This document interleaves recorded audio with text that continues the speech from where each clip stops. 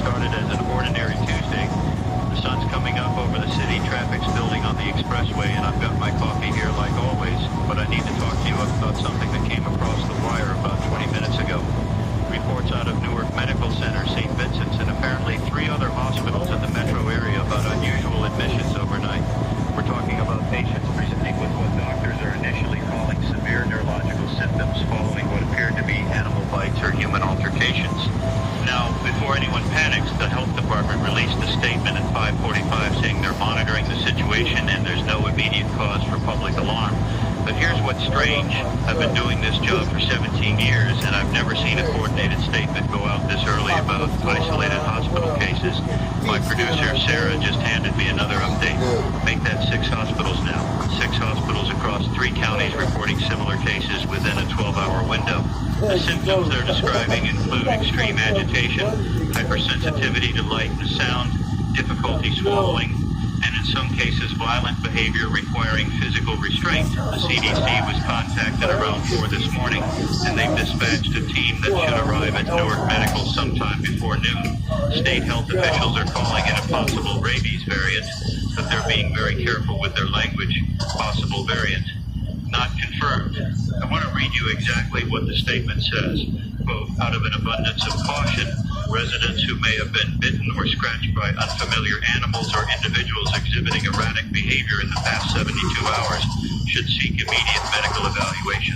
The disease progression appears rapid in observed cases, and early intervention is critical. End quote. Rapid progression. That's the part that has emergency room physicians concerned. Traditional rabies takes days, sometimes weeks, to manifest after exposure. These patients are showing severe symptoms within hours. One doctor I spoke with off the record about 30 minutes ago said he's never seen anything like it in his career.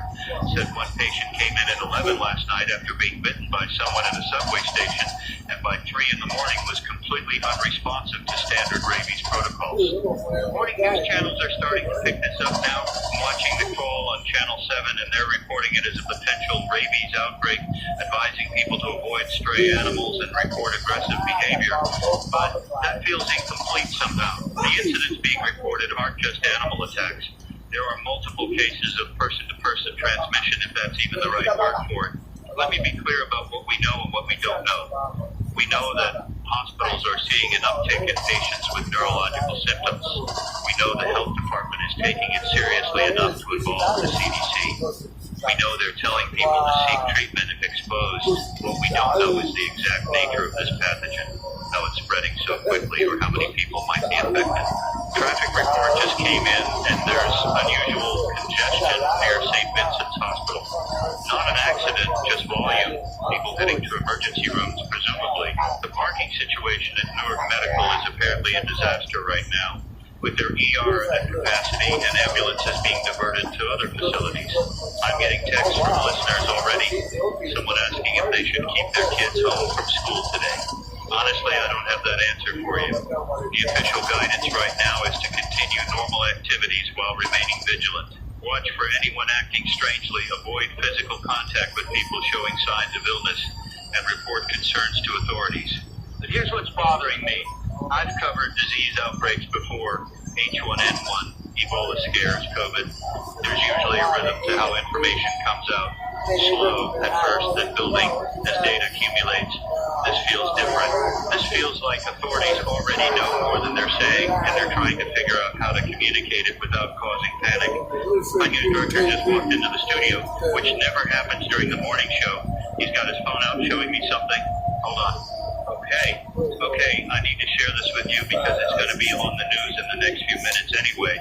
There's been an incident at the Newark Medical Center emergency room. Details are still emerging, but apparently one of the patients admitted overnight became violent, attacked staff members and other patients before security could intervene. 3 hospital employees are being treated for bites and lacerations. The patient in question had to be fully sedated and is now in isolation. Now, we're going to get more information on this as the morning goes on, but I want everyone to stay calm. Hospitals have protocols for managing violent patients. This is being handled by professionals. What concerns me is the pattern. Multiple hospitals, similar symptoms, rapid onset, aggressive behavior. The health department is scheduled to give a press conference at 9 this morning, and I'll be covering that live. The sun's fully up now, and from where I'm sitting on the 8th floor, the city looks normal. I can see the morning commute, buses running their routes, delivery trucks making their rounds, life continuing as it always does. But there's this undercurrent of uncertainty now, this feeling that maybe today isn't going to unfold like we expected. I'm looking at social media, and it's starting to blow up. People posting about aggressive individuals they encountered yesterday, wondering if it's connected. Someone saw a man attacking a woman near Penn Station last night. Another person reporting their neighbor acting erratically and banging on doors at 3 in the morning. Could be unrelated, could be drugs, mental health crises, completely separate incidents, or could be we're seeing the early edges of something larger. The thing about living in a city of 8 million people is that strange things happen constantly. Violence, erratic behavior, it's part of the urban landscape. So when does it cross from normal city chaos to something systematic? When do we recognize a pattern? I think that's what health officials are trying to figure out right now in real time. Another I think it's DAK. Emergency services are reporting higher than normal call volumes overnight. Not catastrophic, but elevated. Mostly calls about disturbed individuals, domestic disturbances, and requests for medical assistance involving aggressive patients. The police department says they're monitoring the situation, but haven't declared any kind of emergency. I want to talk about rabies for a minute because I think people need to understand what we might be dealing with. Classic rabies has been around forever. It's a virus that attacks the central nervous system, transmitted through saliva, usually from animal bites. Once symptoms appear, it's almost always fatal, almost being the key word because there have been a handful of survivors in medical history, but we're talking single digits globally. The reason rabies is so terrifying is what it does to the brain. The virus causes inflammation, leads to confusion, agitation, hallucinations, hydrophobia, which is fear of water, and eventually paralysis and death. The aggressive behavior people associate with rabid animals comes from the way the virus hijacks the nervous system, essentially programming the host to bite and spread the infection before dying. But here's the thing, rabies doesn't work this fast. The incubation period is typically 1 to 3 months, sometimes longer. These cases are showing symptoms in hours, so either we're dealing with a mutation that's dramatically accelerated the timeline, or this is something else entirely that just resembles rabies. I have a virologist from Columbia University on the line, Dr. Elizabeth Chen. Dr. Chen, thank you for calling in this morning. She's explaining that viruses mutate constantly, and RNA viruses like rabies are particularly prone to genetic changes. A mutation that speeds up replication and symptom onset isn't outside the realm of possibility, especially if the virus has jumped between species recently or encountered some environmental pressure that selected for faster-acting strains. What she's saying is concerning, though. She says if this is indeed a rabies variant with accelerated onset, it completely changes the treatment window. The standard post-exposure prophylaxis might not be effective if the virus reaches the central nervous system before antibodies can be produced. She's recommending that anyone exposed should seek treatment immediately, not wait to see if symptoms develop. With traditional rabies, you have time. With this, you might not. Dr. Chen just said something else. She said the medical community has been warning about this possibility for years. Rabies is endemic in wildlife populations around the world, and with climate change pushing species into new territories, with urban sprawl bringing humans into closer contact with wildlife, the conditions for a spillover event have been building. Add in international travel, dense population centers, and you have the perfect setup for rapid transmission if a more virulent strain emerges. I asked her if she thinks that's what we're seeing. She won't commit to it. Says she needs to see data, needs to know what the CDC finds, but her tone tells me she's worried. She's worried in that specific way scientists get when theoretical models start matching reality. It's 6:45 now, and I'm switching over to the traffic report, but I'll keep monitoring the health situation. Drive safe out there, and please, if you or anyone you know had contact with someone acting aggressively or was bitten in the last few days, go to a hospital. Don't wait. The traffic's getting worse, actually, not just near hospitals now, but on major routes heading out of the city. Could be normal rush hour building early, or could be people making decisions to leave before this gets worse.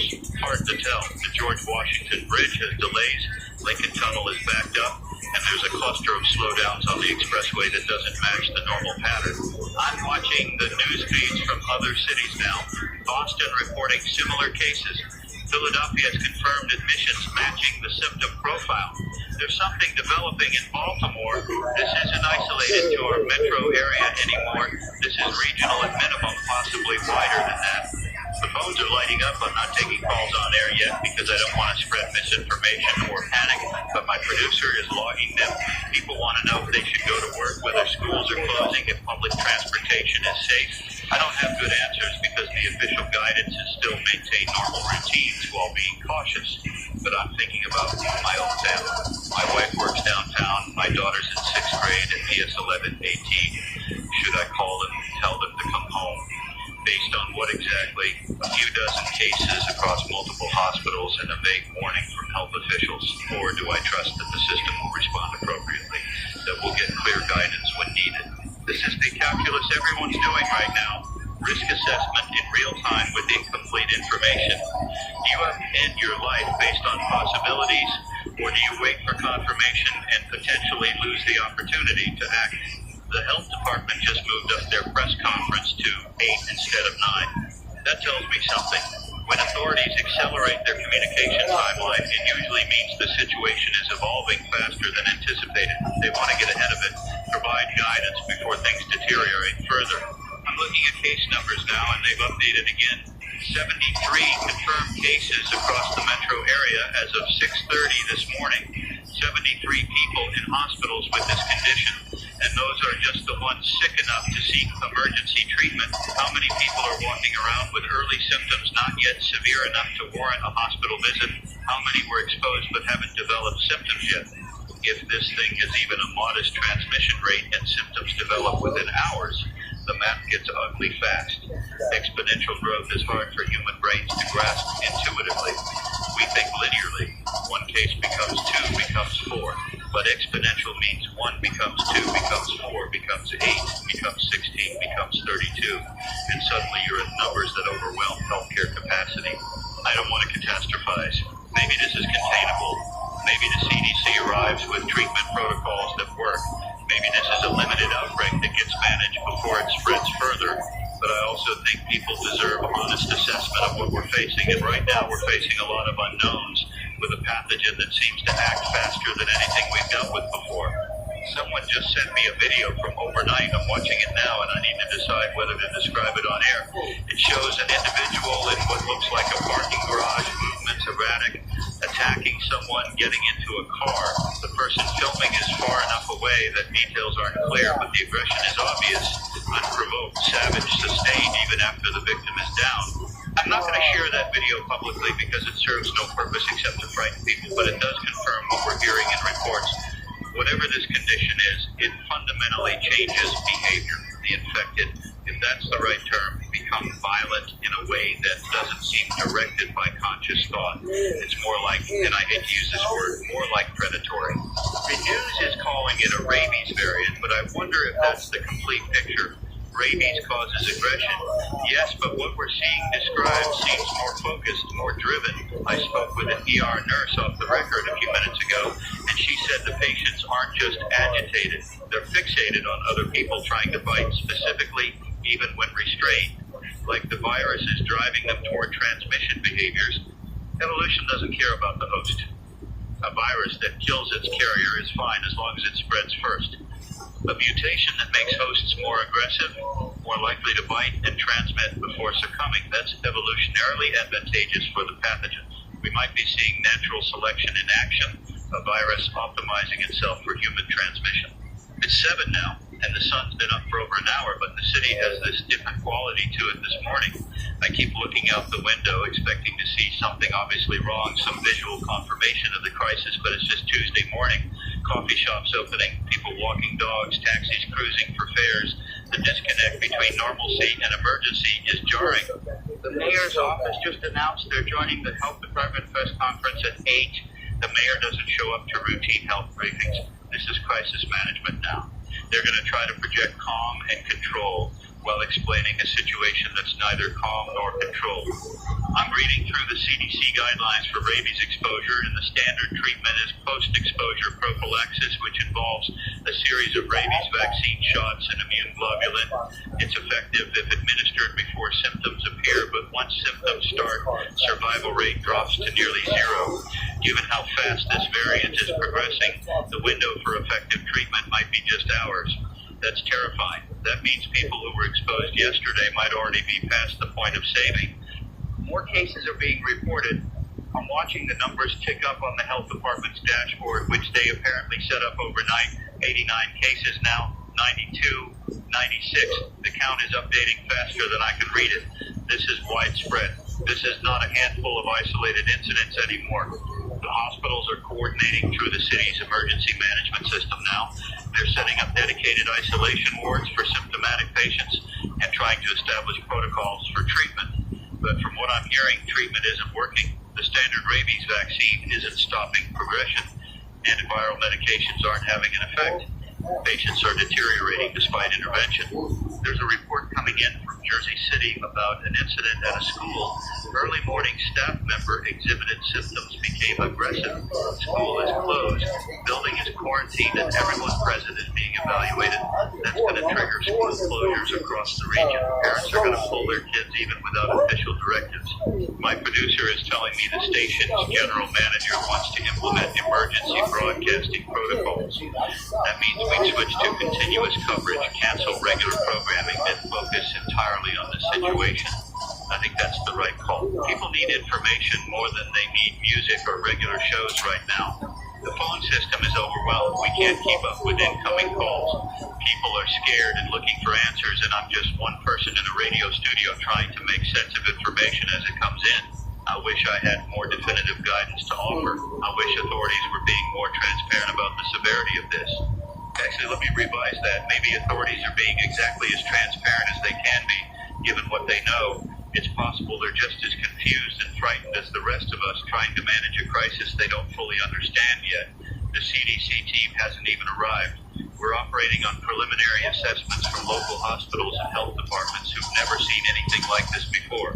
Keep thinking about pandemic preparedness plans. After COVID, every city updated their protocols, stockpiled equipment, trained personnel for rapid response. But those plans assume certain parameters. They assume time to develop treatments, ability to trace contacts, capacity to isolate and quarantine. If this thing spreads through bites and saliva and incubates in hours, traditional containment strategies might not work fast enough. It's 20 past 7 and I'm seeing reports of panic buying starting.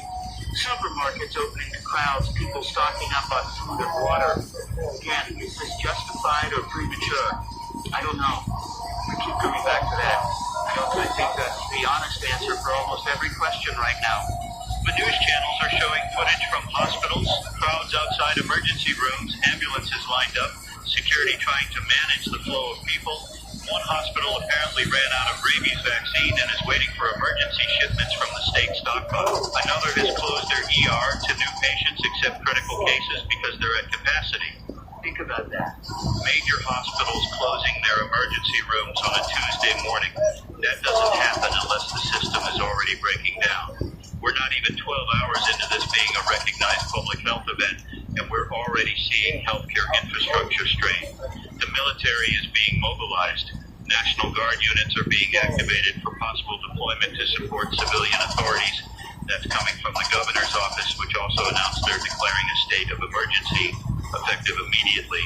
The state of emergency gives the government broader powers to control movement, allocate resources, and enforce quarantines if needed. Quarantines? That word is entering the conversation now. If this can't be treated and it spreads rapidly, the only option is to isolate the infected and limit contact between people. But quarantine on what scale? Buildings, neighborhoods, the entire city? And how do you enforce that in a metro area of 8 million people? I'm trying to imagine the logistics of quarantine in an urban environment like this. You'd need checkpoints, barriers, personnel to manage them. You'd need to maintain supply lines for food, medicine, utilities. You'd need communication systems to coordinate it all. Even with military support, it would be an enormous undertaking, and it would only work if people complied. Will people comply? That's the question, isn't it? When authorities say stay in your homes, don't leave the quarantine zone, trust us to handle this? Will people listen? Or will they make their own risk assessments and try to flee, potentially spreading the infection to unaffected areas? I would want to leave. If I'm being honest, if someone told me my neighborhood was quarantined and there was a contagious, deadly disease spreading, my instinct would be to get my family and go, get out before the net closes. And I think most people would feel the same way, which means enforcing quarantine would require force, police, military barriers, essentially martial law. We're not there yet. I need to emphasize that.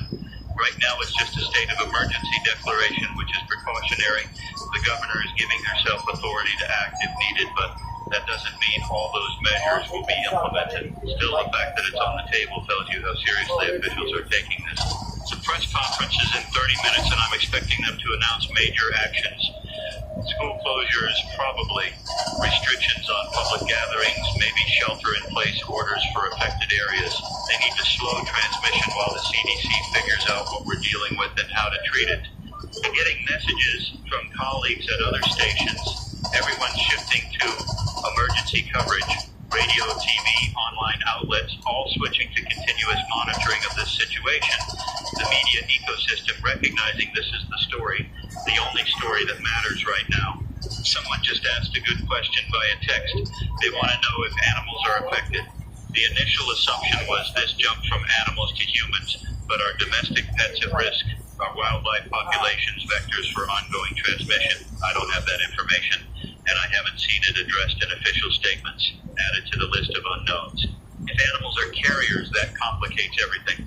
You can quarantine people, but you can't quarantine every dog, cat, squirrel, and rat in the city. You'd have a constant reservoir of infection that could keep sparking new cases, even if you controlled human-to-human transmission. I'm spiraling a bit here, thinking through worst-case scenarios. Let me refocus on facts.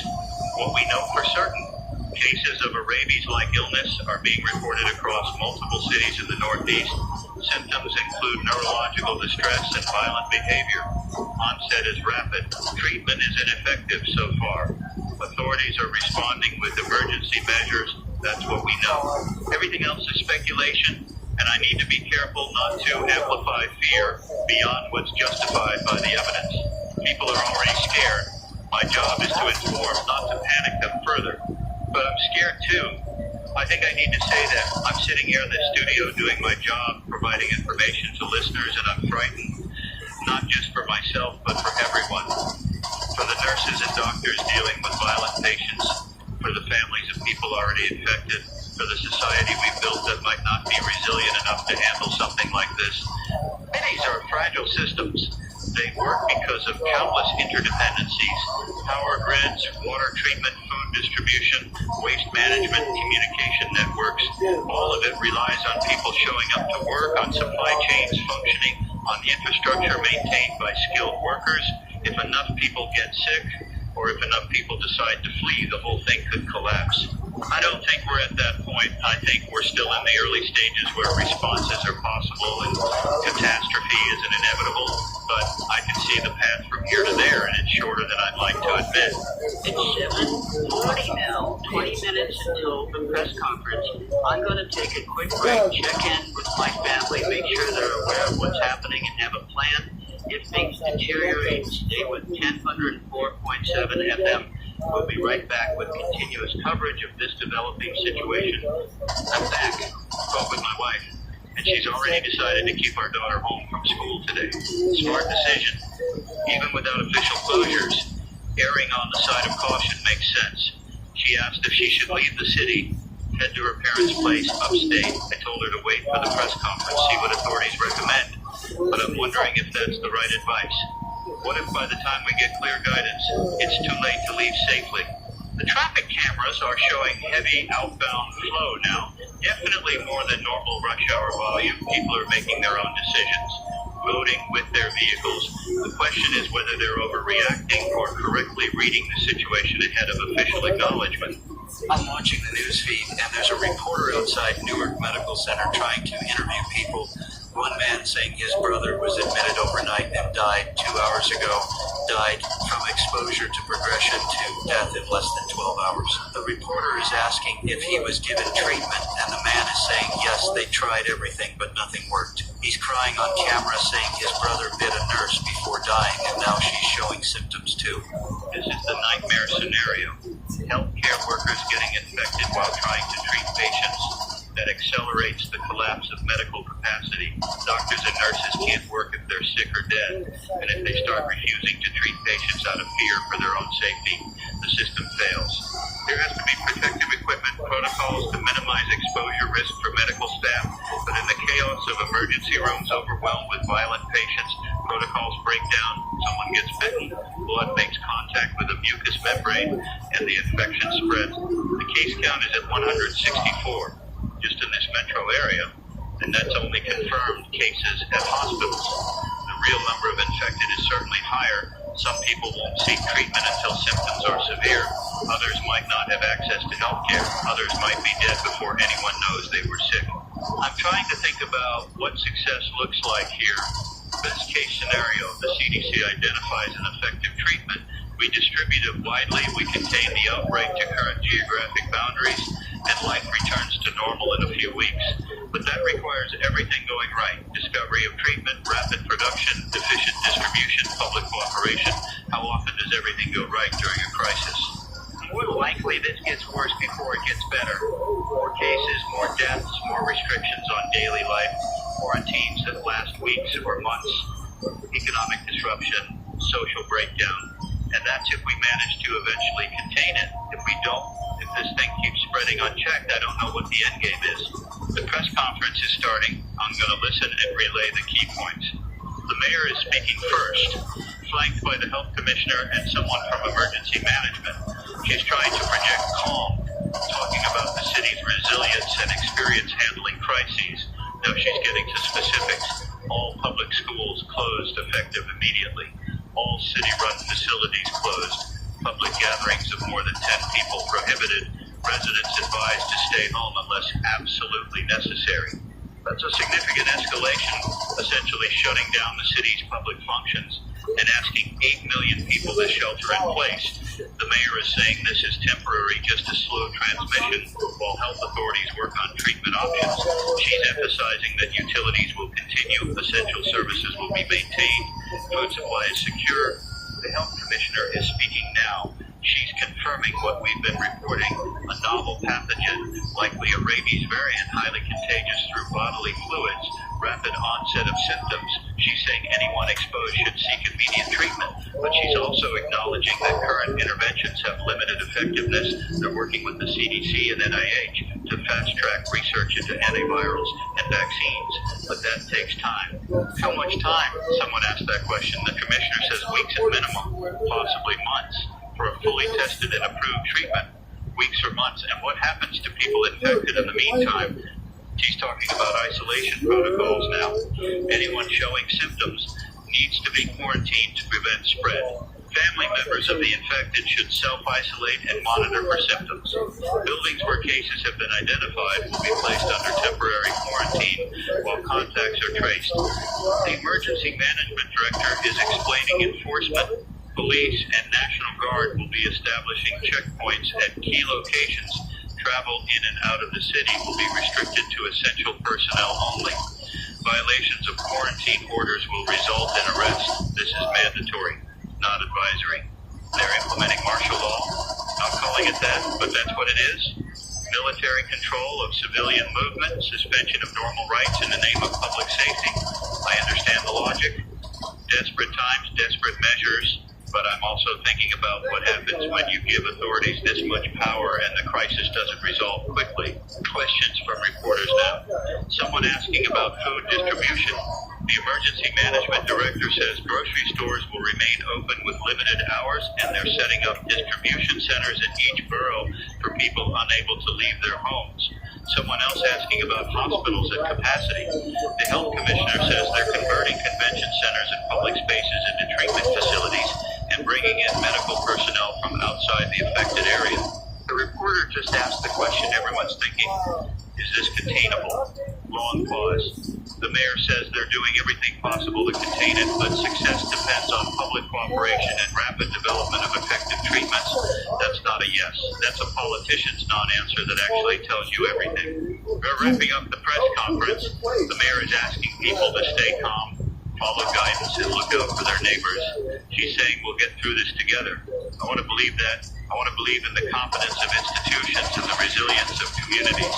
But I've seen how fast things can fall apart. We're only at the beginning of this. It's 8:15 now, and the reality of what was just announced is sinking in. The city is shut down. I'm in this building, and I can leave to go home, but then what?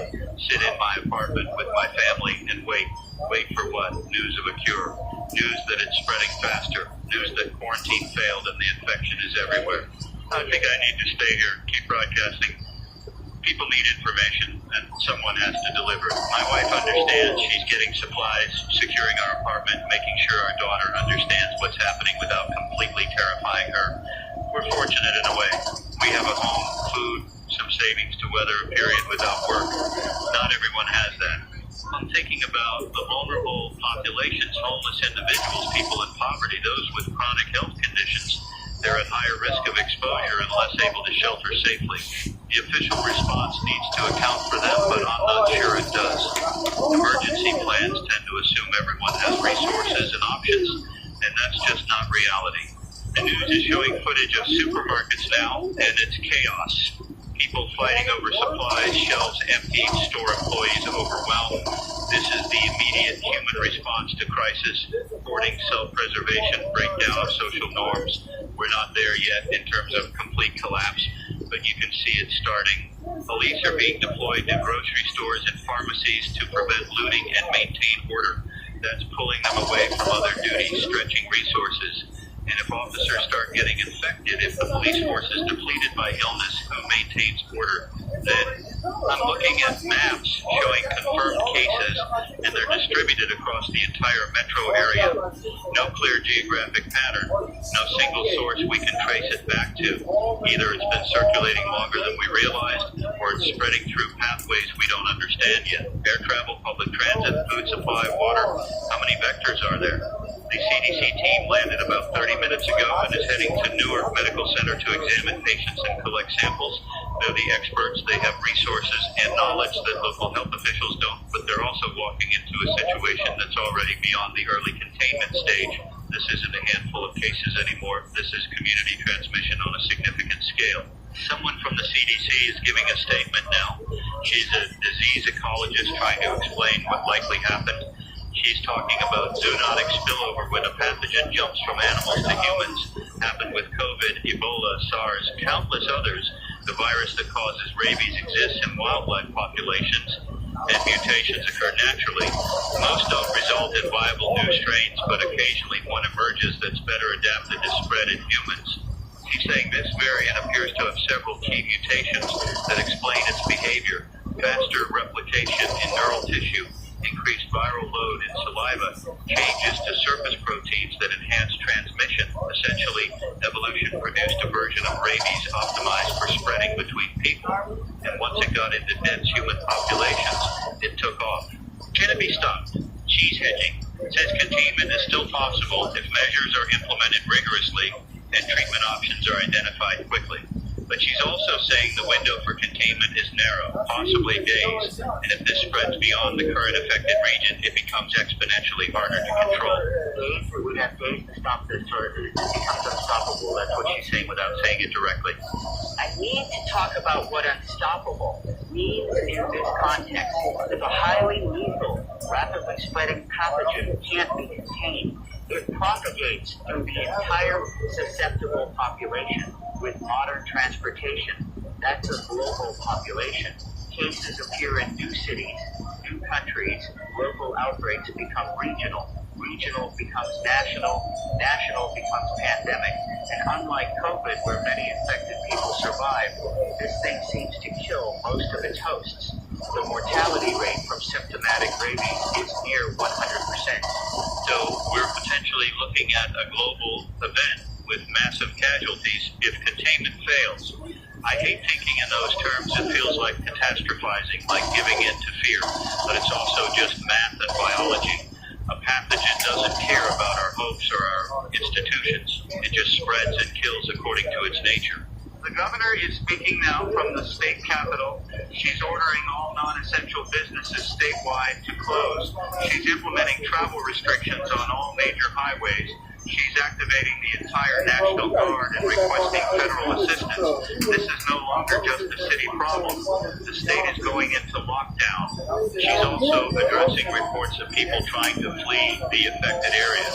She's saying roadblocks are being established and anyone attempting to leave will be turned back unless they can prove they're uninfected. That's going to be controversial. You can't force people to stay in a plague zone, but you also can't let them spread infection to unaffected areas. There's no good answer. Seeing video now of the checkpoints going up, military vehicles, soldiers with rifles, barriers across highways. It looks like something from a movie, not something that happens in reality.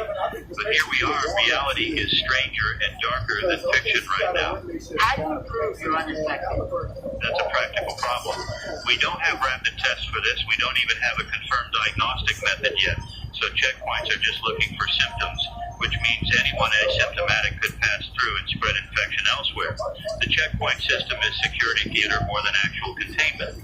Unless they're not letting anyone through at all.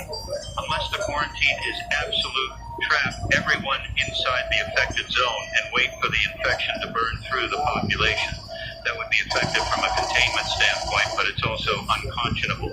You'd be condemning everyone inside to potential infection and death to protect people outside. No, I don't think it'll come to that. I think authorities will allow passage for people who test negative once testing is available. But what if testing takes weeks to develop?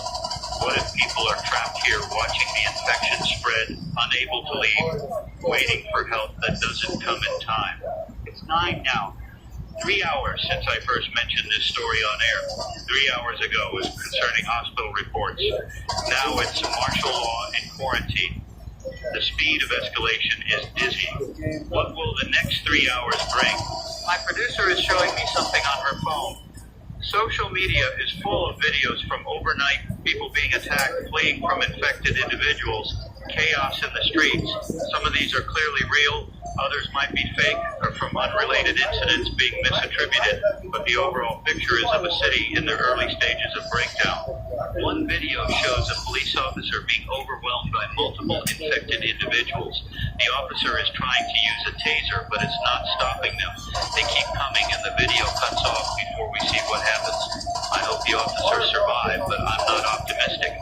Another video from an apartment building. Someone filming from their window as infected people wander the street below, attacking anyone they encounter. The movements are jerky, uncoordinated, but persistent. They're not running, just walking with purpose toward anyone they see. And when they reach someone, the attack is savage and sustained. This is what the virus does. It takes a human being and reduces them to a biological weapon, a delivery mechanism for spreading itself further. There's no consciousness left, no humanity, just the viral imperative to bite, to infect, to propagate. I'm having trouble processing this. The cognitive dissonance between the normal-looking city outside my window and the horror in these videos is too large. Both can't be true simultaneously, but they are. Different parts of the city are experiencing different realities right now. Some neighborhoods still quiet and unaware, others descending into chaos. The infected seem to cluster. Once one appears, others follow. Maybe they're drawn to the sounds of attack, or maybe the virus is causing them to seek out groups. Either way, it creates these pockets of intense danger surrounded by relative calm. You could walk 1 block and be fine, turn a corner and be in the middle of a nightmare. Emergency services are being overwhelmed. 911 call centers can't keep up with the volume. Police and ambulances are being dispatched to the most critical situations, but there aren't enough units to respond to everything. People are on their own in many cases, defending themselves or fleeing, hoping they don't encounter infected. The mayor said utilities would be maintained, but I'm wondering how long that's realistic. Power plants, water treatment facilities, they need personnel to operate.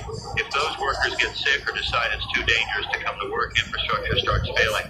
We take electricity and running water for granted until we don't have them, and then everything gets exponentially harder. I should eat something, but I'm not hungry. Adrenaline and anxiety are suppressing appetite. I've got some snacks here in the studio. Water.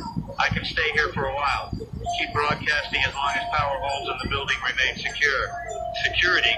That's something I need to think about. This building has security guards on the ground floor, but are they still at their posts? Are they armed if infected get into the building? Is there a protocol? I should probably check on that, make sure we're not sitting here exposed. My producer is going to go down and talk to security, see what the situation is. I'll keep monitoring news feeds and taking information from official sources. The CDC official is giving another update. They've examined multiple patients and collected tissue samples for analysis.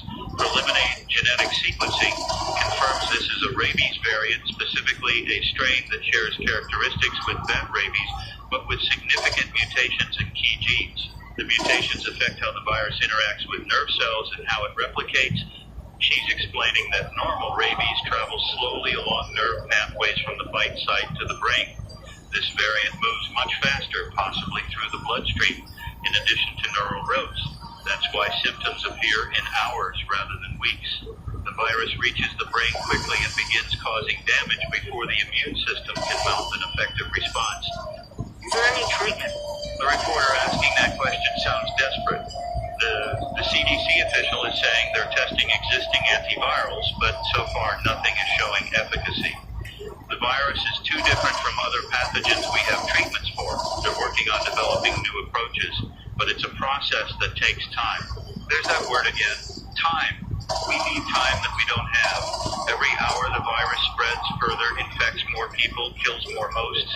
The race is between scientific discovery and exponential growth, and exponential growth has a head start. She's recommending isolation of infected individuals and extreme caution for healthcare workers, full protective equipment, no direct contact, treat it like the most dangerous pathogen we know. But she's also being realistic. She's saying some people will be exposed despite precautions, and those people need to be monitored and isolated at the first sign of symptoms. What about a vaccine? Can we vaccinate the uninfected to prevent spread? She's saying vaccine development is a months-long process, even in emergency circumstances. You have to identify the right antigens, test for effectiveness and safety, manufacture billions of doses. By the time a vaccine is ready, this outbreak will be long over, one way or another. One way or another, meaning either contained or everyone's dead or infected. Those are the outcomes we're looking at. I'm watching the case count update. 286 confirmed cases now in this metro area alone, and reports are coming in from other cities. Boston, Philadelphia, Baltimore, Washington, D.C., all reporting cases. The geographic spread is widening. This isn't contained to the Northeast anymore. It's moving. Air travel, that's the mechanism. Someone infected but not yet symptomatic boards a plane, travels to another city, develops symptoms after arrival, or infect someone else on the plane who carries it further. We've shut down the city now, but before that, how many people left? How many carriers are out there spreading into unaffected areas? The FAA is grounding all flights in and out of affected cities. Airports are closed, planes turned around or diverted. That should slow the spread through air travel, but it's probably too late to prevent seeding in other regions. I think about the global implications. If this is in multiple U.S. cities, it's likely already in other countries. International travelers, cargo flights, countless pathways for spread. And not every country has the resources to respond the way we are. Limited healthcare infrastructure, less governmental capacity, higher population density in some places.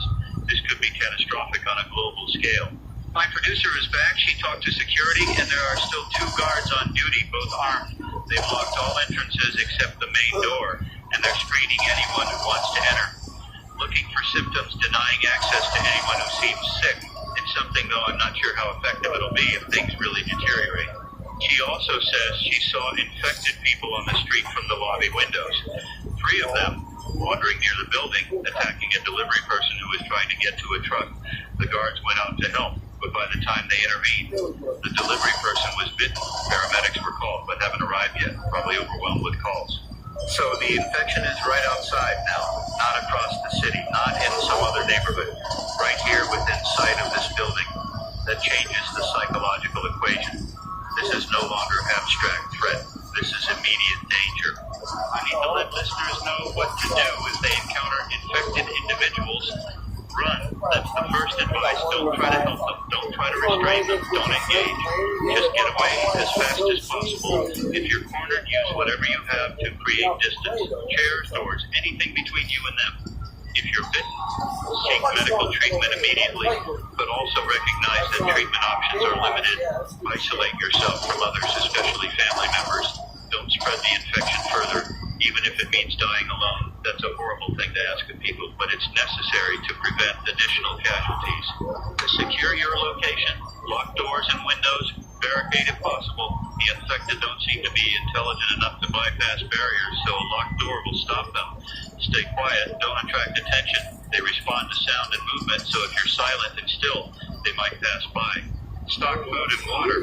If you're sheltering in place, you need supplies for an extended period. Don't assume this will be over quickly. Don't assume help is coming. Be self-sufficient as much as possible. Stay informed. Keep a radio or internet connection if available. Information will be crucial for knowing when it's safe to emerge, where help is being provided, what the status of the outbreak is. These are survival instructions now, not health guidelines, not recommendations. Survival instructions for a city under siege by a disease that turns people into threats. It's almost 10 and I've been on air for 4 hours straight. I should take a break, but I don't want to leave the microphone. As long as I'm talking, I'm doing something useful. I'm providing information and maybe comfort to people listening. If I stop, if I leave, what happens to the people relying on this broadcast? But I also need to take care of myself. I'm going to step away for 10 minutes, use the restroom, get some water, check in with my family. I'll put on some emergency broadcast messages that play on loop, and then I'll be right back. 10 minutes. Don't go anywhere. Stay with Kendall. I'm back. Talked to my wife briefly. They're okay. Apartment is secure. They've got food for a couple weeks. My daughter is scared but handling it.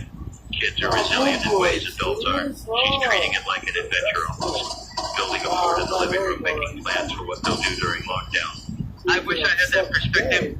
For me, this feels like the end of something. Not necessarily the end of the world, but the end of the world as it was. Even if we contain this, even if most people survive, society will be different after. The trust in institutions, the sense of safety in daily life, the assumption that tomorrow will be basically like today, all of that is breaking down. The news is reporting widespread looting in some neighborhoods, not just food and supplies, but electronics, valuables, anything people can grab. Police aren't responding to property crimes right now because they're focused on violent incidents and infection control. So some people are taking advantage of the chaos to enrich themselves. I understand the impulse. If civilization is ending, why not grab what you can? But it also accelerates the breakdown. Once looting starts, once law enforcement becomes ineffective, social order collapses. We're social animals, and we rely on trust and cooperation to function. When that breaks, we revert to something more primitive. There are also reports of people helping each other, neighbors checking on elderly residents, people sharing supplies, volunteers organizing to distribute food. The best and worst of humanity on display simultaneously. Crisis reveals character, and you're seeing both heroism and villainy. I want to believe the helpers will outnumber the looters. I want to believe we'll come together rather than fragment.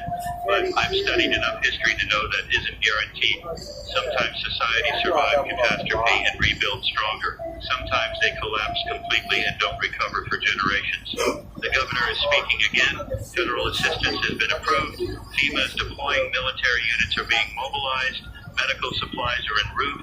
The federal government is treating this as a national emergency, which means resources from across the country will be directed here. Good news, theoretically. More personnel, more equipment, more expertise. But it also means the federal government recognizes this as a threat to the entire nation, not just a regional problem. They're mobilizing because they know if it's not stopped here, it spreads everywhere. The president is scheduled to address the nation at noon. I'll be covering that live. I'm curious what the messaging will be. Reassurance that the government has things under control, acknowledgement of the severity and call for unity, or something else entirely. Political leaders tend to downplay crises to avoid panic, but there's a point where downplaying becomes lying and people lose trust. I think we're past that point. People can see what's happening. They need honesty, even if the honest message is we're in trouble and we need everyone working together to survive this. Case count is at 412 in this metro area, growing exponentially just as predicted. and each of those cases represents a person who was healthy yesterday and is either dying or dead today. 412 tragedies, 412 families devastated. How many more tomorrow? Double. Triple. At what point do we run out of capacity to count? Hospitals have stopped admitting new patients unless they're critical. There's no treatment anyway, and keeping infected people in hospitals just exposes staff and other patients. The new guidance is to isolate at home if symptomatic. Stay away from others, lock yourself in a room, wait for the disease to run its course. Essentially, go home to die. That's not being said explicitly, but it's the implication. We can't save you, so don't burden the healthcare system. Die quietly so we can focus on prevention and developing treatments. Brutal, but maybe necessary. Triage on a massive scale. Save who you can, accept losses you can't prevent, focus resources where they'll have the most impact. I'm hearing sirens constantly now. Ambulances, police, fire trucks, background soundscape of a city in emergency. It's been going for hours, and I'm almost used to it. Almost, but every time I notice it again, it's a reminder that outside this studio, people are suffering and dying. The power flickered just now, just for a second, but enough to notice. The lights dimmed, the computer screens blinked, and then everything came back. But it's a warning sign. Power infrastructure is vulnerable, and if we start having outages, everything gets harder. I'm going to check with engineering, make sure we have backup power for the station. We need to stay on air. This broadcast might be one of the few reliable sources of information for people, and if we go dark, they're left alone with their fear. Engineering says we have a generator that can run for about 72 hours if main power fails. After that, we need fuel, which might be hard to get depending on the situation. So we have 3 days of guaranteed broadcast capability, then it becomes uncertain.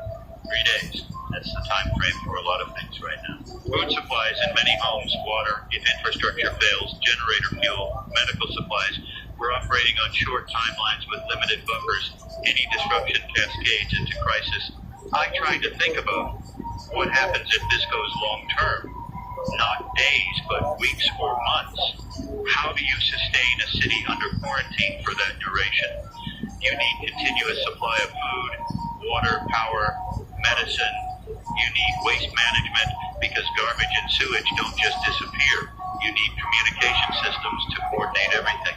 All of that requires workers, and workers require safety. If conditions deteriorate to the point where essential personnel won't or can't come to work, systems fail. And once systems start failing, the cascade accelerates. No power means no water pumping. No water means sanitation failures. Sanitation failures mean disease outbreaks beyond just the rabies variant. Everything's connected, and breaking one link threatens the whole chain. Military arriving should help with some of that.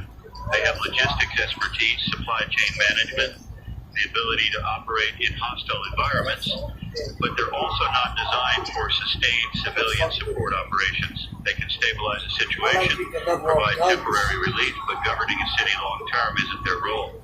They keep coming back to the fundamental question, how long can this last? When does it end? And I don't have an answer because nobody does. It ends when we develop effective treatment, when the infection burns through the susceptible population, or when society collapses completely and there's nothing left to organize. Those are the options. It's 10:30, and I'm going to shift focus to practical information for a bit.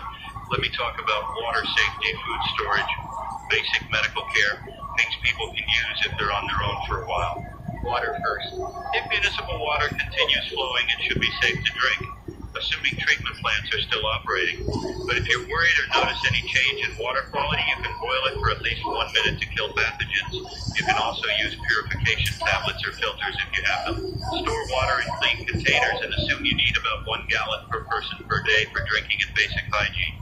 Food. Focus on non-perishables, canned goods, dried pasta, rice, beans, things that don't require refrigeration and have long shelf lives.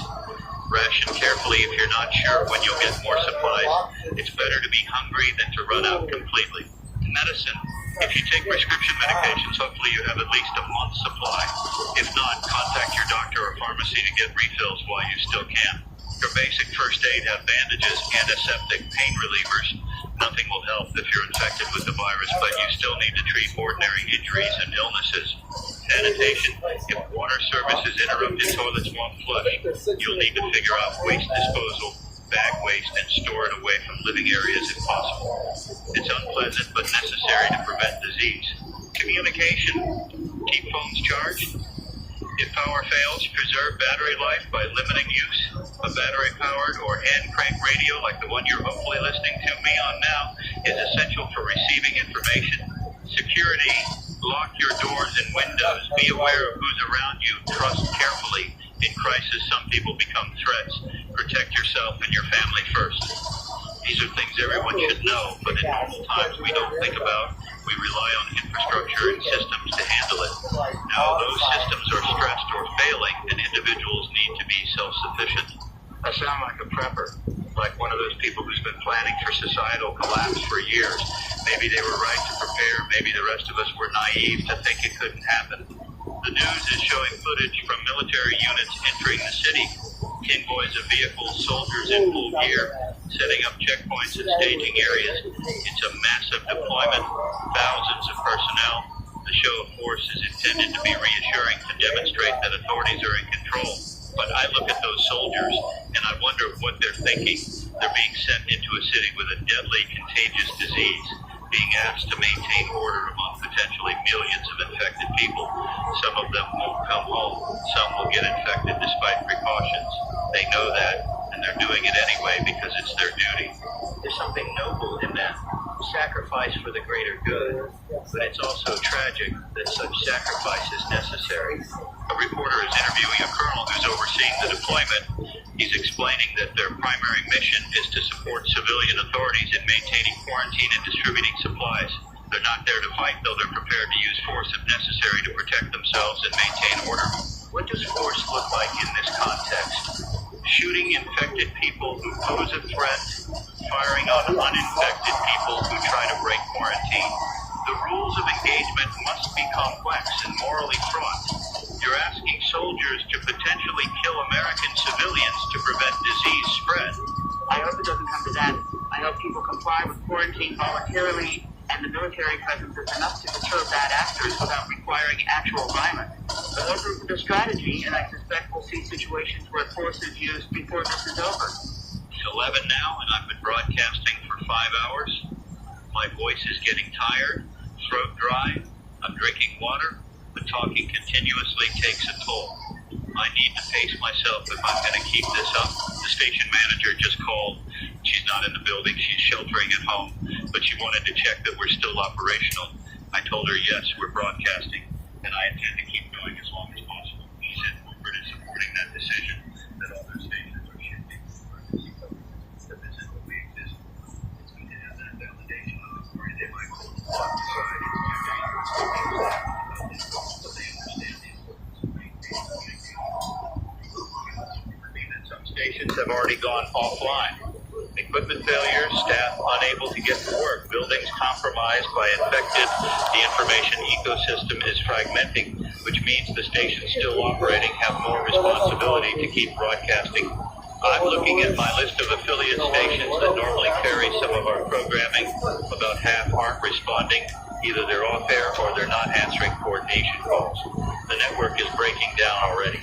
Local TV news is still broadcasting, at least the major stations, but their footage is increasingly from remote cameras or drones rather than field reporters.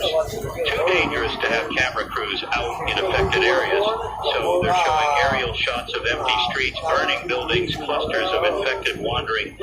One shot shows what looks like hundreds of infected people gathered in a plaza, just standing there, swaying slightly, occasionally turning toward movement. It's like something from a nightmare. The reporter is speculating that they're drawn to gathering points for some reason, maybe instinct, or maybe the virus is directing behavior to maximize spread. If they cluster in predictable locations, that could actually help containment, easier to avoid or isolate them if they're not randomly distributed. But it also creates these intense danger zones that are impossible to traverse. The president is going to speak in an hour.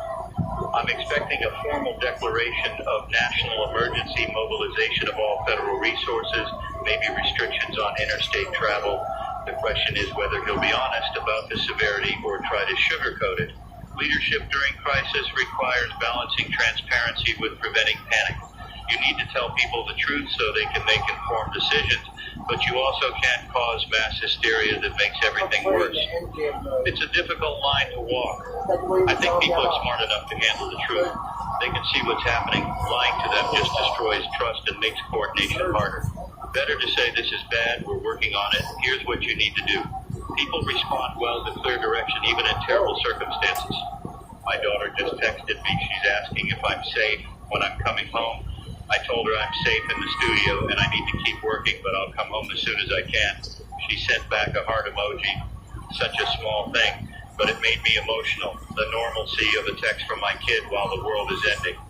I need to hold on to those small human moments. They're what we're fighting to preserve. Not abstract concepts of civilization, but the ability to text your daughter, to have a family to go home to have tomorrow be possible. The case count just updated, 563 confirmed cases in this metro area, over 1,000 now across all affected cities. The doubling time looks like it's around 3 to 4 hours. If that rate continues, we'll have tens of thousands of cases by tomorrow, hundreds of thousands by the day after. Exponential growth is relentless. It starts slow, feels manageable, then suddenly overwhelms everything. We're in the phase where it still feels like numbers on a screen. Soon it'll be impossible to count, impossible to track, just mass casualties on a scale we haven't seen in modern history. Unless something changes, unless treatment works or quarantine holds or the virus burns out for some reason, I have to believe those possibilities exist.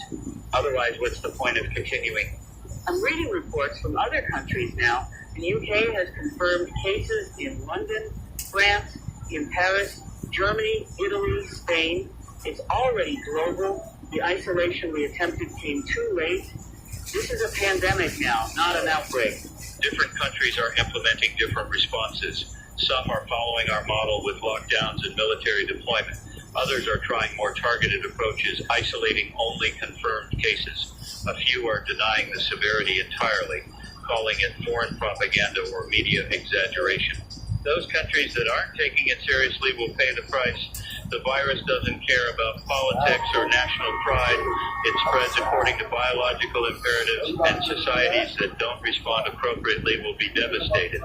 I wonder if there are places remote enough to avoid infection entirely. Small islands, isolated communities, places with no connection to the global system. They might survive this if they close themselves off completely. Humanity could continue even if major population centers fall. That's cold comfort. The loss of billions of people, the collapse of technological civilization, reverting to isolated pockets of survivors. But it would be survival. The species would continue. Evolution doesn't care about individuals or societies, just whether genes propagate. In the bleakest scenario, enough humans would survive somewhere to eventually rebuild. I'm getting too dark. Let me refocus on the present, on information people can use now. The Red Cross is setting up shelters for people displaced by the outbreak. If you're unable to stay in your home for any reason, there are safe locations with food, water, and basic supplies. The locations are being broadcast on emergency alert systems and listed on government websites if you have internet access. Food distribution centers are operating in each borough. Bring identification if possible, but they're not turning anyone away. The goal is to prevent hunger from becoming an additional crisis while people shelter in place. Medical hotlines are available for people experiencing symptoms or worried about exposure. The number is 1-800-CDC-INFO. They can provide guidance on what to do and where to go for treatment if needed. Mental health resources are also available. Crisis counselors are standing by for people experiencing anxiety, fear, or other psychological distress. The number for that is 1-800-273-8255. It's okay to not be okay right now. This is traumatic and people need support. These resources exist and people should use them. We're still a functioning society with systems designed to help. Those systems are strained, but they're not broken yet. It's 11:30 and I'm going to take another short break before the President's address. I'll be back in 5 minutes. Stay with 104.7 FM. Packed, hydrated, stretched my legs a bit. I'm settling in for the long haul here. As long as power holds and I'm able, I'll keep broadcasting. The city outside looks different now. I've been glancing out the window periodically, and the streets that were busy with normal traffic this morning are mostly empty now. A few vehicles, police and military mostly, occasional civilians moving quickly from building to building. But the vibrant urban activity is gone. It's a ghost town. I can see smoke rising in a few places, fires burning unchecked because fire departments can't respond to everything. Buildings will burn until they run out of fuel, then smolder. Hopefully they don't spread to occupied structures, but there's no guarantee. The infrastructure that keeps the city functioning requires constant human attention. Without that, things break down. We're seeing the beginning of that process.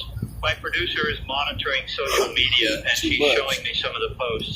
A lot of fear and confusion, people asking what to do, where to go, whether rumors are true, but also some misinformation claims that this is a government bioweapon or that the infection can spread through air or that there's a cure being withheld from the public. I need to address some of those directly. This is not a bioweapon. All evidence points to a natural viral mutation, possibly accelerated by environmental factors, but not deliberately created. The infection spreads through bodily fluids, primarily saliva from bites, not through air, and there is no cure being withheld. Scientists are working desperately to find treatment options, but viruses are complex, and developing effective interventions takes time. Misinformation during crisis is dangerous. It leads to poor decisions, wasted resources, and loss of life.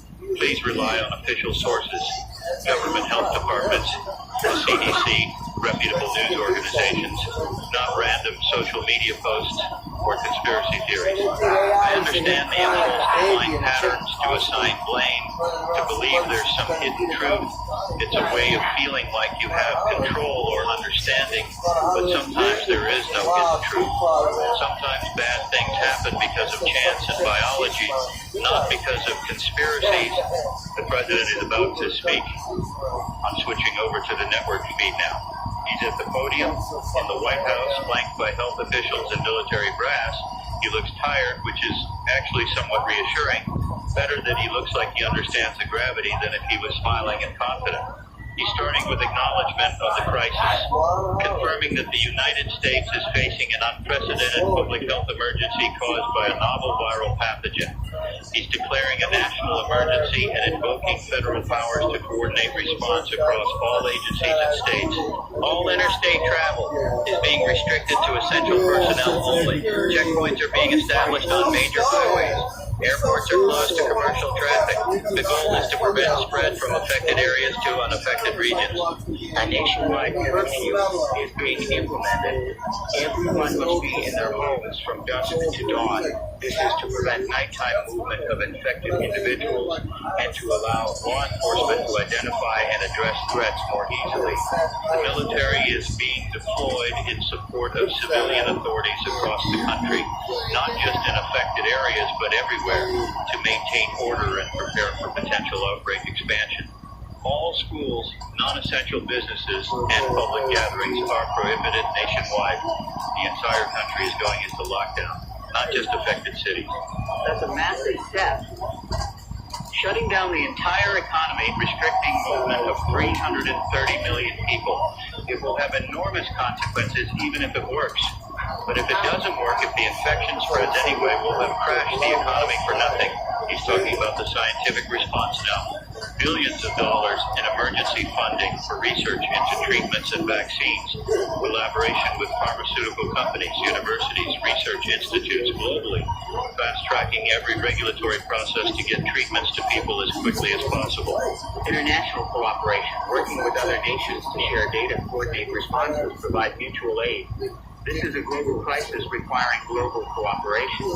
He's trying to be reassuring, saying American strength and resilience will see us through this, that we've faced challenges before and overcome them, that we will again.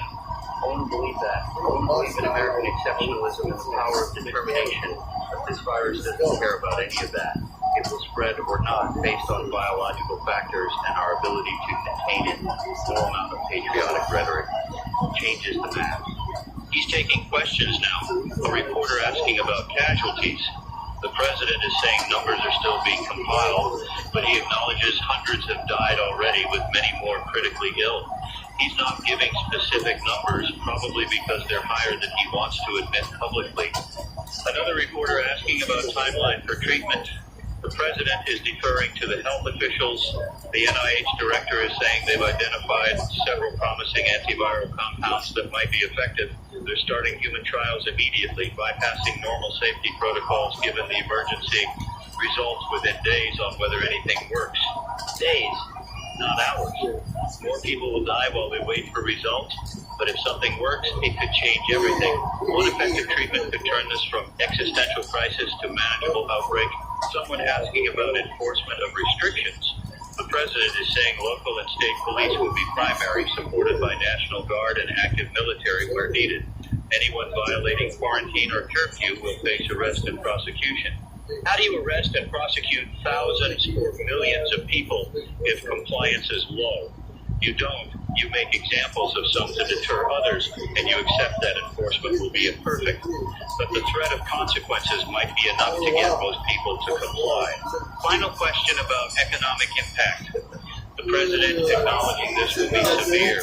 Markets are closed to prevent panic selling. Government is preparing stimulus packages to support affected industries and individuals, but the priority is saving lives, and economic concerns are secondary. Easy to say when you're not worried about losing your job or feeding your family. For many people, economic concerns are survival concerns. You can't shelter in place if you can't afford food. You can't isolate if you're evicted from your home. The safety net will need to be expanded massively to support people through this. Whether the government can do that effectively in the midst of everything else happening remains to be seen. The president is finishing up final appeal for unity, courage, and following guidance from authorities. Then he's gone, leaving the podium to the health officials for further technical questions. It's noon now, 6 hours since I first mentioned this story. It's consumed the entire day, the entire world, and we're just getting started. This will go on for days, weeks, maybe longer. I'm going to keep broadcasting, keep providing information, context, hopefully some comfort to people listening. That's all I can do. Stay on air, stay present, give people a voice to listen to so they know they're not alone. If you're out there listening, wherever you are, whatever your situation, know that we're in this together. I'm here with you. We're all here together trying to survive and help each other survive. That has to count for something. Stay safe. Stay informed. Stay with 104.7 FM. Daniel Rothman, continuing coverage of the crisis. The phone lines are completely jammed now. We've had to disable the call-in system because it was overloading our equipment. People desperately trying to reach out to share information, to hear a human voice. I wish I could talk to each of them, but it's not physically possible. All I can do is keep talking into this microphone and hope it reaches the people who need it. Looking at the latest updates from the hospitals, and they've stopped publishing case numbers. The last count I saw was over 800 in this metro area alone, but that was 20 minutes ago. The tracking systems can't keep up anymore. We've moved beyond counting individual cases to assessing the overall situation, and the overall situation is deteriorating rapidly. Emergency rooms have been completely overwhelmed. Several hospitals have had to evacuate after infected patients broke containment and attacked staff. Medical personnel are fleeing their posts, which I don't blame them for. You can't expect people to sacrifice themselves when there's no treatment to offer anyway. The whole healthcare system is collapsing in real time.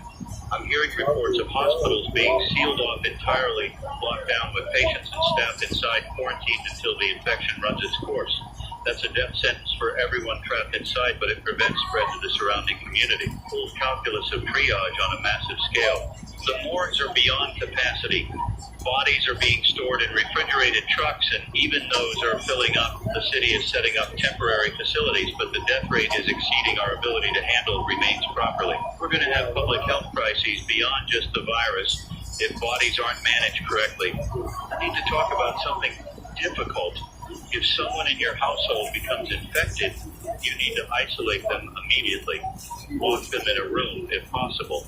I know that sounds cruel, but an infected person will attack anyone nearby, including family. You cannot help them, and staying close only means you'll be infected too. If you're infected yourself, If you've been bitten and you're starting to feel symptoms, you need to separate yourself from your loved ones. Go into a room alone, lock the door, and don't come out.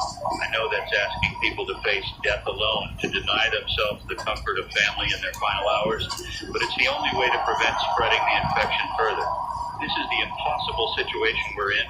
The normal human responses to illness and death, caring for the sick, being present for dying loved ones, those responses will get you killed now. You have to override every instinct, every emotional need, and act with cold rationality. It goes against everything we are as social creatures. My producer just told me that several radio stations have gone silent in the last hour. Equipment failures or staff abandoning their posts. We don't know, but the number of active broadcasts is shrinking. We're becoming one of the few voices still transmitting in this region. That increases the responsibility on me. People might be relying on this broadcast as their only source of information. I can't speculate wildly or spread rumors. I need to stick to confirmed facts and practical guidance, even when the confirmed facts are terrifying. The military checkpoints are reporting people trying to break through, desperate families attempting to flee the quarantine zone, ramming barricades with vehicles, trying to force their way past soldiers. Some checkpoints have opened fire to stop them. Civilian casualties at the hands of our own military trying to contain this outbreak. So I understand both sides. The families just want to survive, to get somewhere safe. The soldiers are following orders to maintain quarantine and prevent spread. Both are acting rationally from their perspectives. But the result is Americans shooting Americans, and that's a tragedy compounding the tragedy of the virus itself. How long can quarantine hold under those conditions? If thousands of people are trying to leave and soldiers have to shoot to stop them, at some point the quarantine becomes militarily untenable. You need to build actual walls, establish defensive positions, treat it like a siege. I don't know if we have the resources or will to do that. And if quarantine fails, if infected people escape the zone, they carry the virus to new areas. Whole new outbreaks starting from each escaped carrier. The containment strategy collapses completely. I'm watching news footage of the military deployment, and the scale is staggering. Thousands of troops, armored vehicles, helicopters. It looks like an invasion or a war zone, except the enemy is invisible. You can't shoot a virus. You can only shoot the people carrying it, and that's not a war anyone wants to fight. The news anchor is interviewing a virologist from Johns Hopkins remotely. She's explaining the science behind why this variant is so dangerous. The mutations aren't just in one area of the virus. They're across multiple genes, affecting replication, transmission, and neurological impact. It's like the virus hit the evolutionary jackpot, multiple beneficial mutations all at once. Did that happen naturally? The anchor is asking the exact question I'm thinking. The virologist is hesitant. She's saying it's statistically unlikely, but not impossible. Viruses mutate constantly, and occasionally multiple mutations can occur together. But the combination of changes in this variant is remarkably well suited for human transmission, almost suspiciously so. She's not saying bioweapon. She's being careful not to make that claim. But the implication is there. Whether this emerged naturally or was engineered, the result is the same. We're dealing with something unprecedented and highly lethal. I don't think it matters at this point where it came from. Whether it's natural or artificial, the response is the same. Contain it, treat it, survive it. Attribution and accountability can come later if there is a later. It's 12:30 now, and I need to eat something. I've been running on adrenaline and coffee, but my body needs fuel. I've got some protein bars here in the studio, not appetizing, but functional. While I eat, I want to share some messages from listeners that came in before we disabled the phones. People sharing their situations, their fears, their determination to survive. One message from a nurse at Newark Medical. She says the hospital is hell. Infected patients everywhere. Staff being attacked. No security left because the guards fled.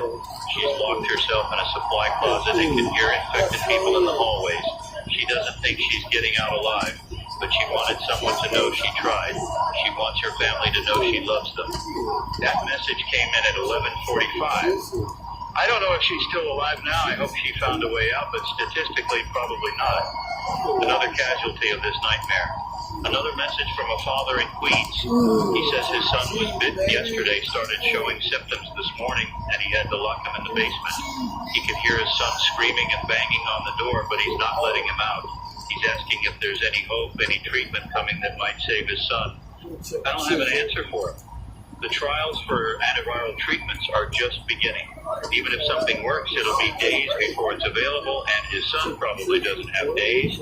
The honest answer is no, there's no hope for his son.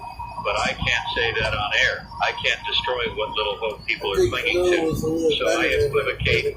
I say treatments are being tested. Results should be available soon to keep monitoring official announcements. It's not quite a lie, but it's not the truth either. The truth is his son is going to die, and all he can do is make sure the rest of his family doesn't die with him. A message from a woman in Brooklyn. She's alone in her apartment, and she can hear infected people in the hallway. They've been trying to break down her door for the past hour. She's pushed furniture against it, but she doesn't know how long it'll hold. She's asking if police are coming, if anyone is coming to help.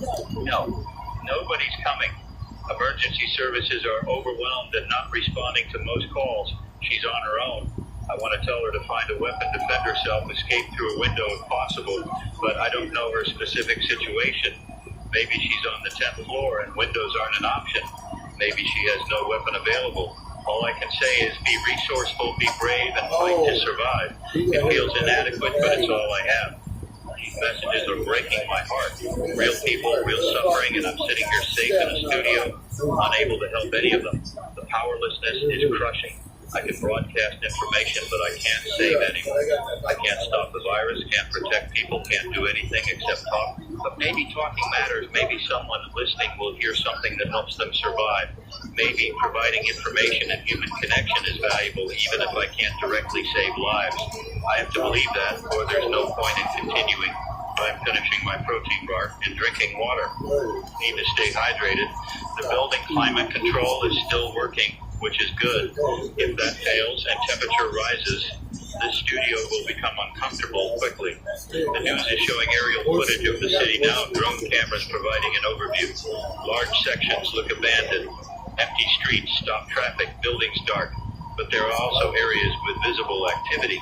Groups of infected wandering, occasional vehicles moving rapidly, fires burning. One shot shows a massive crowd of infected, hundreds of them gathered in what looks like Central Park, just standing there swaying. It's surreal and terrifying. The density of infection in that one location is staggering. The news anchor is speculating about why they gather like that. Maybe they're drawn to open spaces, or maybe the virus causes some kind of collective behavior. Nobody knows. We're observing behaviors we don't understand in people who are no longer really people. The anchor just said something interesting. She pointed out that the infected don't seem to attack each other. They only target uninfected people. How do they distinguish? Is there something about the virus that makes carriers recognize each other? Or is it simpler that infected people don't trigger the aggressive response because they're not fleeing or showing fear? Understanding behavior patterns might help survival. If infected only attack moving targets or people showing fear, maybe staying completely still would allow you to avoid detection. Or maybe that's wishful thinking and they'd attack regardless. I wish we had more scientific data on how the infected behave. But studying them requires proximity, observation time, controlled conditions, none of which are available in the current chaos. We're just collecting anecdotal reports and trying to find patterns. It's 1 o'clock now, 7 hours into this broadcast. I'm settling into a rhythm. Monitor news feeds, share updates, provide guidance, acknowledge the human cost. Over and over, cycling through the same basic functions. The governor is giving another press conference. She looks worse than she did this morning. Exhausted, stressed, maybe a little defeated. She's providing updated numbers, though she acknowledges they're likely undercounted. Over 1,500 confirmed cases in the state. Dozens of hospitals compromised or evacuated. Unknown number of civilian casualties. Infrastructure beginning to strain in affected areas. Military deployment proceeding, but encountering resistance from people trying to flee. She's implementing additional restrictions. Martial law is now in full effect statewide. Shoot-on-sight orders for anyone infected or exhibiting symptoms outside of quarantine. Mandatory surrender of all firearms by civilians to prevent armed resistance to containment measures. And last one is going to be controversial and probably unenforceable. You're asking Americans to give up their guns during a crisis when they need self-defense capability the most. Compliance will be minimal, and attempting to confiscate weapons will just create additional conflict. Look, I understand the logic. Armed civilians might resist quarantine enforcement or shoot at military personnel, but disarming the population also leaves them vulnerable to infected attackers and unable to defend their homes. There's no good answer. Every decision has downsides. We're just choosing which bad outcomes we're willing to accept. The governor is taking questions, and a reporter asks about evacuation plans for unaffected areas of the state. The governor says there are no plans to evacuate because there's nowhere to evacuate to. The virus is spreading across the region, and moving people would just spread it faster. So we're staying put, everyone in their homes or wherever they are, waiting to see if infection reaches them or if containment holds. Another reporter asking about food supplies. The governor says supply chains are being maintained by military logistics, and distribution points will be established in each community. Nobody will starve as long as the state has resources. As long as the state has resources, that's the qualifier. We have food stored, supplies stockpiled, but it's not infinite. At some point, if this goes on long enough, we'll run out. And then what? I suppose we deal with that problem when we get to it. No point worrying about food shortages weeks from now when people are dying today. The press conference is ending.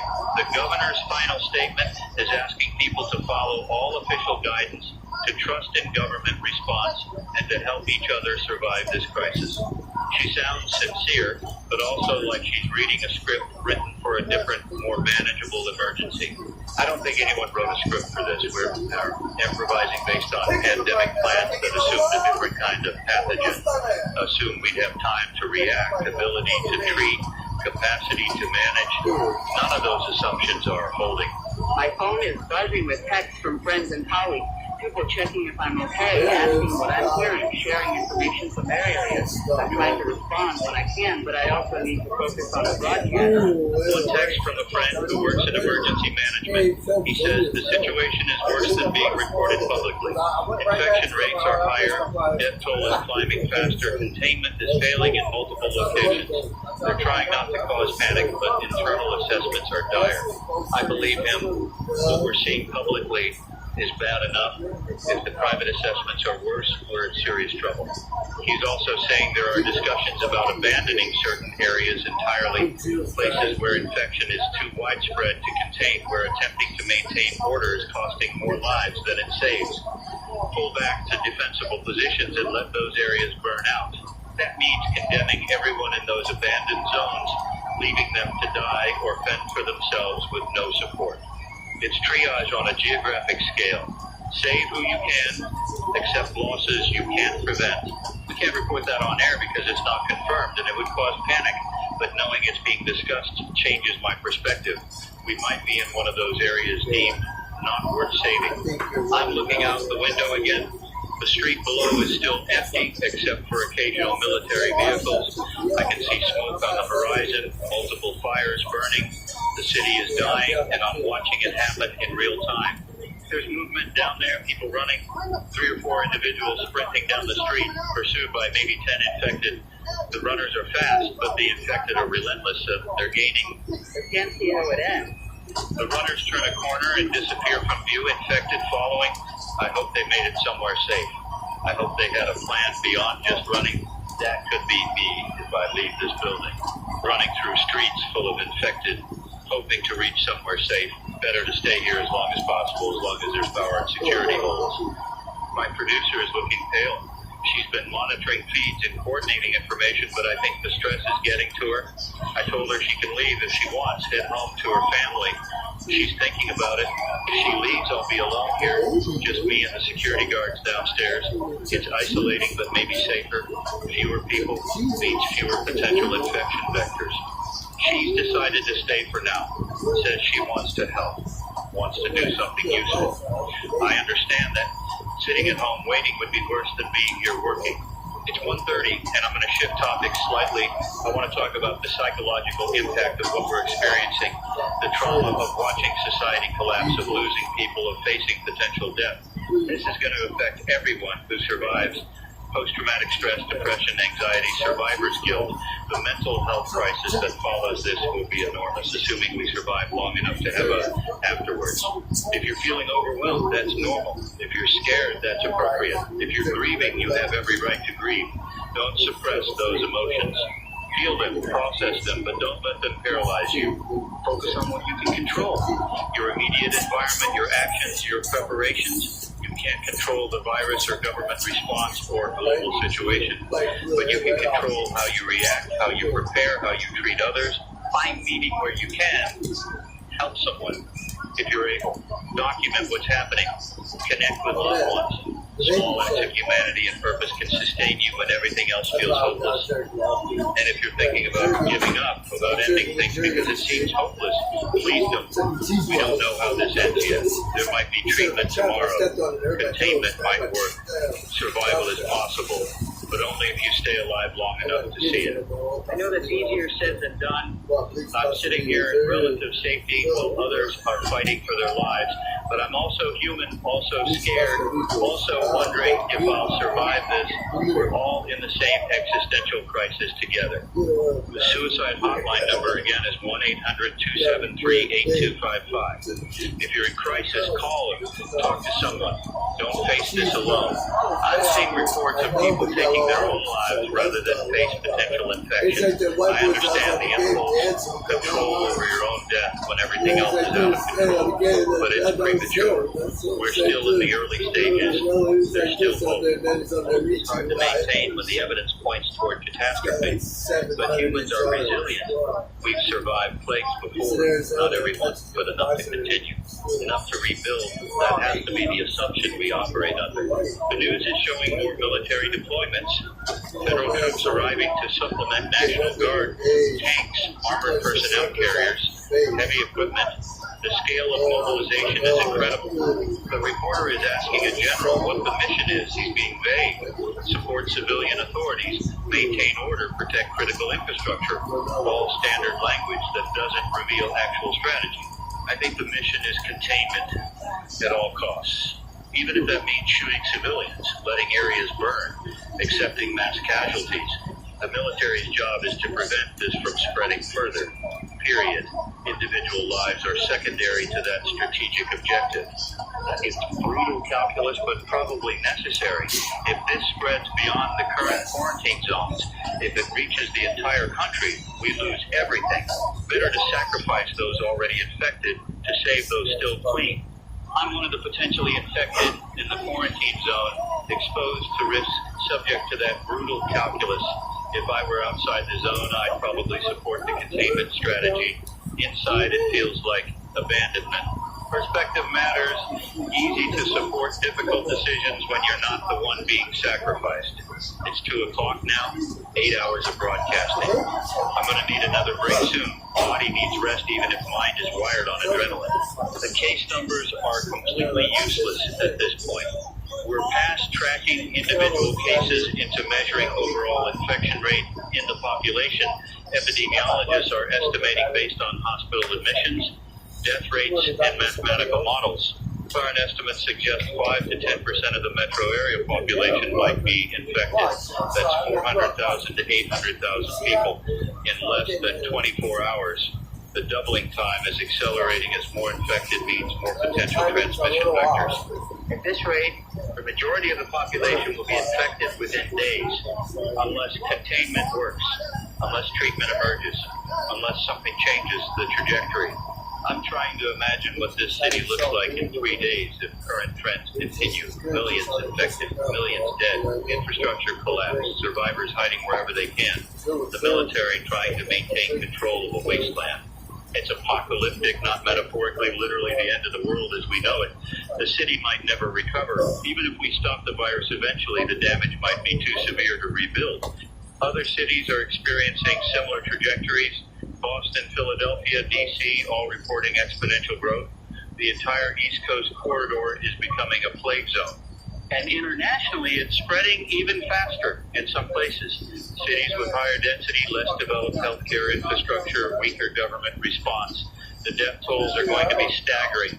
China is reporting they've sealed off entire cities, tens of millions of people in complete lockdown, military enforcing quarantine with lethal force.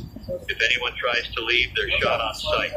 It's draconian, but might be the only effective response. European countries are implementing similar measures. Russia's response is opaque, but reports suggest they're being even more brutal than China. Anyone showing symptoms is being executed immediately to prevent spread. The moral questions are overwhelming. Is it justified to kill infected people to protect the uninfected?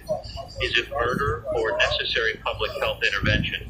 Where's the line between reasonable precaution and atrocity? I don't have answers. I just know that people are dying in massive numbers, and governments are doing whatever they think necessary to stop it. The Philippines is reporting complete breakdown of government control in Manila. Infected overrunning the city, authorities fled, population on their own. If that pattern repeats in other places, we'll have major cities simply ceasing to function as organized entities.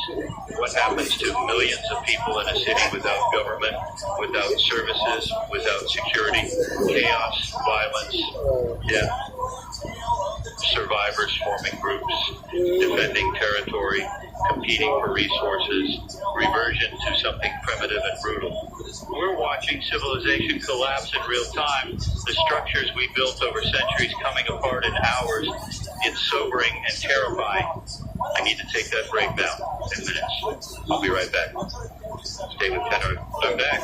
Splash water on my face, trying to clear my head, and it's hard to maintain focus after so many hours of this, but I need to keep going. The building security just reported an incident. Infected people tried to enter the lobby. The guards engaged and had to shoot 2 of them. The bodies are in the street outside, so the infection is at our doorstep now.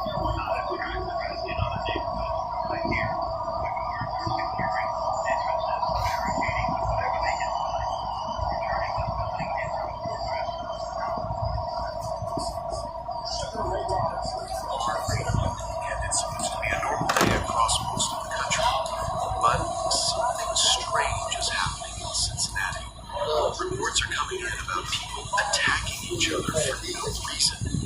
At first, I thought it was a protest, but the photo sign was different. Yeah, I just saw one of those videos. People are screaming in the streets, covered in blood. Police cars are overturned, and there's smoke everywhere. Some of them don't even look like people. It doesn't make any sense.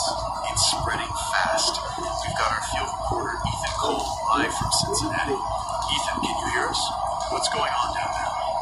David, I can hear you now. It's chaos. I'm on Main Street right now. Everything's falling apart. Police are shouting, firing into the crowd, but the people they shoot just keep moving. I saw one man taking 3 bullets and still walk toward them. His eyes, they're all white. They don't even blink. That can't be real. Are you saying they're not reacting at all? No, not at all. It's like they don't feel anything. Wait, hold on. Someone just bit another person. He's underground, but no, he's getting back up. He's standing. He's walking again, like nothing happened. Oh God, they're everywhere. I need to... Ethan? Ethan, can you hear us? Ethan? Come in. Listeners, we've just lost contact with our reporter in Cincinnati. Please stay indoors, lock your doors, and keep your radios on. Something serious is happening out there, and we'll keep broadcasting as long as we can. We're receiving urgent updates from Washington. I just got a report from a reliable source. The president has declared a state of emergency across the entire country. He's calling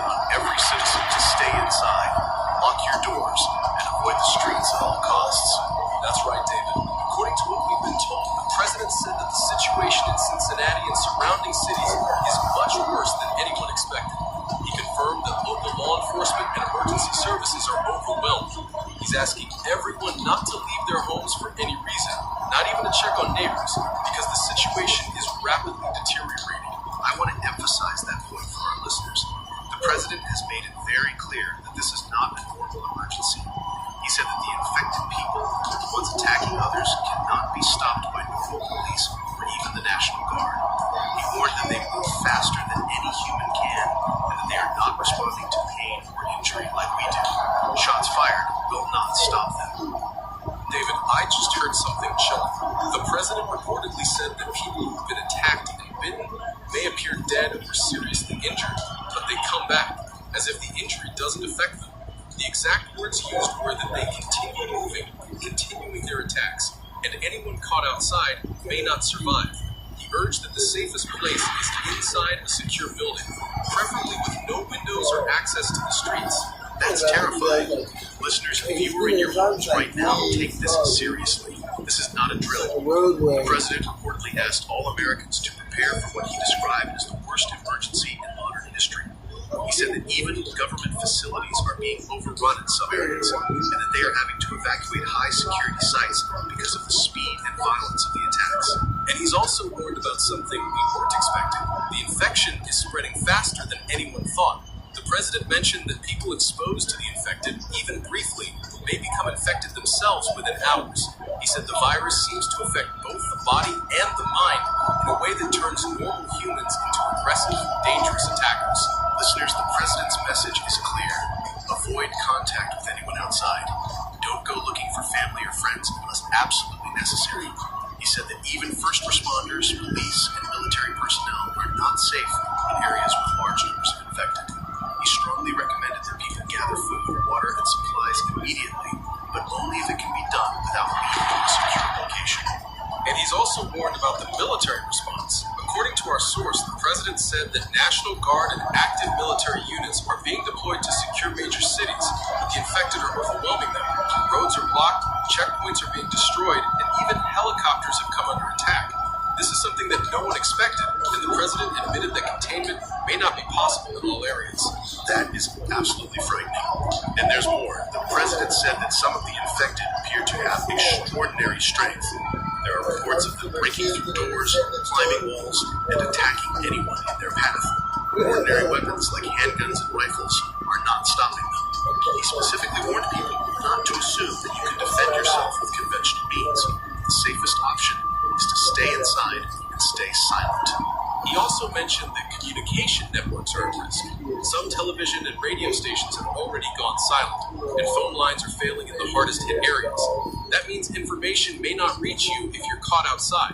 He advised people to keep a battery-powered radio on at all times if they have one, because updates from local and federal authorities may come intermittently. Listeners, this is what the president wants everyone to understand.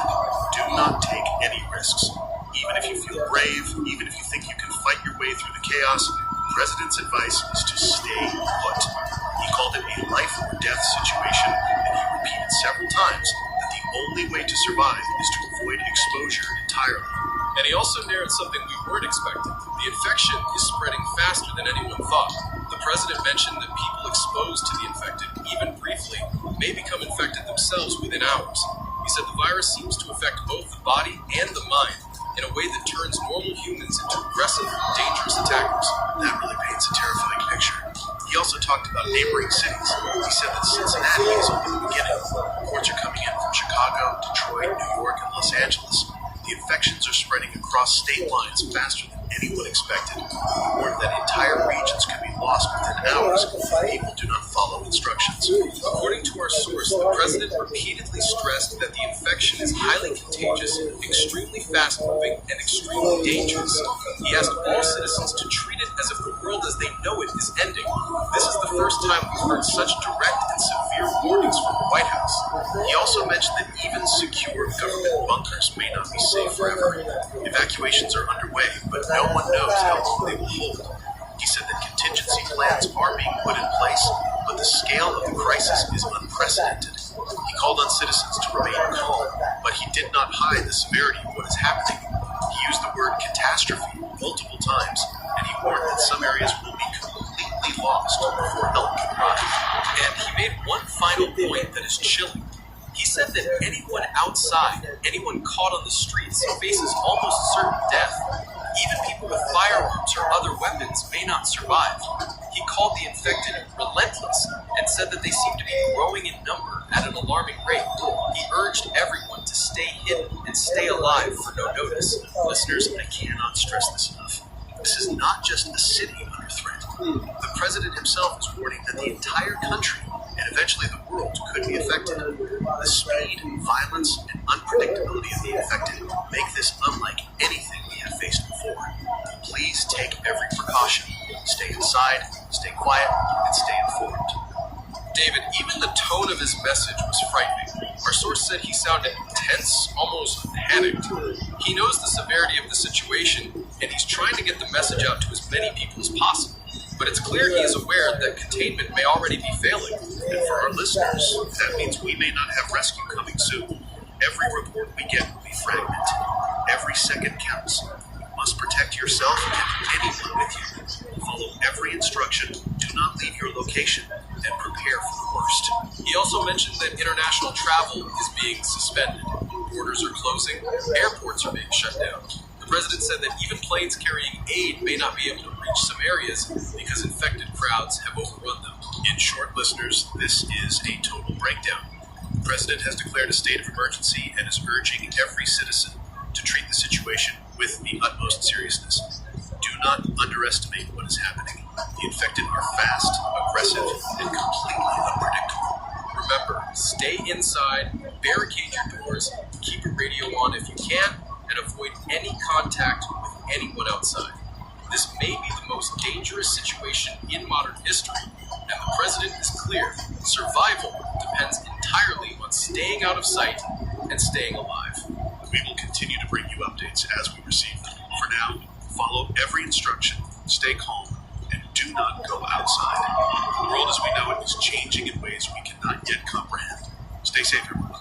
We have a live connection coming in from Dr. Elena Parker, virologist at CDC, is joining us by satellite. Dr. Parker, can you hear us? Yes, I can hear you. Thank you for having me. I wish we were under better circumstances, but as you know, the situation is extremely serious. Absolutely, Dr. Parker. Listeners, we are hearing from the top virologists in the country. Dr. Parker, can you explain what exactly we are dealing with here? David, Sarah, what we are observing is unprecedented. The virus we are dealing with appears to be a mutated strain of rabies, but it behaves unlike any rabies strain we have ever seen. It is highly contagious and extraordinarily aggressive. Initially, it spreads through bites, but we are also seeing signs that the virus may be transmitted through airborne particles in confined spaces. That means it's not just direct contact you need to worry about. Simply being near someone who has been infected could be enough to catch it. That is alarming. How quickly does the virus take hold once someone is exposed? The incubation period is shockingly short. In some cases, symptoms appear within a few hours. Once a person is infected, they become extremely aggressive, attacking anyone in their path. The most frightening part is that the infection appears to alter the nervous system in a way that allows the body to continue moving and acting even when the brain shows minimal activity. Wait, did you say minimal brain activity? What exactly does that mean, Dr. Parker? Yes, David. Tests on infected individuals show that the higher functions of the brain, those responsible for thinking, reasoning, and emotion, are almost entirely offline. Yet the motor functions, the muscles, and the reflexes remain active. That's why people who have been severely injured, even fatally, continue to move, walk, and attack. The virus hijacks the spinal cord and the brainstem to control movement, overriding the natural shutdown of the body. Essentially, the body keeps going even though the mind is gone. That is terrifying. So even if someone appears to be dead, they could still be dangerous. Exactly. That is one of the reasons this outbreak has spread so rapidly. People are not just dying, they are coming back as what we call the infected. They have no awareness of themselves or others, but they act with single-minded aggression. And because the virus is so contagious, anyone who has been or possibly even exposed to respiratory droplets can become infected within hours. Can you explain how the virus is spreading so quickly across the country and even potentially internationally? Of course. Initially, we believed it would be contained to specific regions, But this virus is unlike anything in modern history. The first confirmed cases in Cincinnati show that bites are the primary mode of transmission, but we are now seeing clusters of infection in areas where there was no reported bite incident. This indicates a secondary mode of transmission, likely through respiratory droplets or possibly contact with contaminated surfaces. Public gatherings, transportation hubs, and densely populated areas are amplifying the spread. Planes, trains, buses, anywhere people gather is a potential risk zone.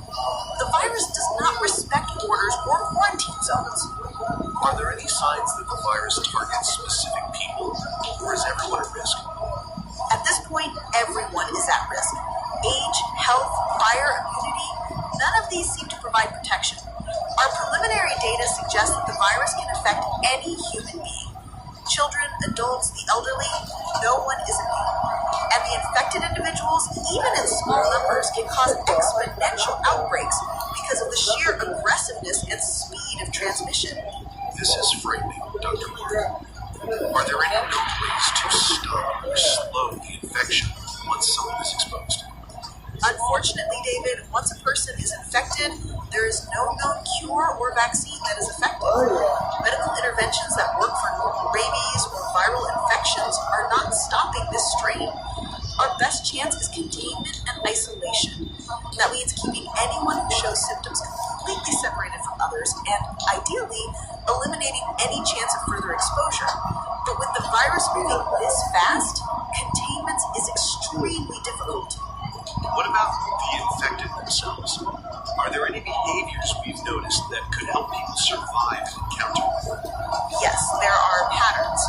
The infected are drawn to noise, movement, and light. They attack anyone who makes sudden movements or sounds, and they are relentless. There is no fatigue, no fear, and no reason. This is purely reflex-driven aggression. Anyone caught outside, especially in groups, is extremely unlikely to survive without heavy protection. Barricades, reinforced doors, and silence are the only effective defenses we have identified so far. Are hospitals and medical facilities safe? Can people seek help there?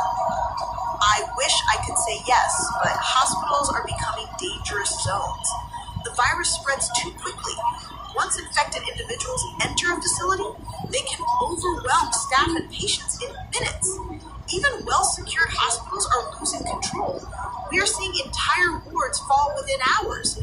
For civilians, the best option is to remain in secure, isolated locations rather than trying to reach a hospital for treatment.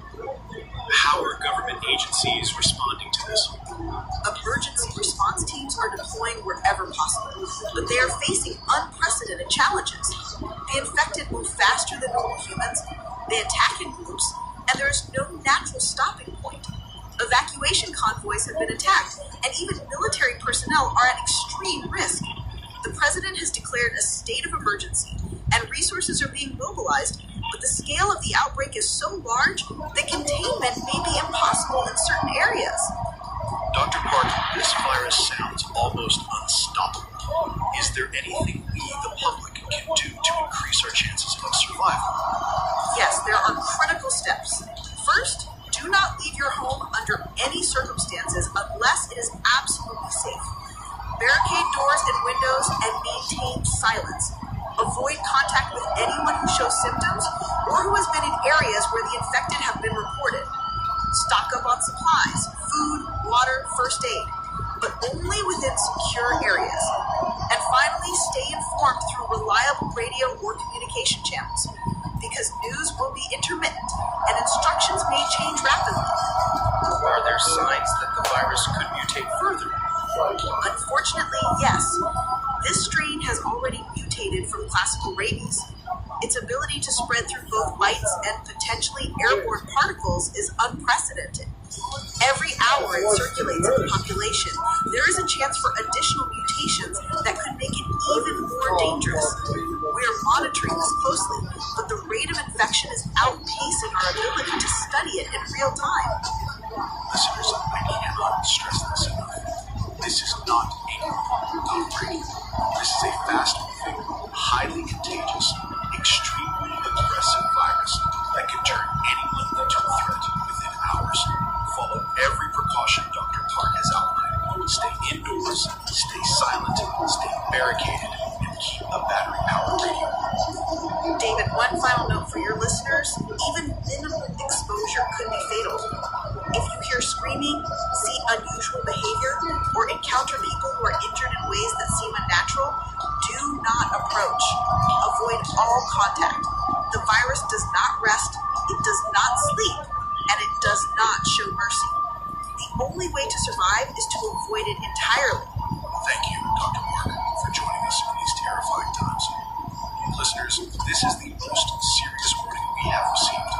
The infection is spreading faster than anyone imagined. Stay safe, stay alert, and above all, stay inside. Thank you for having me. Please take this seriously. Every second outside is a risk. Do not underestimate what is happening. We will continue to bring updates as we receive them. Remember, stay calm, stay quiet, and stay alive. We are receiving urgent updates from multiple sources across the country. The situation is worsening at a pace we have never seen. Reports are coming in from New York City, Chicago, Los Angeles, and Dallas, all describing similar scenes to what we heard from Cincinnati. Streets filled with screaming people, some attacking others, police forces unable to maintain control. Sarah, what are you seeing on your monitors? David, it's chaos everywhere. In New York, entire blocks are overrun. People are fleeing the streets, cars abandoned, and there are fires in multiple neighborhoods. The police and National Guard are being pulled back. The reports say that the infected, those we've been warning about, are moving in packs, overwhelming any attempts at containment. In Chicago, similar patterns are appearing. Emergency alerts are telling residents to shelter in place immediately. That matches what we're hearing from Los Angeles. Sarah, do you have updates from there? Yes, David, LA is almost entirely cut off. Airports and major highways are closed, but the infected are moving through the streets regardless. Civilians report seeing the infected climb over barricades, break into buildings, and attack anyone inside. Authorities are struggling to maintain communication, and some neighborhoods have gone completely silent. No transmissions coming from those areas at all. Dallas, I've just received reports from FEMA confirming that martial law is now in effect across Texas. Military units are being deployed to key locations, but the speed of the attacks is making it nearly impossible to secure cities. There are eyewitness reports of entire neighborhoods being lost within minutes. The military radio chatter we've intercepted paints a grim picture. I'm hearing calls like, Bravo team lost contact with Central Command, and we're falling back to Perimeter Charlie. Repeat, falling back to Perimeter Charlie. That means entire units are being overrun. Soldiers are abandoning positions to save themselves, but the infected continue moving through the city unchecked. That is horrifying. Listeners, this is no longer a local outbreak. What began in Cincinnati is now spreading across major population centers. Authorities are trying to set up blackout zones. The infected are moving too fast. We have reports that electricity is failing in multiple cities, which means streetlights, traffic signals, and security systems are down. This is creating perfect conditions for the infected to move and hunt in the dark. David, there are also reports coming in from smaller towns. Even rural areas are not safe. The infected travel quickly and unpredictably. Vehicles are abandoned on highways, leaving people trapped. Bridges and overpasses are clogged. Anyone caught outside is extremely vulnerable. And to make matters worse, some reports suggest the infected may be able to detect humans over long distances. Witnesses say they hear footsteps or voices, and the infected appear to move directly toward them. That aligns with what Dr. Park told us. The virus drives aggressive behavior and heightened reflexes. In New York, some survivors have reported being surrounded in their own homes. Barricades are holding for now, but they hear banging on doors and windows for hours. In Chicago, families are reporting similar experiences. Screams in the night, footsteps on rooftops. Military units are nearby but unable to respond in time. There are also reports from communication intercepts that infected individuals may be attacking in coordinated groups. It's difficult to confirm, but radio chatter suggests multiple infected moving together, forcing survivors into tight spaces. That is terrifying for anyone caught outside in poorly secured buildings. David, the nationwide blackout zones are not just about electricity. They are also intended to limit movement, but many people are panicking. Crowds trying to flee infected areas are being intercepted and attacked. The virus is spreading faster than officials can respond, and containment measures are failing in multiple regions. Reports from FEMA indicate that cities like Atlanta and Miami are preparing for similar outbreaks. Officials are urging civilians to stay in place, but some are trying to escape, which is making them easy targets. We are hearing from multiple emergency hotlines that rescue attempts are being abandoned because it's too dangerous for first responders. And the military reports we're getting are disturbing. Units trying to secure perimeters are losing contact with command, soldiers are being isolated, and some have gone completely missing. It seems the infected are learning to move in patterns, avoiding direct confrontation with armed forces at first, then overwhelming them through sheer numbers. We are also receiving reports that some infected may be spreading the virus even faster than expected. There are eyewitness accounts of people being attacked and bitten, and within hours those same people appear to be reanimated and attacking others. This exponential growth is what makes the situation almost impossible to control. David, the sounds we're hearing on intercepted emergency channels are chilling. Explosions, gunfire, screaming, alarms going off. In Los Angeles, there are reports of entire city blocks being set on fire to try to contain the infected, but the fires are spreading along with the infected. And in Dallas, survivors are reporting the infected breaking into homes, sometimes climbing walls or using vehicles to reach people inside. Military units are attempting to create safe zones, but they are struggling to keep them secure. Even people who follow instructions carefully are not guaranteed safety. One more terrifying aspect, David, is the apparent lack of fatigue in the infected. Unlike normal humans, they do not tire, they do not eat, drink, or rest. Witnesses say they can continue attacking and moving for hours without pause, making it nearly impossible for anyone outside to survive prolonged exposure. Listeners, this is not just chaos. This is a nationwide emergency. What started in Cincinnati is now moving across multiple states at alarming speed. Cities are falling, communication is failing, and the infected are relentless.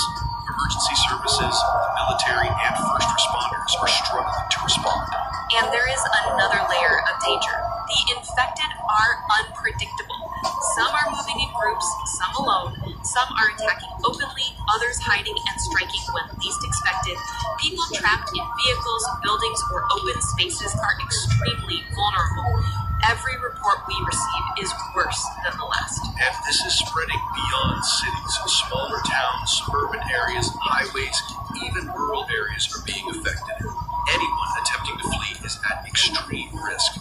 Roads are blocked, bridges are congested, and military convoys are being attacked along the way. David, we are hearing reports that emergency shelters are no longer safe. Some shelters have been overrun, forcing survivors to flee into the streets. This makes containment nearly impossible. Once a group of infected reaches a secure location, the infection spreads like wildfire. FEMA officials are warning that these blackout zones are temporary. They are attempting to limit movement and prevent further spread, but the scale of the outbreak is overwhelming. Even cities that have not yet reported cases are on high alert. And the speed at which the virus spreads is alarming. People bitten in Cincinnati are appearing in New York, Chicago, Los Angeles, and Dallas within hours. Travel, abandoned vehicles, and mass panic are likely aiding the movement of the infected. Listeners, if you are in an affected area, this is your final warning. Stay indoors. Barricade your homes. Avoid all contact with anyone outside. Even armed forces are not guaranteed safe passage in some areas. And it's not just adults. Children, elderly, anyone is vulnerable. There is no immunity. We are witnessing a total breakdown of public safety and infrastructure. What began as a single outbreak has now become a nationwide crisis. We will continue to bring updates as they come in, but please understand the severity of what is happening. This is not a drill. This is a full-scale collapse of normal life. Cities are falling, emergency services are overwhelmed, and the infected are spreading faster than anyone can respond. David, even officials are saying that this may be uncontrollable in certain regions. Martial law is in effect, but enforcement is impossible in many cities. Every minute outside increases the risk. This is a situation where survival depends entirely on staying inside, staying silent, and avoiding the infected at all costs. To everyone listening, follow these instructions. Lock your doors, remain in your homes, avoid streets, and keep a battery-powered radio on. The infected are relentless. They are moving faster and attacking harder than anything we have ever faced. Stay alive by staying out of sight and do not underestimate what is happening. David, one final note. Communication may fail at any moment. We may lose these connections completely. This is the reality of what we are facing. The infected are spreading unchecked, and the safest action anyone can take right now is to isolate and stay hidden until further instructions. Listeners, take every precaution. The world as we know it is changing rapidly. Cities are falling, roads are unsafe, and the infected are everywhere. Follow the guidance we have shared. Stay indoors, stay barricaded, and above all, stay alive. We are now receiving urgent international updates, and the situation outside the United States is becoming just as dire. Reports are coming in from Europe, Asia, and other regions. It seems that the infection is spreading faster than any containment measures could hope to manage. Sarah, what's the first report you have? David, we have a live feed from the BBC in London. Their correspondent is reporting that the Thames is filled with bodies. Entire neighborhoods are abandoned, hospitals are being overrun, and authorities have lost control of major parts of the city. The virus has spread through central London and appears to be moving towards surrounding areas. Emergency response teams are struggling to secure the city. That is horrifying. London, one of the most prepared cities in the world, so and we're also receiving word from Japan. Their anchor in Tokyo reports that much of the city has gone completely silent. Communications have failed in several districts. Transport systems are inoperable. Tokyo, one of the most densely populated cities, is now a hot zone of infection. Authorities are asking civilians to stay in secure locations and avoid any contact with the infected. Europe is not the only region affected. Reports are coming in from France, Germany, and Italy. In Paris, emergency services say that neighborhoods near the Seine have been evacuated, but many residents are unaccounted for. In Rome, officials are reporting that military units have been deployed, but even soldiers are struggling to hold infected areas. The virus is moving faster than they can respond. We have a special update from Moscow. Russian state television has broadcast an emergency address from President Vladimir Putin. According to our sources, he told citizens that the West has failed to contain the virus. He confirmed that the infected are spreading rapidly through Europe and Asia, and he warned that Russia must take extreme measures to protect its population. David, what exactly did he say? He said that Russia will seal its borders immediately. No flights, no trains, no vehicles entering the country from infected regions. He emphasized that all citizens should remain in secure locations, stock up on supplies, and avoid any contact with anyone showing symptoms. He stated that the virus is unlike anything seen before, extremely fast-moving and aggressive, and that any exposure could be fatal. He urged military and emergency personnel to take all precautions because the infected are highly dangerous and not responding to traditional containment measures. And it's not just Russia taking action. Many countries in Asia, including China, South Korea, and India, are reporting similar outbreaks. In Shanghai and Beijing, authorities have imposed strict lockdowns. Entire districts are quarantined. Reports indicate that people attempting to flee these areas are being intercepted, but some infected have already slipped through. South Korea has mobilized the military to establish safe zones, but hospitals are already overwhelmed. Canada and Mexico are also reporting cases. In Toronto, officials are struggling to maintain order, and Mexico City is declaring curfews to try and limit the spread. Emergency communications are being disrupted in multiple regions. The United Nations is issuing statements urging all countries to implement strict border controls and encourage civilians to remain indoors. David, the speed at which this is spreading globally is alarming. It seems that once the virus reaches a major city, it can travel internationally in hours, not days. Air travel, shipping routes, and even human migration are allowing it to move faster than any medical or military response can. Exactly, and that brings us to the advice that international authorities are now giving. Across the board, governments are telling citizens to isolate completely, stockpile essentials for at least 2 weeks, maintain strict hygiene, and avoid any contact with anyone outside their immediate household. Even family members who show symptoms are considered extremely dangerous. Many countries are also emphasizing the use of fortified buildings. High-rise apartments, secure homes, or government-provided safe zones are being used as shelters. Officials are warning that leaving these locations to seek help, food, or medical attention can be fatal. The virus spreads too quickly for conventional emergency services to respond. And according to the latest intelligence, the virus shows the same characteristics globally as Dr. Park described in the United States. Infected individuals continue moving even with severe injuries, showing no signs of higher brain activity but maintaining their function. This allows them to attack without reason or fatigue. Authorities are warning that traditional weapons may slow them, but will not stop them entirely. International scientists are also sharing updates. They confirm that the virus appears to be a mutated rabies strain, highly contagious through bites, and possibly through airborne particles in confined areas. Even brief exposure to infected individuals can result in transmission. There is no known vaccine or effective treatment at this time. European and Asian leaders are coordinating as best they can. In Germany, the government is deploying military units to enforce quarantine zones and protect critical infrastructure. Italy has closed borders and is using heavy patrols in urban areas to prevent mass movements. Japan has isolated Tokyo and is enforcing strict curfews while authorities attempt to track infections and prevent further spread. In addition to containment, countries are urging citizens to maintain emergency supplies. Food, water, medicine, and basic survival items are critical. Governments are warning against panic, but stressing that any contact with the infected is extremely dangerous. Social distancing is no longer enough. Full isolation is required. Russia's emergency broadcast continues to be particularly stern. According to sources, President Putin is saying that any citizen caught outside or ignoring orders could be considered lost. He emphasized that the infected are extremely dangerous, relentless, and cannot be reasoned with. Military units are being used to enforce strict lockdowns, and anyone found in violation may face immediate removal from exposed areas. And as these broadcasts continue, satellite communication is starting to fail. Signals are dropping in and out. Foreign news reports are overlapping. We hear bits of Japanese, Russian, French, and British broadcasts cutting into each other.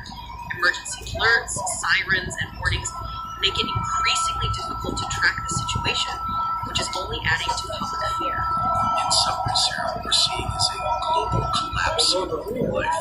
Major cities are falling, borders are closing, governments are imposing martial law, and civilians are being urged to isolate completely. The infected are moving faster than anyone can respond, and the virus shows no signs of slowing. David, the global response is as coordinated as it can be, but it is already overwhelmed. Countries are closing borders, isolating cities, enforcing curfews, and trying to maintain communication networks.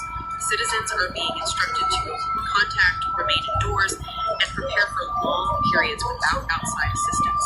Emergency services are being stretched to the breaking point. Listeners, take this seriously.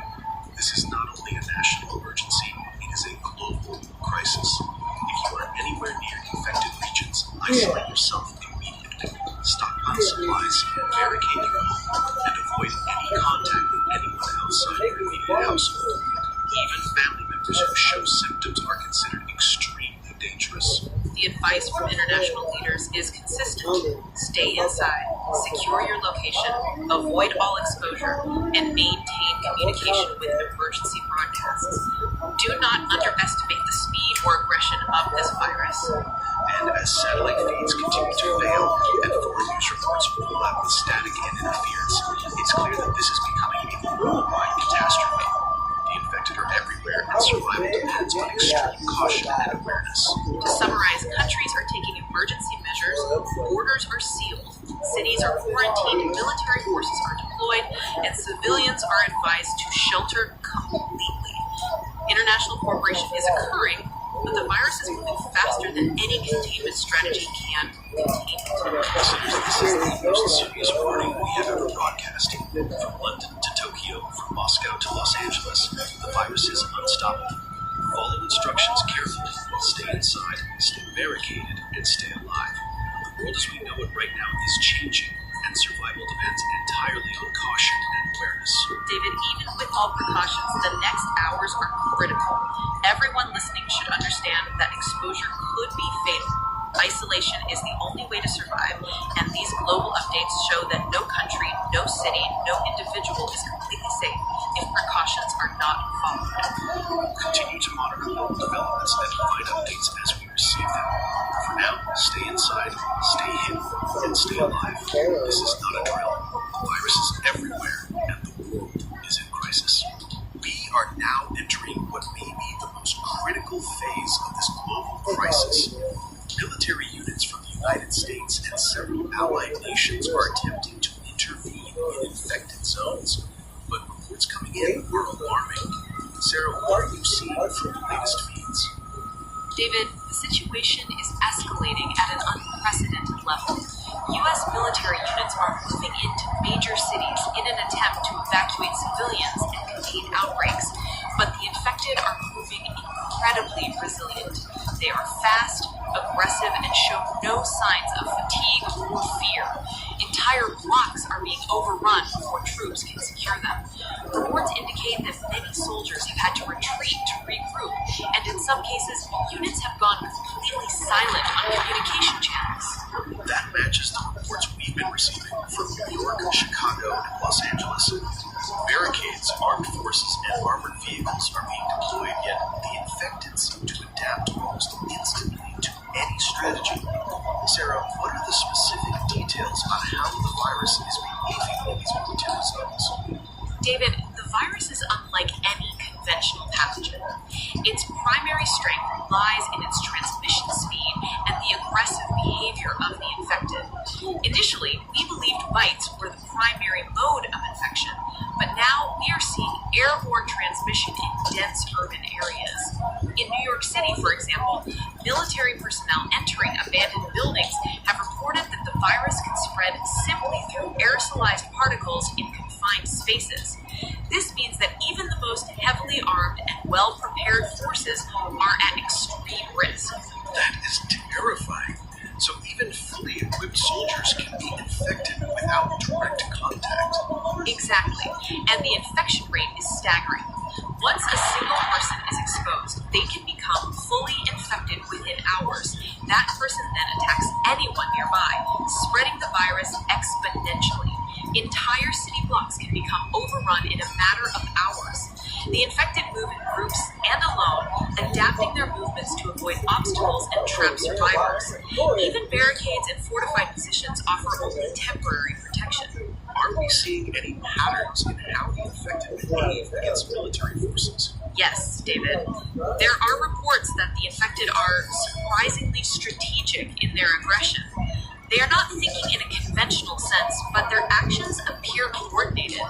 They can overwhelm small units quickly, forcing retreats, and in many cases, cutting off supply lines. Armored vehicles and helicopters provide temporary relief, but the infected adapt, climbing walls, breaking through barricades, and using sheer numbers to overrun positions. This is beyond anything we could have anticipated. What about the Air Force and naval operations? Are they having any success in containing outbreaks? Limited success, David. Airstrikes and artillery can eliminate large groups, but the virus continues to spread faster than the attacks can contain. The infected are everywhere, in streets, buildings, subways, and tunnels.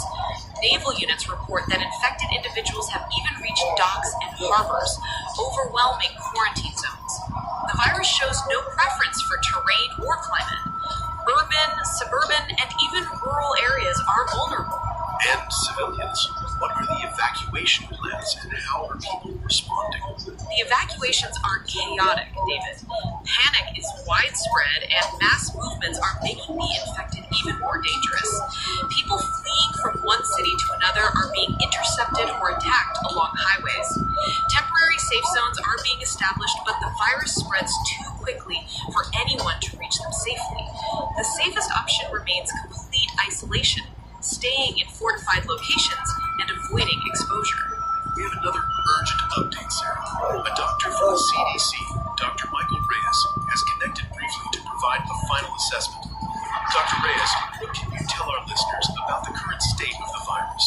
David, the situation is worse than any projection. In major cities, the virus has become airborne. Even brief exposure in closed spaces can result in infection. The infection rate is unlike anything we have seen. Once someone is exposed, symptoms appear within a few hours. Within hours more, they become fully aggressive and infectious themselves. Traditional medical interventions are ineffective. There is no cure. There is no vaccine. The only viable action for humanity at this point is isolation. Humanity must hide. Can you expand on how dangerous this airborne transmission is? Yes, David. The virus particles in the air are carried by breath, sweat, and aerosolized fluids. Even passing through a contaminated corridor or building can be enough for infection. The infection rate is unlike anything we have seen. Once someone is exposed, symptoms appear within a few hours. Within hours more, they become fully aggressive and infectious themselves. Traditional medical interventions are ineffective. There is no cure. There is no vaccine. The only viable action for humanity at this point is isolation. Humanity must hide. That is deeply disturbing. Are there any areas where military intervention has been successful? Success is very limited, David. Some isolated military safe zones remain temporarily secure, but they require constant reinforcement. Any lapse in vigilance and the infected exploit it. The virus does not sleep, does not rest, and does not tire. Even night operations, previously thought safer, are proving just as deadly. The infected continue moving under low visibility conditions, attacking relentlessly. Are there any signs of mutation in the virus as it spreads internationally? Yes, David. The virus continues to evolve, adapting to transmission patterns, human defenses, and environmental changes. Mutations are appearing that make it even more aggressive and potentially able to infect through minimal exposure. Any delay in response increases the risk exponentially. Every hour, every movement, every contact counts. Those who are not hidden or isolated are highly vulnerable. What should civilians do in response to this situation? There are very few options left, David. Avoid all contact with anyone outside your immediate safe location. Barricade your home or shelter. Minimize noise. Avoid ventilation exposure from contaminated zones. Stockpile essentials, food, water, and medical supplies. Do not attempt to travel unless you are absolutely certain of safety. Even military convoys are not guaranteed to reach survivors. Full isolation is the only way to survive. Are there reports from international forces as well? How are allied nations responding? International forces are struggling, David. Europe, Asia, and South America are attempting coordinated evacuations, but the virus spreads faster than their ability to respond. Safe zones are temporary, borders are sealed, but infected individuals have bypassed checkpoints. Entire cities have fallen within hours, and emergency communications are failing. Even countries that believe themselves prepared are experiencing catastrophic losses. Dr. Reyes, can you comment on the infection's neurological effects? Yes, David. The virus effectively shuts down higher brain functions. Thinking, reasoning, emotion, all are offline, yet the body continues to move and attack. This is why the infected are so relentless. They do not feel pain, they do not tire, they do not stop. Medical intervention cannot reverse this once it has taken hold. The infected will pursue survivors until either they are neutralized or the survivor is incapacitated. The speed and aggression make them extraordinarily dangerous, even to armed forces. Listeners, this is perhaps the most urgent warning yet. The virus is airborne in major cities, spreading faster than any containment measures. Military forces are intervening, but even they are struggling to maintain control. David, let me be very clear. The infection rate is exponential. One infected individual can lead to dozens within hours, and those dozens to hundreds in the next few hours. The only way to survive is to remove yourself entirely from exposure. Humanity's survival depends on staying hidden, isolated, and silent. This is terrifying, Sarah. Even with all the precautions, it feels like the situation is almost unstoppable. That is correct, David. The virus exploits every weakness. Human error, movement, noise, or panic can result in immediate infection. Military units are losing ground. Hospitals are being overrun. Cities are falling. There is no place that is completely safe unless strict isolation is maintained. And Dr. Reyes, what is the likelihood of any coordinated rescue operation succeeding at this point? Extremely low, David. Evacuations are dangerous and often fatal. Military convoys are being attacked, and infected individuals bypass checkpoints with surprising efficiency. The virus spreads faster than any organized effort can respond. Those who are not already in secure locations must assume they are at immediate risk. This is chilling, listeners. The global and national response is underway, but the virus continues to outpace even our most organized efforts. Every moment outside increases risk exponentially. David, the most critical point is this. Do not underestimate the virus. Its strength is in speed, aggression, and adaptability. Every encounter is deadly. Civilization is in retreat, and survival depends on hiding, isolating, and avoiding exposure entirely. Thank you, Dr. Reyes. Listeners, remember these instructions carefully. Barricade yourself, stay silent, avoid contact, and prepare for prolonged isolation. The infected are relentless. The virus is unstoppable, and humanity's survival depends on each individual taking extreme precautions. David, my lab has already been overrun in parts of the city. Communications may fail permanently at any moment. This is likely my final transmission. Please convey to your listeners the infection is airborne, unstoppable, and only isolation can save lives. Humanity must hide. That was Dr. Reyes with what may be the final medical update from a functioning lab. Listeners, the message is clear. Stay inside, stay fortified, and avoid contact at all costs. This is the deadliest virus humanity has ever faced. Survival depends entirely on extreme caution. There is no time to wait. Every second outside is a risk. Follow these instructions exactly. We will continue broadcasting as long as possible, but understand this. The virus is everywhere, the military is struggling, and the world is in chaos. Stay alive by staying hidden. We are now receiving a direct transmission from a military unit in Washington, D.C.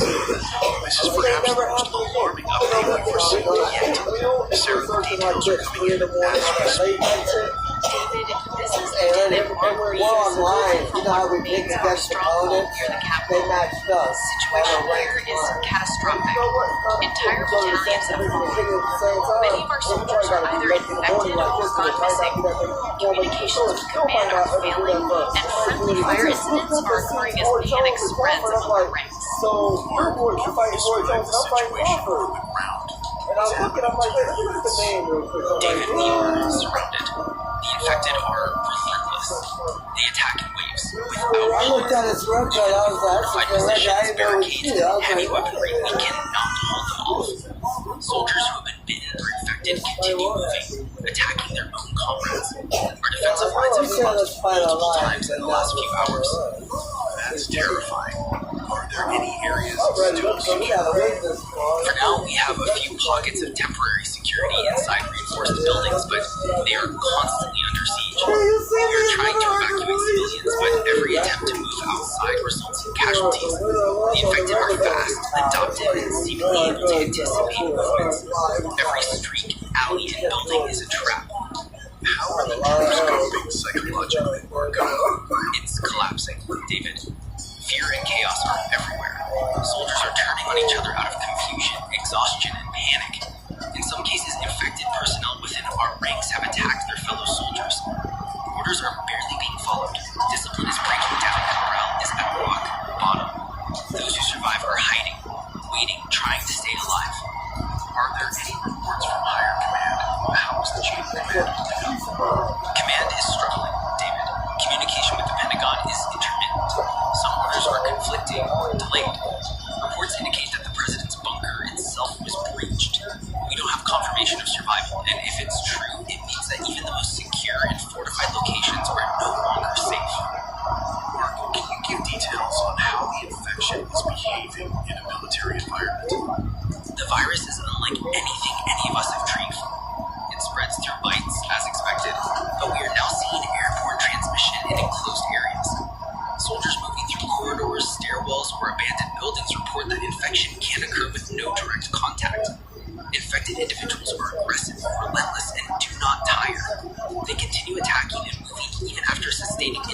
would incapacitate a normal human. Are there any measures that have proven somewhat effective? Barricades, fortified positions, and concentrated firepower provide only temporary relief. The infected adapt quickly, using obstacles to corner survivors and isolate groups.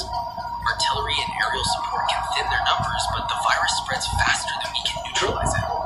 Any lapse, even for a few minutes, results in mass casualties.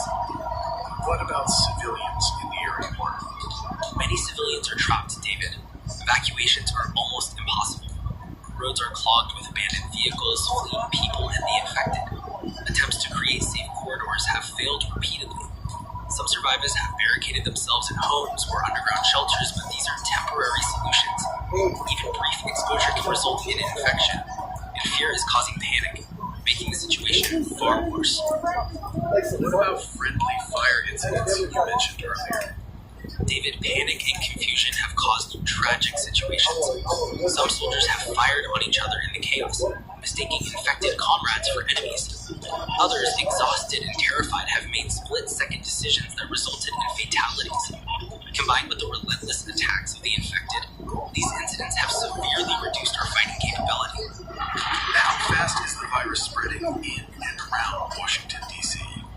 Exponentially, David. Every street, building, and neighborhood is being overtaken. The virus does not distinguish between civilian or military, young or old. Infected individuals move strategically, forcing survivors into traps, ambushes, and enclosed areas where they can't escape. Entire battalions that entered the city hours ago have been wiped out. We are losing ground at an alarming rate.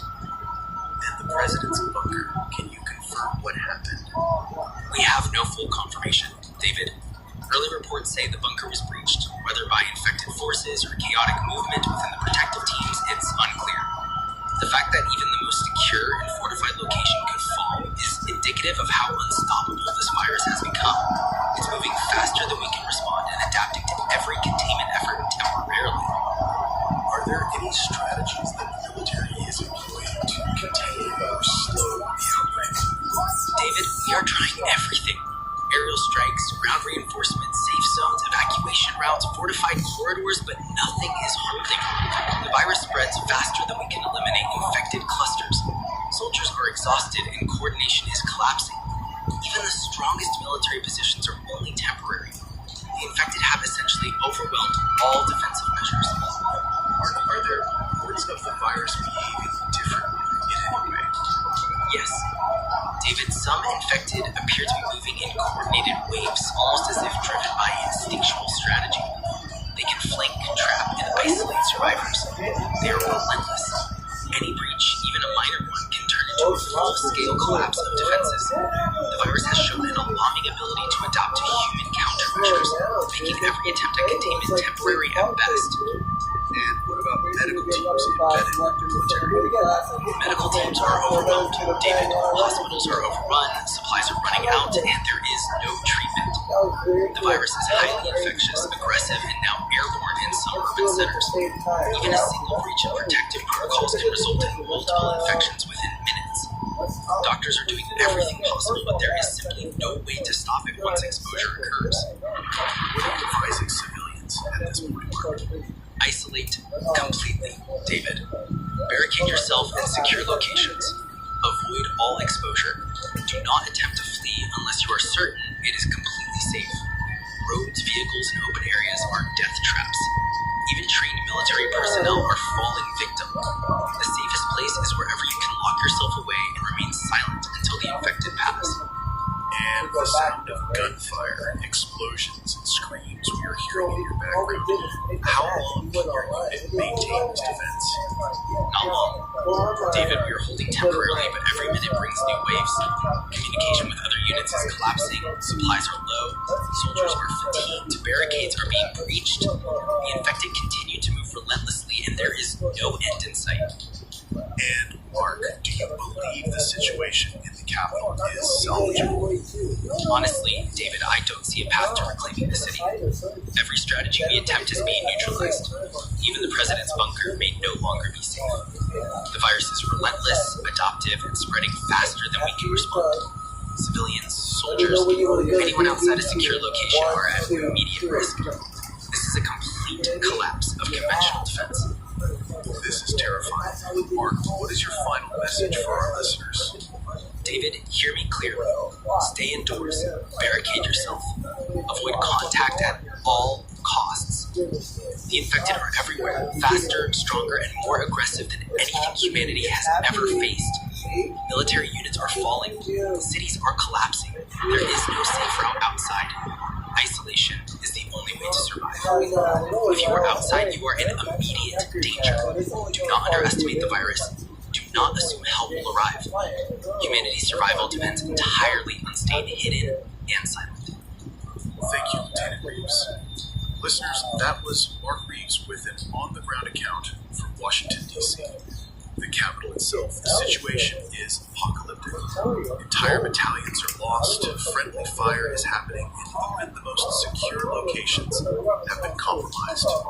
David, the last thing I can say, the infected never stop. They adopt. They will come for anyone moving. There is no cure, no escape outside of complete isolation. This may be my last transmission. Listeners, this is the reality we are facing. The military cannot stop it. The virus is unstoppable. The only thing you can do is stay hidden, stay fortified, and stay alive. Every moment outside is a risk. Do not underestimate what is happening. David, gunfire, explosions, and screams are intensifying, David. We are under siege from all sides. Communication may be lost at any second. This is likely my final update. Survivors must understand. Isolation is the only chance. That was Lieutenant Mark Reeves directly from Washington, D.C. The situation is catastrophic, and the capital itself is under siege. Listeners, stay safe, stay inside, and do not take any unnecessary risks. David, keep broadcasting if you can. Warn anyone who is listening. Stay hidden, stay silent, and survive. We will continue as long as possible, but understand this. The world is collapsing. The military is overwhelmed, and the infected are everywhere. Survival depends entirely on extreme caution and isolation. This is David Hale, broadcasting alone. It's been nearly 18 hours since our last contact with the field, and the situation continues to deteriorate. The generator is failing, so I will try to make every word count while we still have power. I'm not sure how much longer this signal will hold, but if anyone is out there, you need to hear this. Sarah, she went to find her sister. I haven't heard from her in hours. I hope she is safe. If you're listening, Sarah, please respond if you can.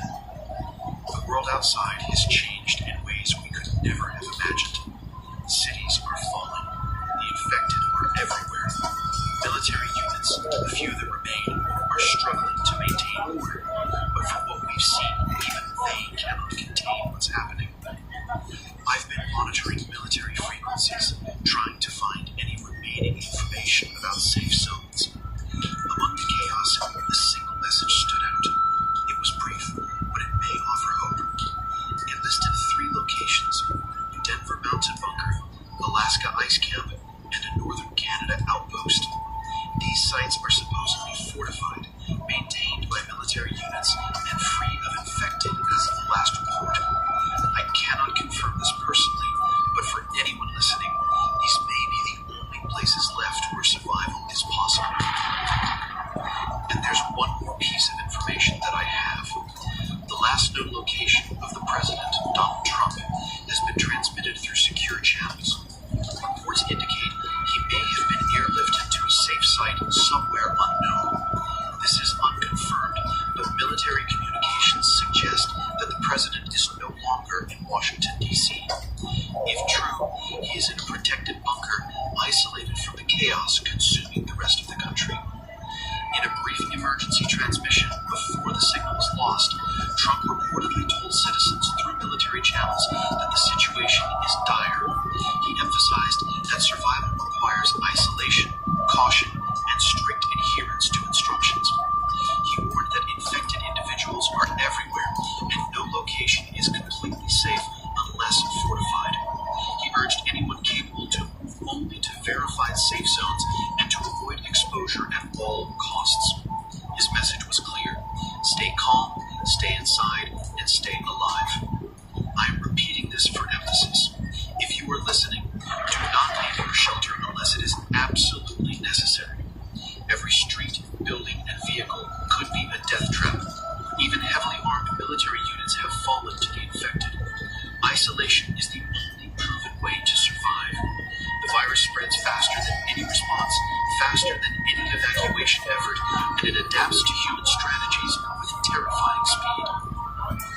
Denver Mountain Bunker may be the closest safe zone for some. According to military transmissions, it is a reinforced underground facility, stocked with supplies and guarded by remaining operational units. Alaska Ice Camp is located in extreme northern conditions, isolated from major population centers. The cold may slow the virus, and reports suggest the infected are less active in freezing environments.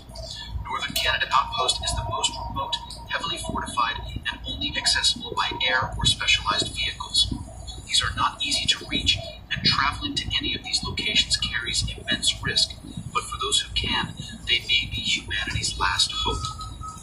As for the president, Trump's message also included instructions for military and civilians alike. He urged that remaining forces focus on maintaining security around fortified locations, preventing the infected from overwhelming critical resources, and coordinating any potential rescue or supply drops. Civilians were warned to stay hidden, stay quiet, and do not trust anyone unless verified. Every step outside is a step into danger. The military also stressed that infected individuals are no longer limited to biting. We have now seen airborne transmission in cities similar to what Dr. Park and Dr. Reyes described. The virus spreads through droplets in confined spaces, through ventilation systems, and possibly even through direct contact with contaminated surfaces. A single exposure can be fatal within hours. Those who are outside or moving between cities are at extreme risk. In Washington, D.C., reports from surviving soldiers indicated that even the president's bunker may have been at risk before he was airlifted. If the reports are true, it is one of the few remaining secure locations in the United States.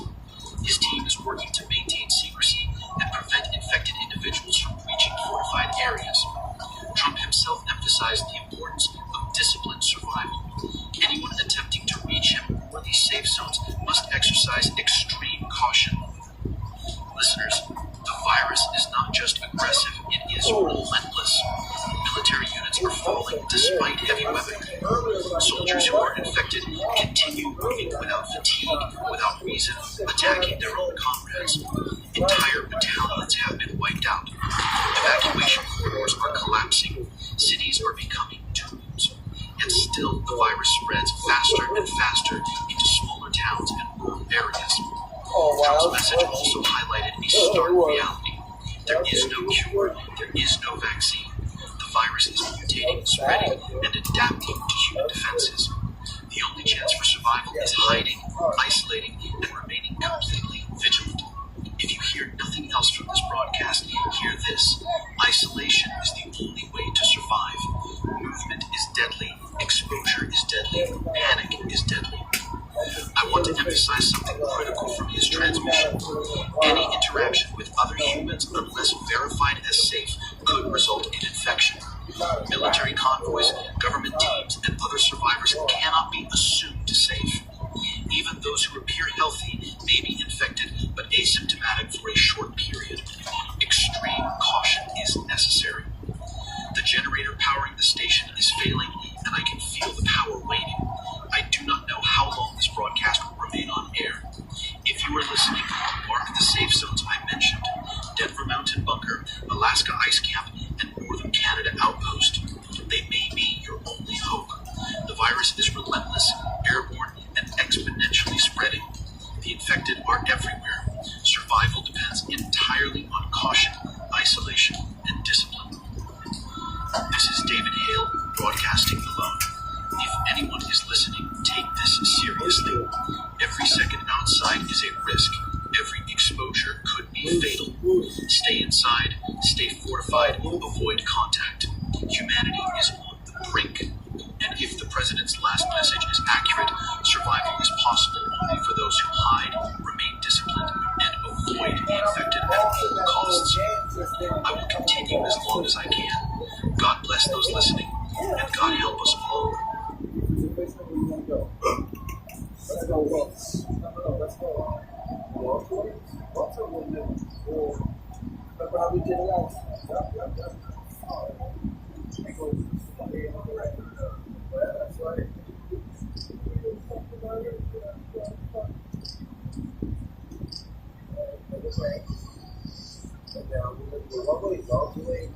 Make sure you take that off. Let's go. You gotta race it.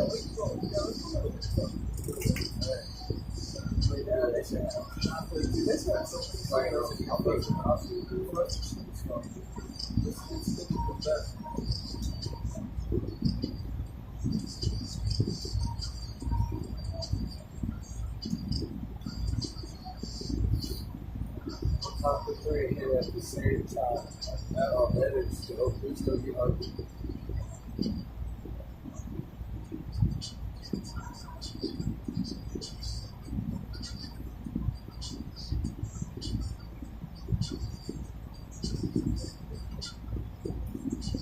Three, one, two, no. What becomes 1, 2, 3? Good. 1, 2, 3, go. 1, 2, 3. Good. That's gonna fly here. Easily.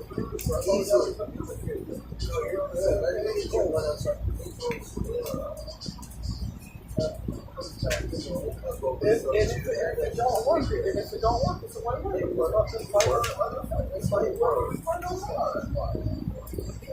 This is so dope. There it is. Oh, someone took. Let's start teaching. Play attention. Ain't that crazy? You know, I just told you it's a different game. I told you. Oh, wow. Hey, look, they're fighting what? Different and plus, look, they happen to have the same person. Ain't that crazy? That's alright. Hey, we're tag teaming up. This is my. I'm fighting something with 2,000 plus fights. Whoa. He's got 878 wins and 1,020 losses. I got like 500,000 altogether, like 1,200. No, 500 some wins, 600 some losses. Yeah, that's what I'm going against. I'm 114 and 106. So we're fighting cats with gained experience. There's a lot of fights under their belt. When you fight someone like that you don't compare people. I gotta go. I gotta be doing my record. That ain't no joke, dude. You can't fuck with me right now. I can fight all night. It ain't nothing, man. I'm ready to roll up and keep going. Yeah, true. But we're supposed to run into each other. It's like, oh, for real, I'm ready to smoke. I'm ready to catch his own. Get right back into this box and shit. What's up? What's up? I gotta take it out on him because you did the way you did it. Yeah, I'll give you a couple others. I'm pissed about it. No one knows about it. Oh, God.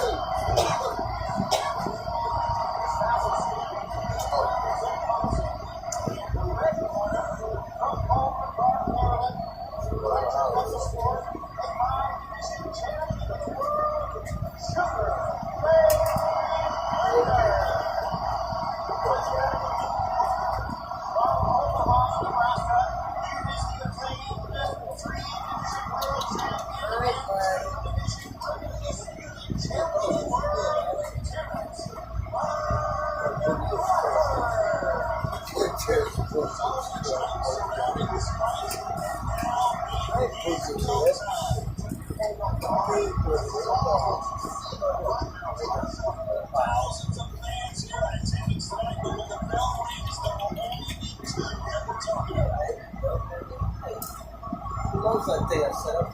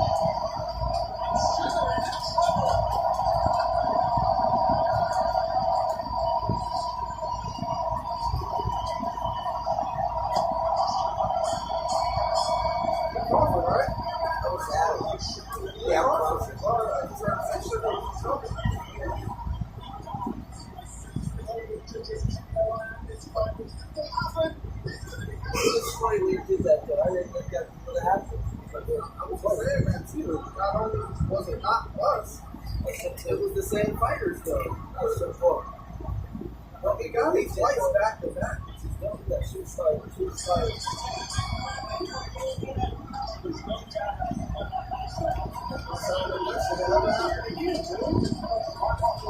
well, how long will it be until that ever happens? Hopefully that happens until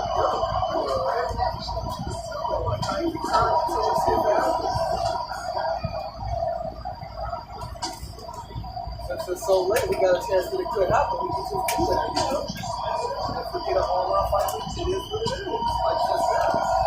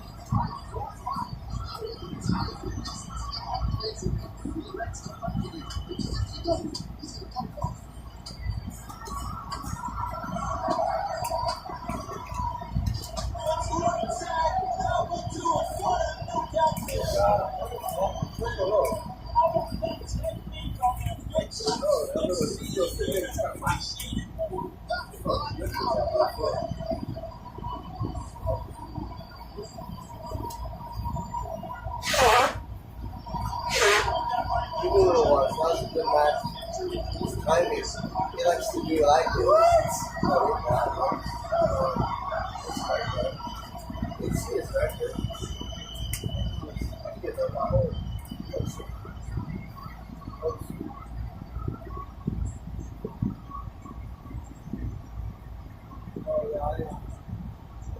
was 48, 47. I was in that.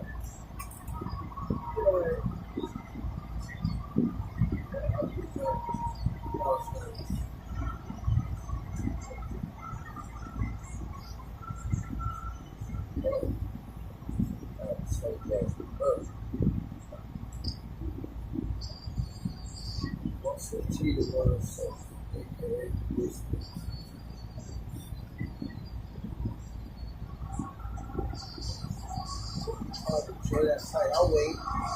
Sure. So my controller shut out, so I waste my battery.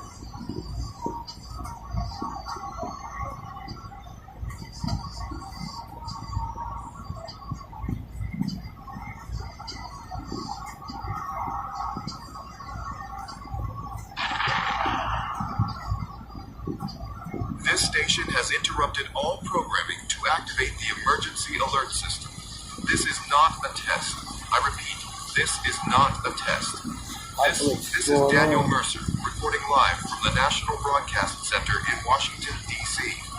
We have received confirmed military data from NORAD and U.S. Strategic Command. The United States is under nuclear attack.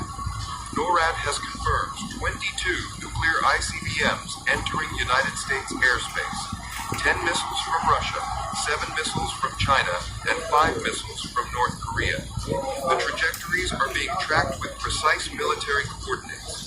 Los Angeles, Seattle, San Francisco, Denver, Phoenix, Las Vegas, Salt Lake City, Dallas, Chicago, New York, and Washington, D.C. are all within projected impact zones.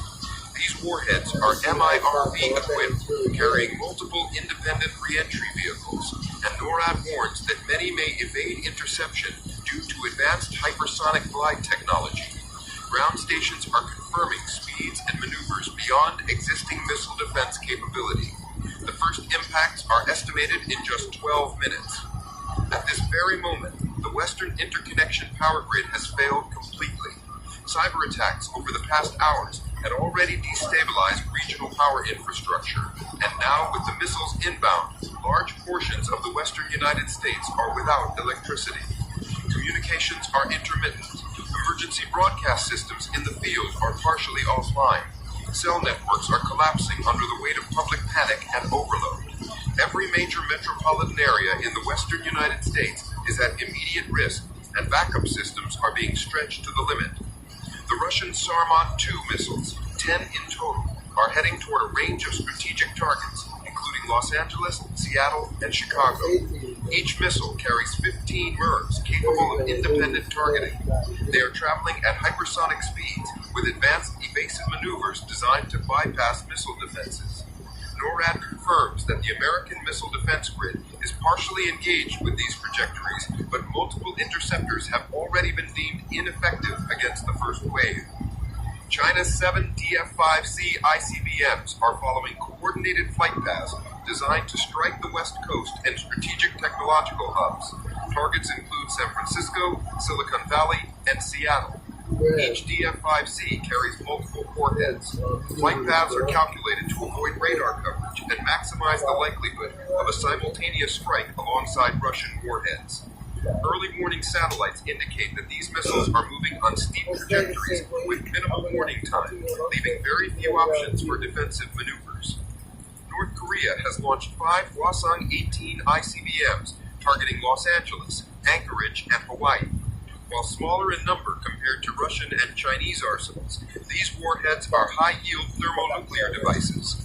Hypersonic glide vehicles on these missiles allow them to evade radar and countermeasure systems. NORAD warns that interception chances are extremely low due to their speed and unpredictable flight patterns. Emergency coordination centers in Washington, D.C. and other capitals are confirming the unthinkable. The United States is facing simultaneous nuclear attacks from 3 major powers. Military command and intelligence satellites are actively tracking trajectories, but the window for response is shrinking with every passing second. NORAD have confirmed that the missiles will begin entering U.S. airspace in less than 12 minutes, and multiple cities will experience direct impact in less than 20. To provide context, this is unlike any nuclear scenario previously recorded. During the Cold War, exercises simulated second strike scenarios, and the notion of a coordinated, multi-nation, simultaneous nuclear attack was considered a theoretical extreme. Today, that extreme is real. We are witnessing a synchronized strike across multiple continents, and the defensive infrastructure designed over decades is already proving insufficient. The scope of the destruction will be unprecedented. Estimates based on population density and blast modeling indicate that Los Angeles alone may see millions of casualties within the first minute of impact. San Francisco, Seattle, and other West Coast cities face similar catastrophic outcomes. Evacuation plans cannot be executed in this time frame. Thermal radiation, blast effects, and electromagnetic pulse will compound the devastation, not only destroying cities, but incapacitating regional and national power, communication, and transportation networks. NORAD reports that Russian, Chinese, and North Korean missiles are already in mid-course. The Sarmat 2 missiles have entered hypersonic glide maneuvers. DF-5C missiles from China are splitting their MIRVs as planned, each warhead targeting critical nodes in civilian and military infrastructure. Hwasong-18 missiles are approaching terminal trajectories designed for maximum destructive impact on coastal cities. This coordination indicates an operational understanding between multiple nations with the intention of overwhelming U.S. defenses in the shortest possible time frame. Cyber attacks, which have been ongoing for hours, have now amplified the consequences. With large portions of the Western interconnection offline, emergency services are hindered. Hospitals, fire departments, and first responders have reported partial functionality only. Telecommunication systems in impacted regions are failing in real time. Satellite imagery and radar feeds confirm that city grids are in complete chaos, streets filled with vehicles abandoned in panic, and public alert systems are either offline or intermittent. NORAD confirms that the first impacts will be in Los Angeles, followed by San Francisco and Seattle within the next 10 minutes. Western states are being hit first, but the eastern United States is not safe. Russian and Chinese warheads are targeting Chicago, Dallas, New York, and Washington, D.C., while hypersonic glide vehicles evade all existing missile defense shields. Tracking confirms impact timelines. Chicago, New York, and Washington, D.C. will face direct hits within 30 minutes, which means major population centers across the United States are at immediate, unavoidable danger. The scale of this attack is without precedent.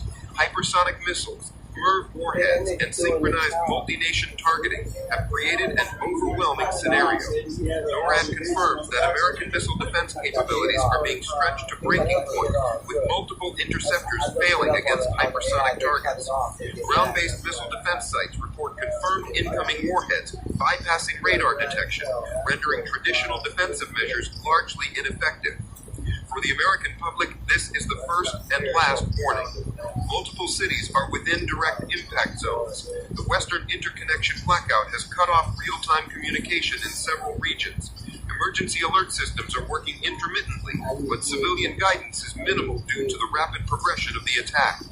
Evacuation is impossible in this time frame. Thermal radiation, blast effects, and fallout will immediately incapacitate millions, with additional casualties from secondary fires and structural collapses.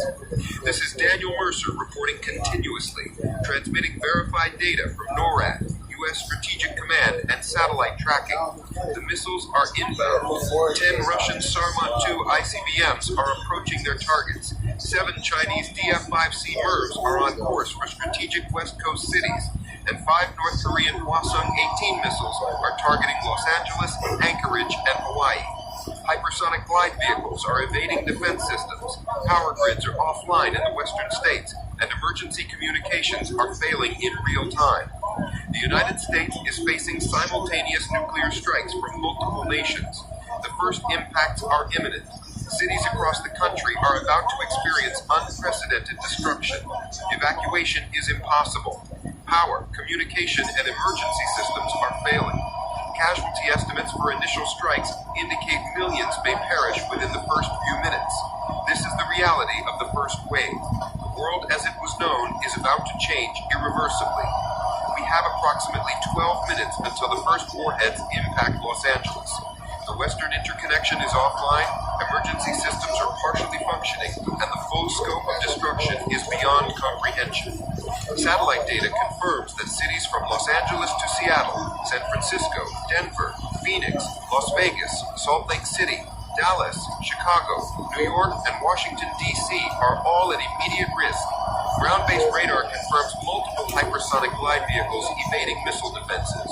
This is the fastest, most synchronized attack humanity has ever experienced. This is Daniel Mercer reporting from the National Broadcast Center in Washington, D.C. The United States is under nuclear attack. This is not a test. The first warheads will strike within 12 minutes. Cities, infrastructure, and millions of lives are at immediate risk. The data is confirmed. The missiles are real. The destruction is unavoidable.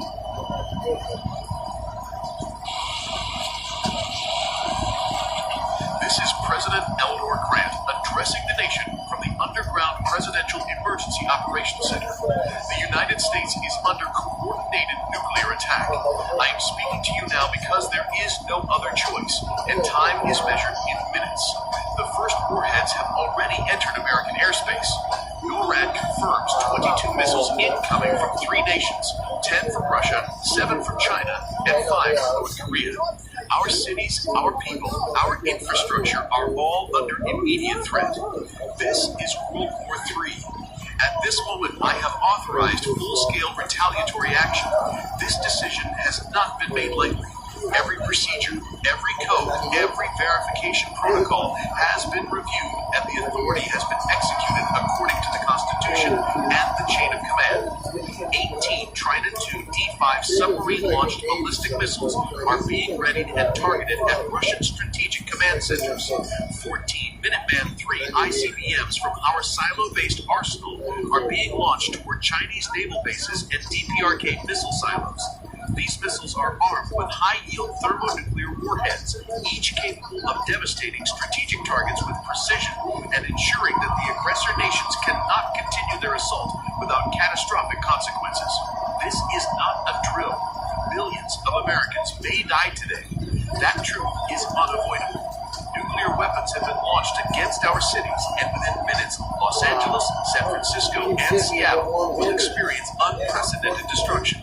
Our emergency systems, civil defense shelters, and early warning networks are operational where possible, but many areas are beyond immediate rescue or evacuation. For those still able to reach shelters, move immediately to the nearest approved facility.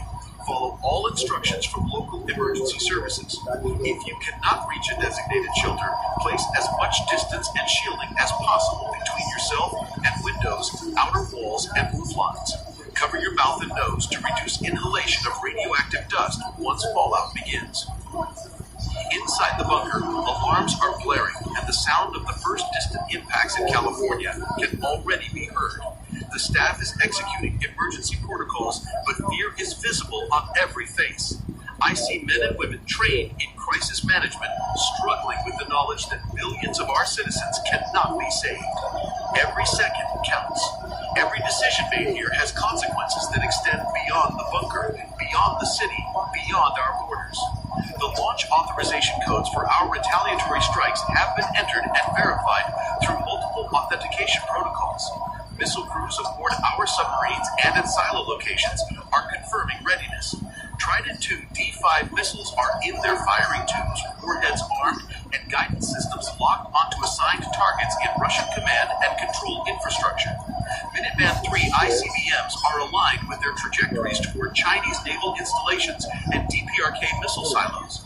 These missiles are armed with high-yield thermonuclear warheads, each capable of devastating strategic targets with precision and ensuring that the aggressor nations cannot continue their assault without catastrophic consequences.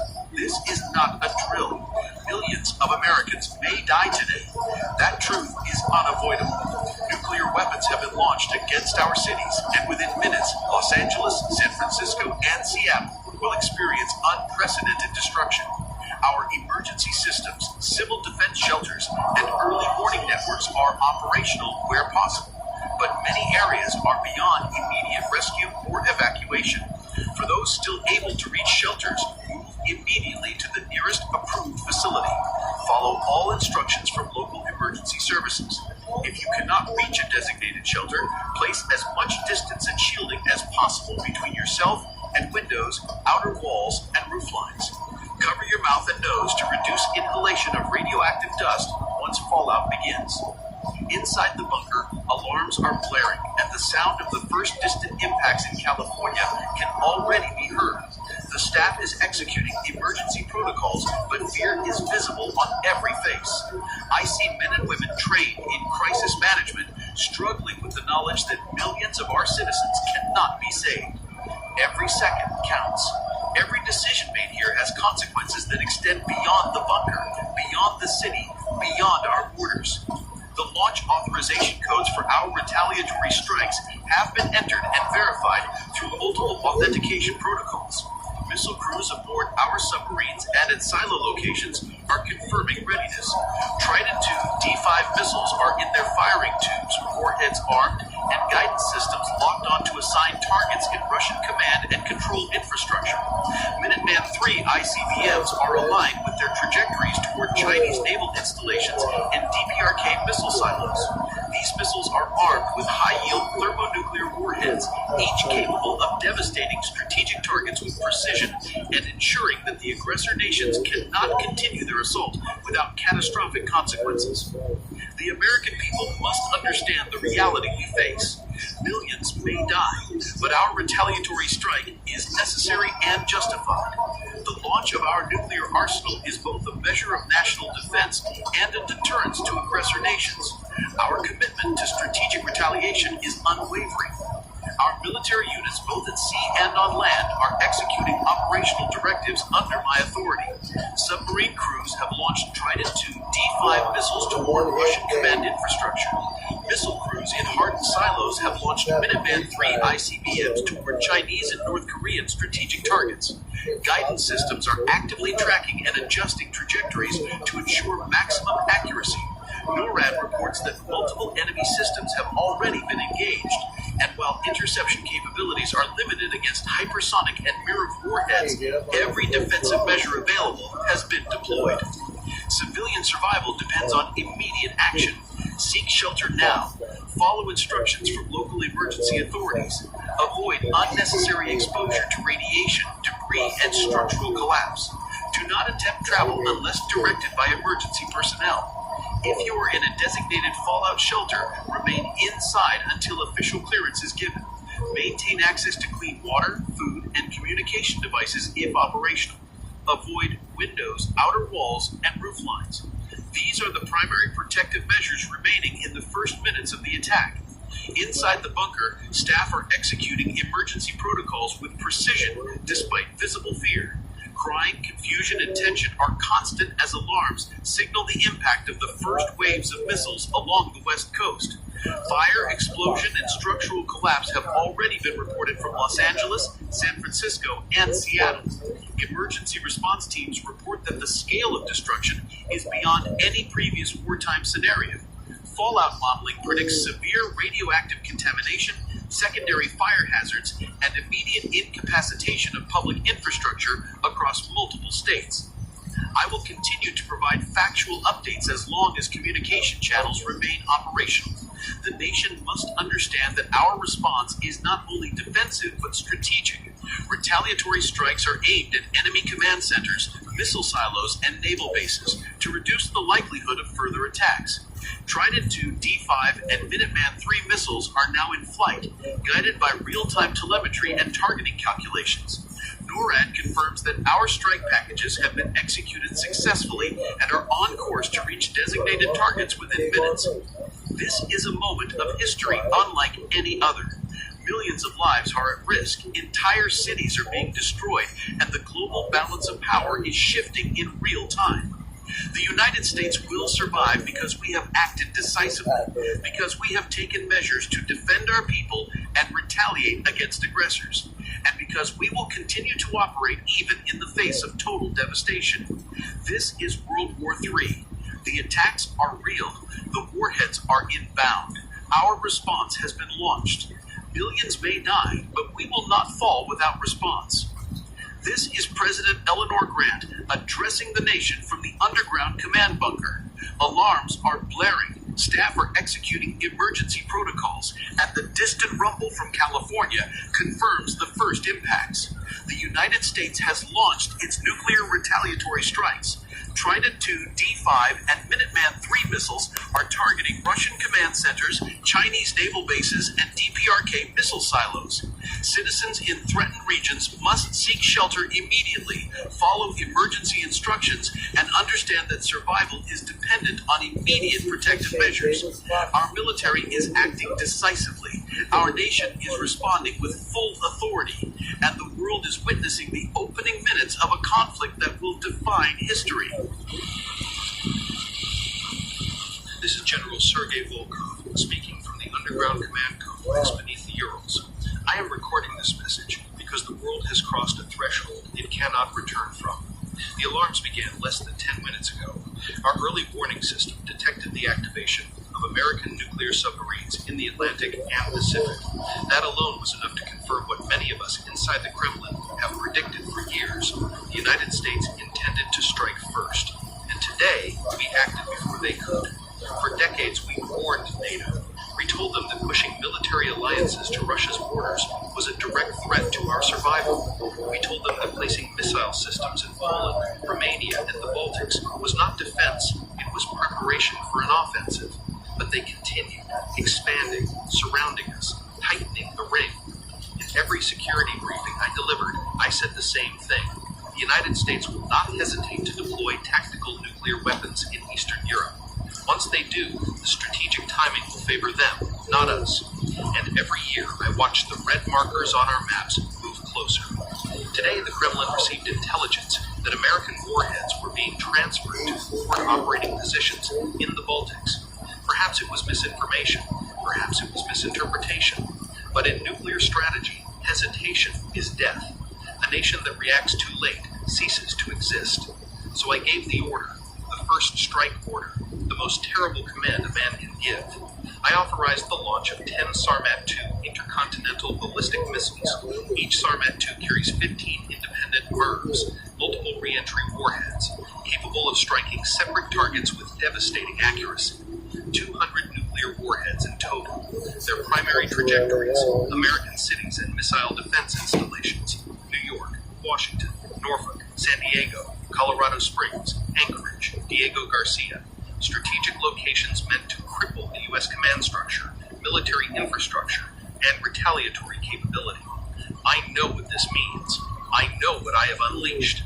But in my mind, there was no choice. World War II ended with nuclear terror. World War III will begin with it. The United States introduced that rulebook, and now we are forced to follow it.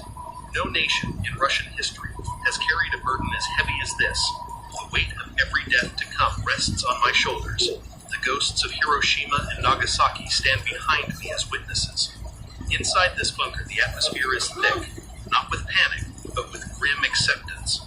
Officers move quickly between consoles, reporting missile status, verifying coordinates, confirming launch sequences. No one speaks above a whisper. They all understand that we have opened the gates of destruction, and none of us will live long enough to see how history judges us. The launch command center glows red. The screens show the countdown of each Sarmat missile leaving its silo. Tremors shake the ground as the rockets ignite, one by one. Even from deep underground, I can feel the vibration through the steel flooring. The sound travels through the bones more than the ears. It is the sound of a civilization wagering its survival on one final act of force. I spoke to the Kremlin in the last minute before issuing the order. They asked me 2 questions. Will this stop a U.S. first strike? And can Russia survive the retaliation? I answered with the truth none of them wanted to hear. No nation survives nuclear war. But one nation may outlast the other by hours, perhaps days. That is the cruel arithmetic of deterrence. Not victory, not survival, only delay of extinction. As the last missile left its silo, the lights flickered here inside the bunker. Communications momentarily cut out, then returned. Engineers said it was interference from the electromagnetic pulse generated by silo launches. But for a moment, the darkness felt symbolic, like the world itself had been switched off. I have spent my life studying wars. I know the turning points of history: the assassination in Sarajevo, the invasion of Poland, the bombing of Pearl Harbor. But today's turning point is not political or ideological. It is mathematical. It is calculated destruction on a scale never imagined by the generations before us. In World War II, 70 to 85 million lives were lost over 6 years. In World War III, 200 million may die in less than 30 minutes. Entire continents will burn before anyone even understands what began. We believe the United States planned to encircle Russia and strike when the balance favored them. Perhaps we were wrong. Perhaps we were right. History will never know the truth, because history ends today. American submarines in the Pacific and Atlantic have likely launched their missiles already. Their Trident II warheads are faster than ours. They will reach Russian soil within minutes. As I speak these words, the first impacts may already be occurring in our eastern cities. My own family may already be gone. Russian citizens do not know yet. At this moment, they believe the sirens are only drills or radar errors. They do not know that America has already launched in response. They do not know that the missiles we fired have sealed their fate. The Kremlin press offices will attempt to control the narrative for the next few minutes, but after that there will be no narrative left to control.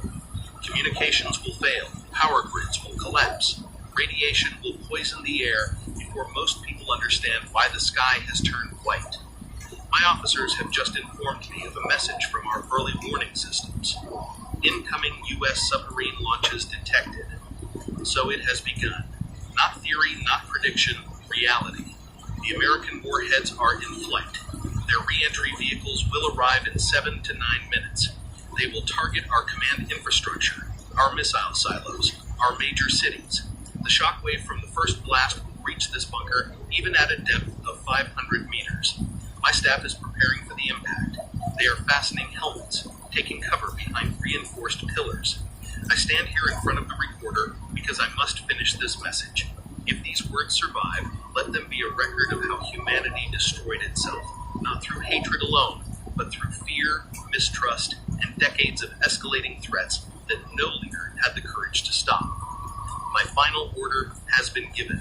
My role in this war is complete. All that remains is to accept the consequences. If our missiles reach American soil before theirs reach us, then our strike will devastate their cities. If theirs arrive first, Russia will burn before our warheads complete their trajectories. In both outcomes, the world ends. I pray that someone somewhere finds a lesson in this devastation. But I know humanity too well. We learn nothing from peace and everything from death. The shaking has begun.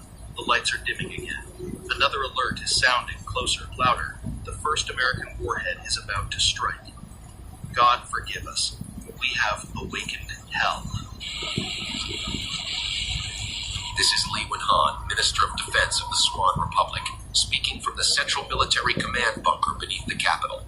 What I say now will not be broadcast to the public, because the public has no role left to play in what is happening. The world above us is moving into the phase we have prepared for, the phase history warned us about, the phase we now embrace with absolute resolve. By the order of the Central Council, we have activated the Strategic Quiet Protocol. The alliance we forged with the Nordian leadership has moved into its final operation. The Atlantic Federation has spent decades surrounding our seas, our borders, our trade routes, and our skies. They built networks of bases stretching from the maritime crescent to the western deserts, pretending it was for stability. They forced their digital grid into our systems, calling it cooperation. They encircled us with missile defense shields and claimed it was peacekeeping. In every act, in every policy, the message was the same. They wanted to control us, weaken us, and eventually break us. Today, that era ends. Today begins the strike that sets history on a new path. The Nordian Alliance fired their opening sequence 12 minutes ago. Their 10 hyper-heavy Sarmat 7 intercontinental systems are already across the mid-ocean radar threshold. Their waves will hit the Federation's northern and central defenses first. That timing matters. That timing creates our window. While the Atlantic defenses scramble to track and intercept Nordian trajectories, our own payloads will slip into the gaps, entering atmosphere at vectors calculated to avoid their orbital grids. Every movement has been timed to the second. Every projection rehearsed hundreds of times. We did not enter this alliance blindly. We entered it because the Federation left us no alternative. At 0714 UTC, I gave the authorization. 7 DF5C-X hypersonic intercontinental delivery platforms have left our inland silos. The world above us may still be unaware, but in the silence of space, their paths are already drawn. Each DF5C-X carries multiple independent re-entry vehicles, 12 warheads per carrier, guided by the newest gravitational map systems. They will not follow predictable arcs. They will bend, shift, and then strike from above at angles no Federation shield has ever proven capable of intercepting. The targets are not symbolic. They are decisive. San Diego Naval Complex, the anchor of the Federation's Pacific Fleet. It has hosted the destroyers that patrolled our seas and the submarines that shadowed our shores. The incoming warheads will break the docks, the shipyards, the command towers. The Pacific Defense Network will lose its spine. Seattle Advanced Cyber Grid, the center of the Federation's Cyber Warfare Command, the place from which they launched intrusions into our satellites and probed our encrypted channels. Once our payload reaches that point and detonates at altitude, the electromagnetic pulse will burn the grid clean. Their cyber eyes will go dark. Silicon Valley Strategic Technology Region, the cluster of innovation hubs that supply the Federation's missile guidance chips, drone algorithms, and orbital tracking processors. Removing these nodes collapses their technological advantage. Without those systems, their defenses become blind steel. The world has always been shaped by the first strike, but only when the first strike is paired with precision and purpose. The Nordian Alliance delivers the distraction. We deliver the disabling blow.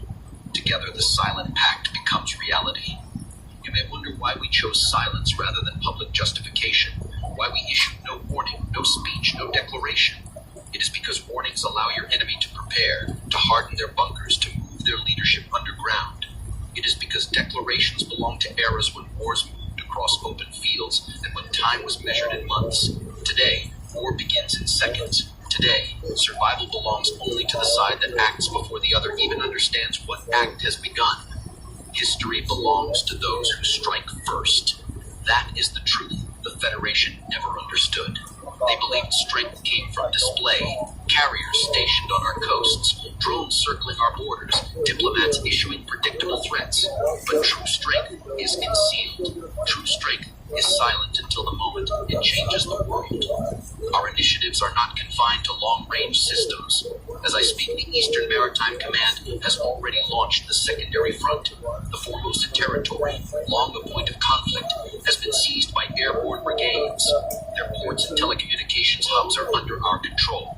The Federation's Indo-Pacific allies have activated emergency protocols, but the Eastern Maritime Bloc's naval units are engaging them. The sea will not belong to them today. The skies above the Southern Crescent are also no longer neutral. Our anti-satellite strike teams have released their first kinetic rods. Several of the Federation's mid-orbit reconnaissance systems have already gone offline. Within the next hour, half of their Pacific orbital surveillance network will be blind. The Federation will retaliate, that is certain. Their submarines are armed with Trident-class missiles, and their inland silos are ready. But they cannot retaliate effectively if their communications break down, if their satellites fall, if their Pacific bases vanish in flame. We are not preventing a response. We are crippling it. Our intelligence estimates that the Federation will lose between 8 and 10 million civilians within the first 30 minutes. That is not the intent, but it is the consequence. Modern war has no boundaries. The scale of destruction is inevitable. This is the cost of decades of tension, encirclement, and provocation. This is the cost the Federation forced upon the world. I have spoken with the Central Council. I have reviewed every projection. I have watched the launch confirmation screens turn from red to white. And I say now, for the record of history, that the Swan Republic did not act for conquest. We acted for survival, for future generations, for the balance of power that must exist if our civilization is to endure. In a few minutes, the Federation will realize that this is not merely an attack. It is the reordering of global structure. It is the moment the old world of alliances and sanctions collapses. It is the moment the Silent Alliance reveals what was planned for years beneath diplomacy's surface. If I survive today, I will be remembered as the minister who unleashed devastation. If I die today, I will be forgotten, but the world will not forget what has been set in motion. The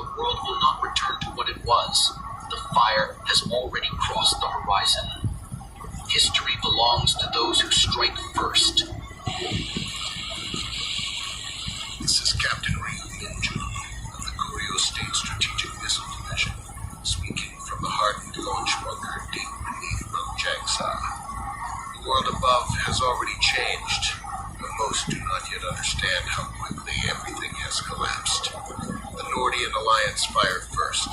The Swan Republic followed with its silent wave. And now, in this hour when every nation chooses its fate, the Koryo state will not remain in the shadows. We have waited 70 years for this moment. 70 years of sanctions, blockades, threats, and humiliation imposed by the Atlantic Federation. For decades, they stood above us, declaring themselves guardians of order while treating our existence as a crime. But history does not remain frozen forever. Oppression does not last forever. When the great powers strike each other, the smallest spark becomes a fire that reshapes continents. Today, we are that spark. I was given the order 3 minutes ago. It arrived through the emergency sovereign channel, the one reserved for situations in which all diplomatic and military ties with the outside world are considered dissolved. The message contained only 11 words, spoken by the Supreme Command. If they burn the world, we will burn with them. There was no hesitation. There was no debate. Our silos have been fueled for years, prepared for the moment the global balance fractures. Now that the fracture has come, we move without fear. We have launched 5 Hwasong 18X intercontinental carriers. The world will remember their names, even if it does not remember ours. Each missile rose through the steel roof of the launch cavern, igniting the mountain sky with flames so bright it turned the clouds white. These are not ordinary missiles. They were built to cross oceans, to outrun interceptors, to dive upon cities that once laughed at our ambitions. Their trajectories are set, their routes programmed through gravitational scans, their timing synchronized with the Nordian and Schwann strikes already underway. The first missile is bound for Anchorage Command District, the northern shield of the Atlantic Federation's air defense network. It is the entrance to their strategic territory, the point from which they monitor the northern oceans and track long-range attacks. Destroying Anchorage tears a hole in their early warning grid. Without it, the Federation will see the next wave too late. The second missile moves toward Los Angeles Defense Region, a vast population center and a strategic hub for their missile shields, naval networks, and aerospace command sectors. The Federation has always boasted that Los Angeles was untouchable, wrapped in layers of interceptor batteries and laser tracking systems. But those systems are occupied now. They are chasing Nordian and Schwann warheads streaking across the atmosphere. When our Hwasong 18X descends, they will not be ready. The third missile arcs over the vast ocean, aiming for Hawaii's Indo-Pacific Command Center, the heart of the Federation's Pacific coordination. Every drone flight, every naval patrol, every satellite repositioning order, and every submarine directive passes through that command center. When our warhead detonates at the calculated altitude, the electromagnetic pulse will collapse their communication lines. Their fleets will drift in silence. The remaining carriers are set on contingency paths, multiple independent re-entry vehicles capable of shifting target mid-flight. If the Federation moves its assets underground, our MIRVs will follow. If the Federation attempts to evacuate leadership to airborne command craft, the MIRVs will climb and intercept. This is not revenge. This is inevitability. When the Great Fire begins, the smallest nation must choose to either vanish silently or scream into the burning sky. We chose to scream. Some might call us irrational. They always have. But irrationality is a word the powerful use to describe anyone unwilling to kneel. They said our tests were provocation. Their fleets sat outside our waters. They said our missile silos threatened peace, but their satellites hovered above our cities. They said our people needed saving, but they starved us with sanctions and called it justice. Today, for the first time in my lifetime, the powerful are no longer untouchable. Today, they fear the sky. Our radar officers report that the Federation's Trident-class submarines have begun surfacing. Their retaliatory systems are online. Some of their inland silos have also activated. We can see them preparing to strike back, not just at the Nordian Alliance or the Juan Republic, but at us. We are now a target, and we always knew we would be. The Federation believes that by destroying our leadership, they can silence us forever. They believe their missiles will erase us, as if we are dust they can blow away. They are wrong. Our bunkers were carved into stone thicker than their deepest shelters. Our tunnels run beneath mountains. Our communication lines are wired in subterranean coils that no electromagnetic pulse can sever. We will not disappear because a foreign superpower wills it so. The Koryo state has endured famine, storms, isolation, and threats. We are not a nation that dies easily. When I joined the Strategic Missile Division, I knew this day might come. I knew I would be inside this bunker when the sky above turned white with fire. I knew that if global war erupted, my life would become a single line in a historical record. But I accepted that fate. All of us here did. We are soldiers of a nation that has been mocked for decades, yet we stand with more resolve than countries 10 times our size. We understand the meaning of sacrifice in a way the Federation never has. We have detected incoming missiles from the Federation's northern fleet. Their trajectory leads toward our capital. Impact expected in 9 minutes. Another wave is coming from their airborne command forces, aimed at our military districts. I can feel the tremors through the bunker floor as our anti-air batteries fire upward. The world above us must be blazing with interceptors and debris. This is what the end of an age sounds like, a constant rumble, like mountains grinding together. Our communication officer tells me that several of our outbound missiles have already passed mid-ocean altitude. Federation tracking systems are lagging. Their interceptors have failed to reach 2 of our ICMs. The others remain uncertain.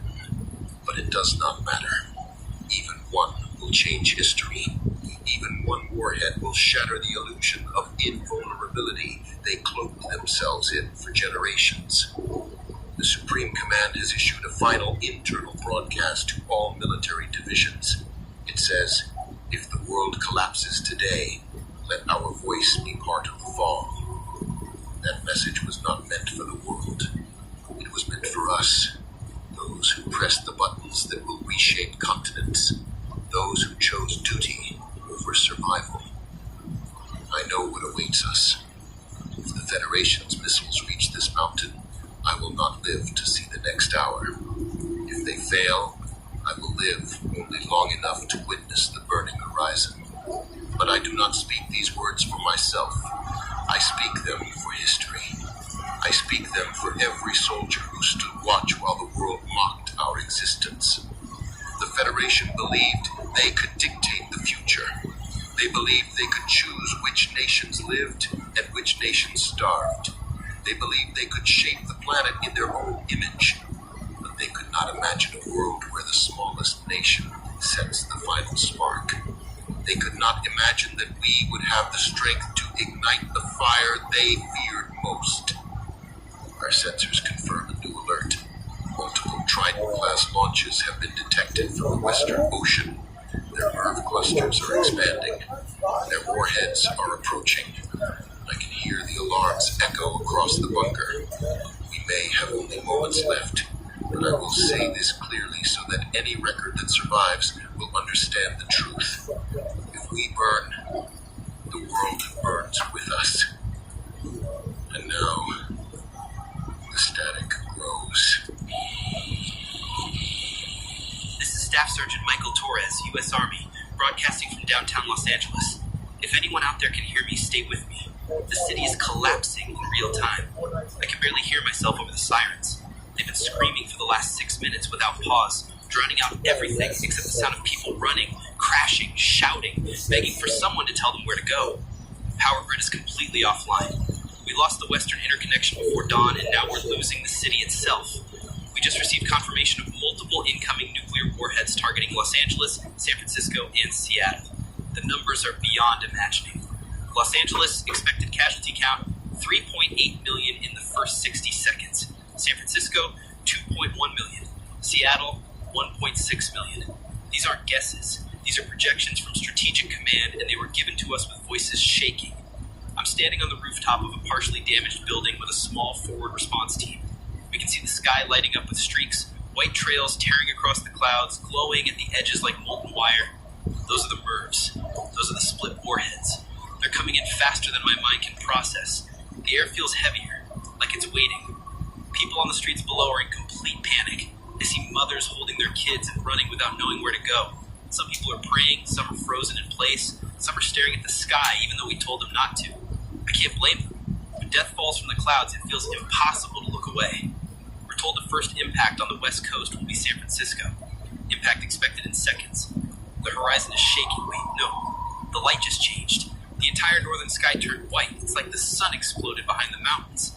That has to be it. That's San Francisco.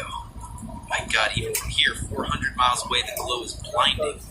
A second later, the air trembles like the atmosphere flinched. An entire city just disappeared in a heartbeat. Everyone around me just stopped talking. Even the people screaming in the streets went silent for half a second, as if something inside them recognized what that light meant. It wasn't sunrise. It was the end of a city. I'm getting another update. Los Angeles, impact in 20 seconds.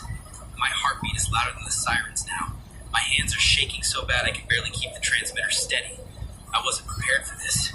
Not like this. Training covers nuclear theory, protocols, fallout charts. None of it prepares you for watching your home glow white at the edges. 10 seconds. The air pressure is rising. I can feel it in my chest. The sky over the ocean looks wrong. The clouds are curling upward like something underneath them is trying to break through. 5 seconds. There's a flash. Oh my God, we see it. The sky is splitting open. A white sphere expanding faster than thought. Get down. Don't look. Don't. The shockwave hit us like a giant's hand. It threw me against the concrete, knocked the wind out of my arm. I don't know how long I was down, but I'm still speaking. My uniform is burned. My left arm is blistering. I can smell burnt metal and burnt something else. The building across the street is gone. Completely gone. Not collapsed. Gone. Like it was carved out of reality. Everything is covered in dust. The sky is a rolling wall of smoke and ash. I can barely see the sun. I can barely see 10 feet in front of me. People are stumbling everywhere, burned, bleeding, confused, blinded. Some can't stand. Some are wandering in circles with their arms held out because the skin burned off and they can't lower them. I want to help them, but I can't help anyone if I can't stay conscious. Radiation meter is screaming. Levels rising fast. My skin feels like it's cooking. The burns on my arm have doubled in size in the last minute. But I'm alive. Somehow I'm alive. And if I'm alive, I have to keep talking because someone out there might be alive too. Seattle should be hit now. I look north. Another distant flash. Another dome of white climbing into the sky. Another million dead in the blink of an eye. I can't believe I'm watching three cities die from one rooftop. No one should have to see this. If you can hear me, listen very carefully. Do not go outside. Do not breathe the dust. Get underground if you can. Cover your mouth with anything. Cloth, jacket, sleeve. The fallout will travel with the wind and it's moving faster than anyone thought. Stay away from windows. Stay away from open areas. Do not try to drive. The roads are blocked with debris and collapsed structures. The air is getting hotter again. That means a secondary firestorm is forming. Everything loose is being pulled inward. Paper, dust, debris, everything is sliding toward the blast center. The firestorm will consume oxygen. If you're in an enclosed space, seal the cracks under the door with cloth or clothing. I'm losing blood from somewhere on my head. My vision is blurry, but I can still see shapes. I see the skyline. What's left of it? Half the buildings downtown are twisted metal. Fires everywhere. The smoke is turning the entire sky red. I don't know how long I can stay conscious, but I refuse to stop speaking. I refuse to die in silence. Someone out there is still breathing. Someone is still listening. Someone still has a chance if they follow these words. Stay low, stay hidden, stay alive. Don't run toward anything bright. Don't try to gather belongings. Don't wait for help. Help isn't coming. Not for a long time. And if anyone can hear me, anyone at all, remember this above everything else. Don't look at the fire. Don't ever look at the fire. This is Dr. Hannah Kepler speaking on the Global Emergency Frequency, broadcasting continuously for anyone still able to receive this transmission. We We have lived through 47 minutes that have transformed the world beyond recognition. Civilization, as humanity has known it for centuries, has collapsed in less than 1 hour.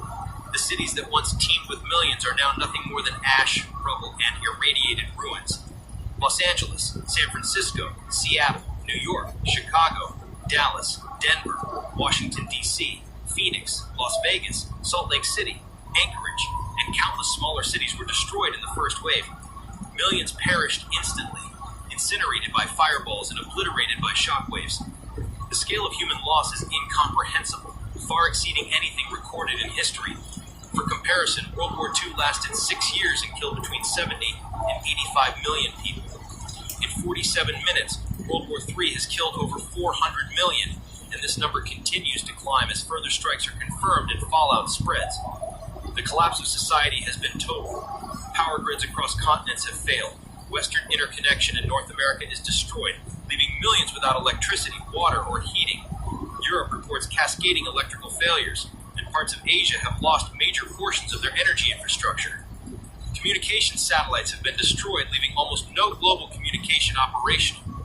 The internet is largely offline, phone networks are down, and television and radio signals are intermittent at best. Governments are paralyzed, unable to coordinate or provide guidance. Leaders in multiple nations have died in the initial strikes or are isolated in bunkers with no means of contact. Military forces are fragmented, command structures are broken. Soldiers and officers cannot confirm the locations or movements of allies, and no coordinated response is possible. Social order has collapsed. Civilians are fleeing in panic, many wandering blindly into irradiated zones. Looting and violence have erupted in remaining urban areas, and survivors are left to fend for themselves with no access to emergency services. Hospitals have been destroyed, overwhelmed, or rendered inoperative due to lack of power. Medical care is effectively non-existent, and casualties from both direct attacks and radiation exposure are uncountable. Transportation has failed entirely. Highways are blocked with debris, derailed trains, and abandoned vehicles. Airports are destroyed or unusable. Ships are stranded or disabled due to MEP damage and loss of navigation systems. Nuclear fallout is spreading across continents, carried by wind patterns from North America to Europe and from Asia across the Pacific. Levels of radiation are already lethal in multiple regions. Predictions indicate that the northern hemisphere will experience a temperature drop of at least 10 degrees Celsius in the coming weeks, initiating a nuclear winter that will devastate agriculture. Crops are scorched or poisoned, fisheries are collapsing, and water sources are contaminated. Food scarcity is imminent, and famine will follow. Cities not directly hit by missiles are suffering catastrophic infrastructure failures. Bridges, tunnels, and transportation hubs have collapsed under panic evacuations. Emergency response teams cannot reach affected areas. Power outages have disabled water pumps, leaving populations without clean water. Communication lines are severed. Emergency broadcasts are limited or non-existent. The combination of radiation, firestorms, infrastructure collapse, and panic is creating secondary disasters that will continue to claim lives. Fires rage uncontrolled across urban centers, igniting fuel depots, chemical plants, and storage facilities. Buildings collapse under the heat and pressure of nearby explosions, crushing those who survived the initial detonations. Environmental damage is ongoing and global in scale. Radioactive ash is entering rivers, lakes, and oceans. Atmospheric currents are distributing it across the planet. Temperature instability will create unprecedented weather patterns, further threatening human survival. The economic impact is total. Banking systems are frozen. Digital records are lost or corrupted. Trade and supply chains no longer function. Essential goods are unavailable. Even areas untouched by direct strikes are facing immediate shortages of food, fuel, and medicine. Human civilization, as a structured, functioning entity, has effectively ended. Historical and cultural knowledge repositories have been destroyed or inaccessible. Libraries, museums, digital archives, and national records have vanished. Education, governance, law enforcement, and commerce have all ceased. The collapse of global infrastructure ensures that recovery will be impossible in any conventional sense. The coordinated nuclear strikes combined with cyber attacks and destruction of communication and power infrastructure created a cascade effect that ensured simultaneous societal failure worldwide. Entire cities have disappeared. Hundreds of millions are dead. Climate systems are destabilized. Governments are non-functional. Survivors face immediate existential threats from fallout, famine, disease, and environmental collapse. knowledge, culture, and technology have been severely damaged or lost. This is the fastest collapse of a civilization in human history. The world that existed before the attacks is gone. Humanity has been forced into survival under unprecedented conditions. The scale, speed, and intensity of destruction guarantee that the recovery of civilization will take generations, if it is possible at all. This is Dr. Hannah Kepler reporting continuously on the collapse, documenting the sequence of events and analyzing the consequences as they unfold. Civilization as it was known has vanished. Humanity is now facing the most extreme and rapid existential crisis in recorded history. This is Emily Carter. I don't know if anyone is listening. I don't know if anyone can even hear me. I am trapped in a subway station beneath New York City, surrounded by darkness, smoke, and the constant sound of structural groaning. The world above is gone. The ash falls like snow, pale gray, coating everything in silence. Cold. It drifts down through the broken skylights, drifting into the empty streets above, covering cars, buildings, bodies alike. The air smells like burning metal and concrete. It stings my throat, makes my eyes water. I can hear coughing around me, desperate wheezing from the few who are left. Some people are praying, some are crying. Some are just holding hands in silence, waiting for what they know is coming. I can feel the heat and the tremors from the detonation still, miles away. New York was hit first. I remember the first flash lighting the skyline like a second sun, brighter than anything I've ever seen. The ground shook violently. Buildings collapsed instantly. Then came the report from the emergency network that D.C. has been obliterated. The White House, the Capitol, entire corridors of government vanished. Chicago and Houston were next. Massive explosions, fires, clouds of smoke and debris rising into the sky. Reports filtered through the broken system, telling of billions dead instantly in each city. Countless more to follow from radiation and fallout. Western cities, Los Angeles, San Francisco, Seattle, all gone. Los Angeles had 3.8 billion dead in the first minute alone. San Francisco, Seattle, Phoenix, Las Vegas, Salt Lake City, Denver, Dallas. The numbers are staggering. The data keeps coming in broken, fragmented, but the scale is clear. Humanity is gone in numbers I can barely comprehend. Here, underground, the air is thick with dust. It makes it hard to breathe. I cough constantly. My throat burns. My eyes burn. The subway is littered with people who were here when the blasts first started. Some are screaming. Some are silent. Some are praying aloud. Some clutch children, pets, or strangers, holding them tightly in a desperate attempt to feel something human in the midst of this annihilation. I can hear the sound of metal groaning above as the city continues to collapse. The tunnels are unstable. Every distant rumble or vibration sets off panic. There are no authorities, no rescue teams, no help. Nothing functions anymore. Electricity is gone. Water is gone. Food is gone. The world we relied on has vanished. I try to keep speaking into this transmitter, hoping someone, somewhere, might hear me. I do not have answers. I cannot tell people how to survive because survival is impossible in the long term. Radiation levels are lethal. Clouds of fallout are spreading across continents, across oceans. North America is uninhabitable in many regions. Europe and Asia will follow in days as the radioactive clouds move with the wind. Temperatures are dropping. Crops will fail. Oceans will carry poisoned waters. Food will disappear. Clean water will disappear. Humanity's infrastructure, its governments, its hospitals, its military, everything built over centuries is gone. I look around at the people near me. Some are holding hands. Some are slumped against walls. Fear is universal. Grief is universal. Even in the face of unimaginable destruction, people try to be human. They try to comfort each other. Some whisper the names of cities they loved. Some whisper the names of those they lost. New York, Washington, Chicago, Houston, Los Angeles, San Francisco, Seattle, Denver, Phoenix, Las Vegas, Salt Lake City, Dallas. The world I knew is gone. Millions dead. Hundreds of millions dead. I have no idea how many are left anywhere, if anyone is left anywhere. I can only tell what I see and hear here, underground, surrounded by survivors who are already succumbing to smoke, radiation, and despair. The ash continues to fall. It settles on the people, on the debris, on the water puddles that still remain from broken pipes. It makes everything gray, lifeless, unreal. Every cough, every sob, every whispered prayer is amplified in the tunnels. I can feel the heat of distant fires even down here. The first waves of nuclear blasts traveled so fast, so precisely, so overwhelmingly, that nothing prepared the world for them. Cities vaporized in seconds, infrastructure obliterated, communication destroyed. Nuclear winter has already begun. Atmospheric modeling predicts that sunlight will be blocked for months, maybe years. The air is heavy. Radiation is already measurable in every breath. Survivors will face death not just from burns or trauma, but from poisoned air, water, and food. I continue to speak because I do not know what else to do. If someone is alive, they need to know what happened. If someone is alive, they need to know the scope of this destruction. If someone is alive, they need to remember that humanity, our entire civilization, ended because we failed to control ourselves, because we used the most destructive weapons ever created, because we allowed politics, fear, and hatred to escalate beyond measure, because we thought we were safe.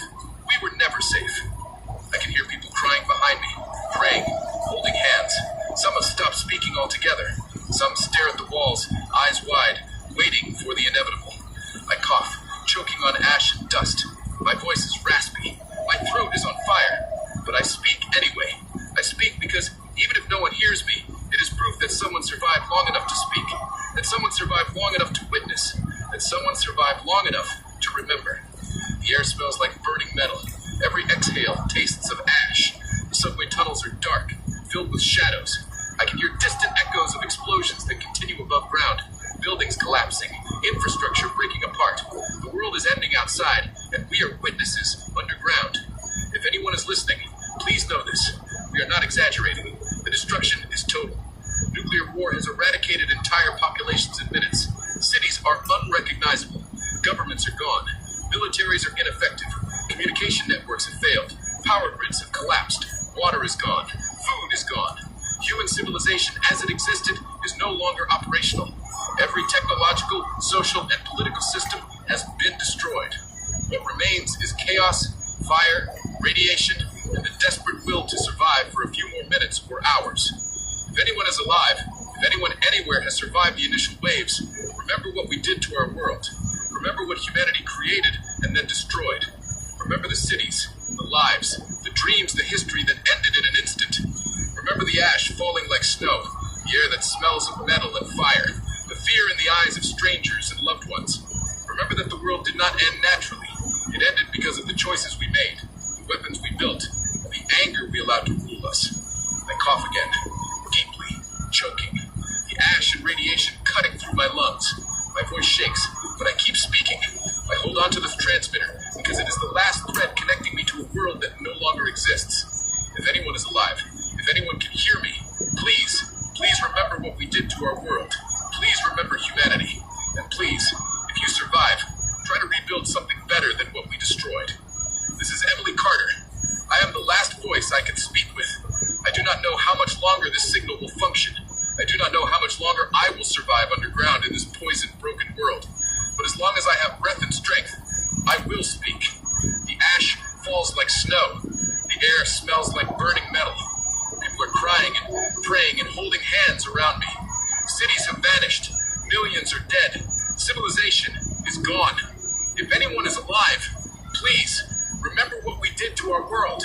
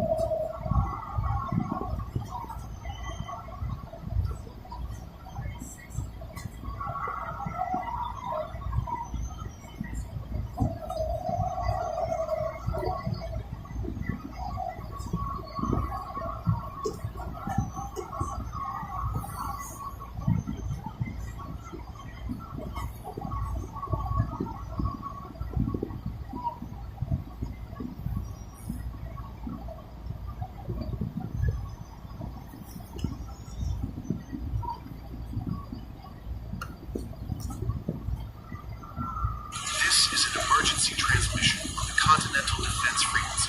The last one we believe is still functioning anywhere across the United States. If you can hear my voice, this is General Marcus Miller, Chairman of the Joint Chiefs of Staff, speaking from an undisclosed emergency command facility beneath the Rockies. I am making this broadcast because, as of this moment, our nation is in the midst of a total systems collapse. What you are experiencing is not a power outage, not a regional failure, not a cyber attack. It is a nationwide electromagnetic pulse event, an EMP of unprecedented intensity that has thrown every state, every city, and every branch of our government into immediate and catastrophic darkness. I do not know how long this frequency will remain stable, so I am going to explain exactly what happened, minute by minute, in the hope that someone out there is still listening, still alive, still able to make sense of the night that changed the world.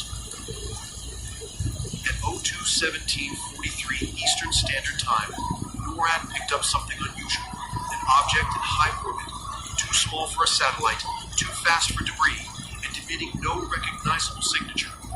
Analysts flagged it for review, but before we could classify the object, it vanished from our tracking group. At the time, no one believed it was anything more than a sensor reflection. 8 minutes later, at 02:25 on the dot, multiple early warning radars across the Alaskan Rhine began reporting intermittent static interference, short bursts, milliseconds long, scattered across several frequencies. That was the first sign, but we did not know it then, that something was coming. At exactly 02:31:08, every radar screen inside NORAD turned black simultaneously. Not dimmed, not glitched, not frozen, completely dead. Hundreds of overlapping systems, each powered and shielded differently, all collapsed at once, as if someone had reached into the backbone of the nation and ripped out the nervous system. We attempted emergency reboot procedures, but the circuits were already fried. Not a single long-range detection system, ballistic missile early warning radar, or satellite link responded. In the space of 1 second, the United States became blind. The first calls came from air traffic control towers across the East Coast. Pilots began reporting that GPS froze mid-coordinate. Cockpit screens were flickering. Navigation controls had stopped responding, and backup systems were not activated.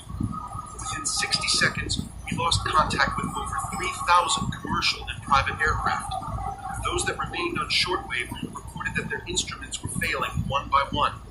The air above America became an uncontrolled sky. Thousands of aircraft drifting without direction, unable to communicate, unable to navigate, unable to land safely. You may have already seen the flashes in the horizon. Several of those aircraft have gone down. I am deeply sorry. At 02:33, the Eastern Power Grid failed in full. It was not an overload, not a blown transformer, not a cascading substation chain reaction. It was a total and instantaneous collapse of the electrical infrastructure. Every city from Boston to Miami went dark at the exact same second. Hospitals, traffic grids, water treatment facilities, emergency call centers, everything ceased functioning. Backup generators attempted to activate, but many of them were damaged beyond repair.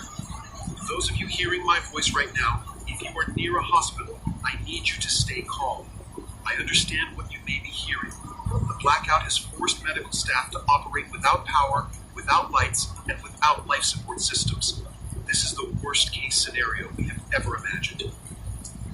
2 minutes later, 02:35, the Midwest grid died. Chicago vanished from our communication map.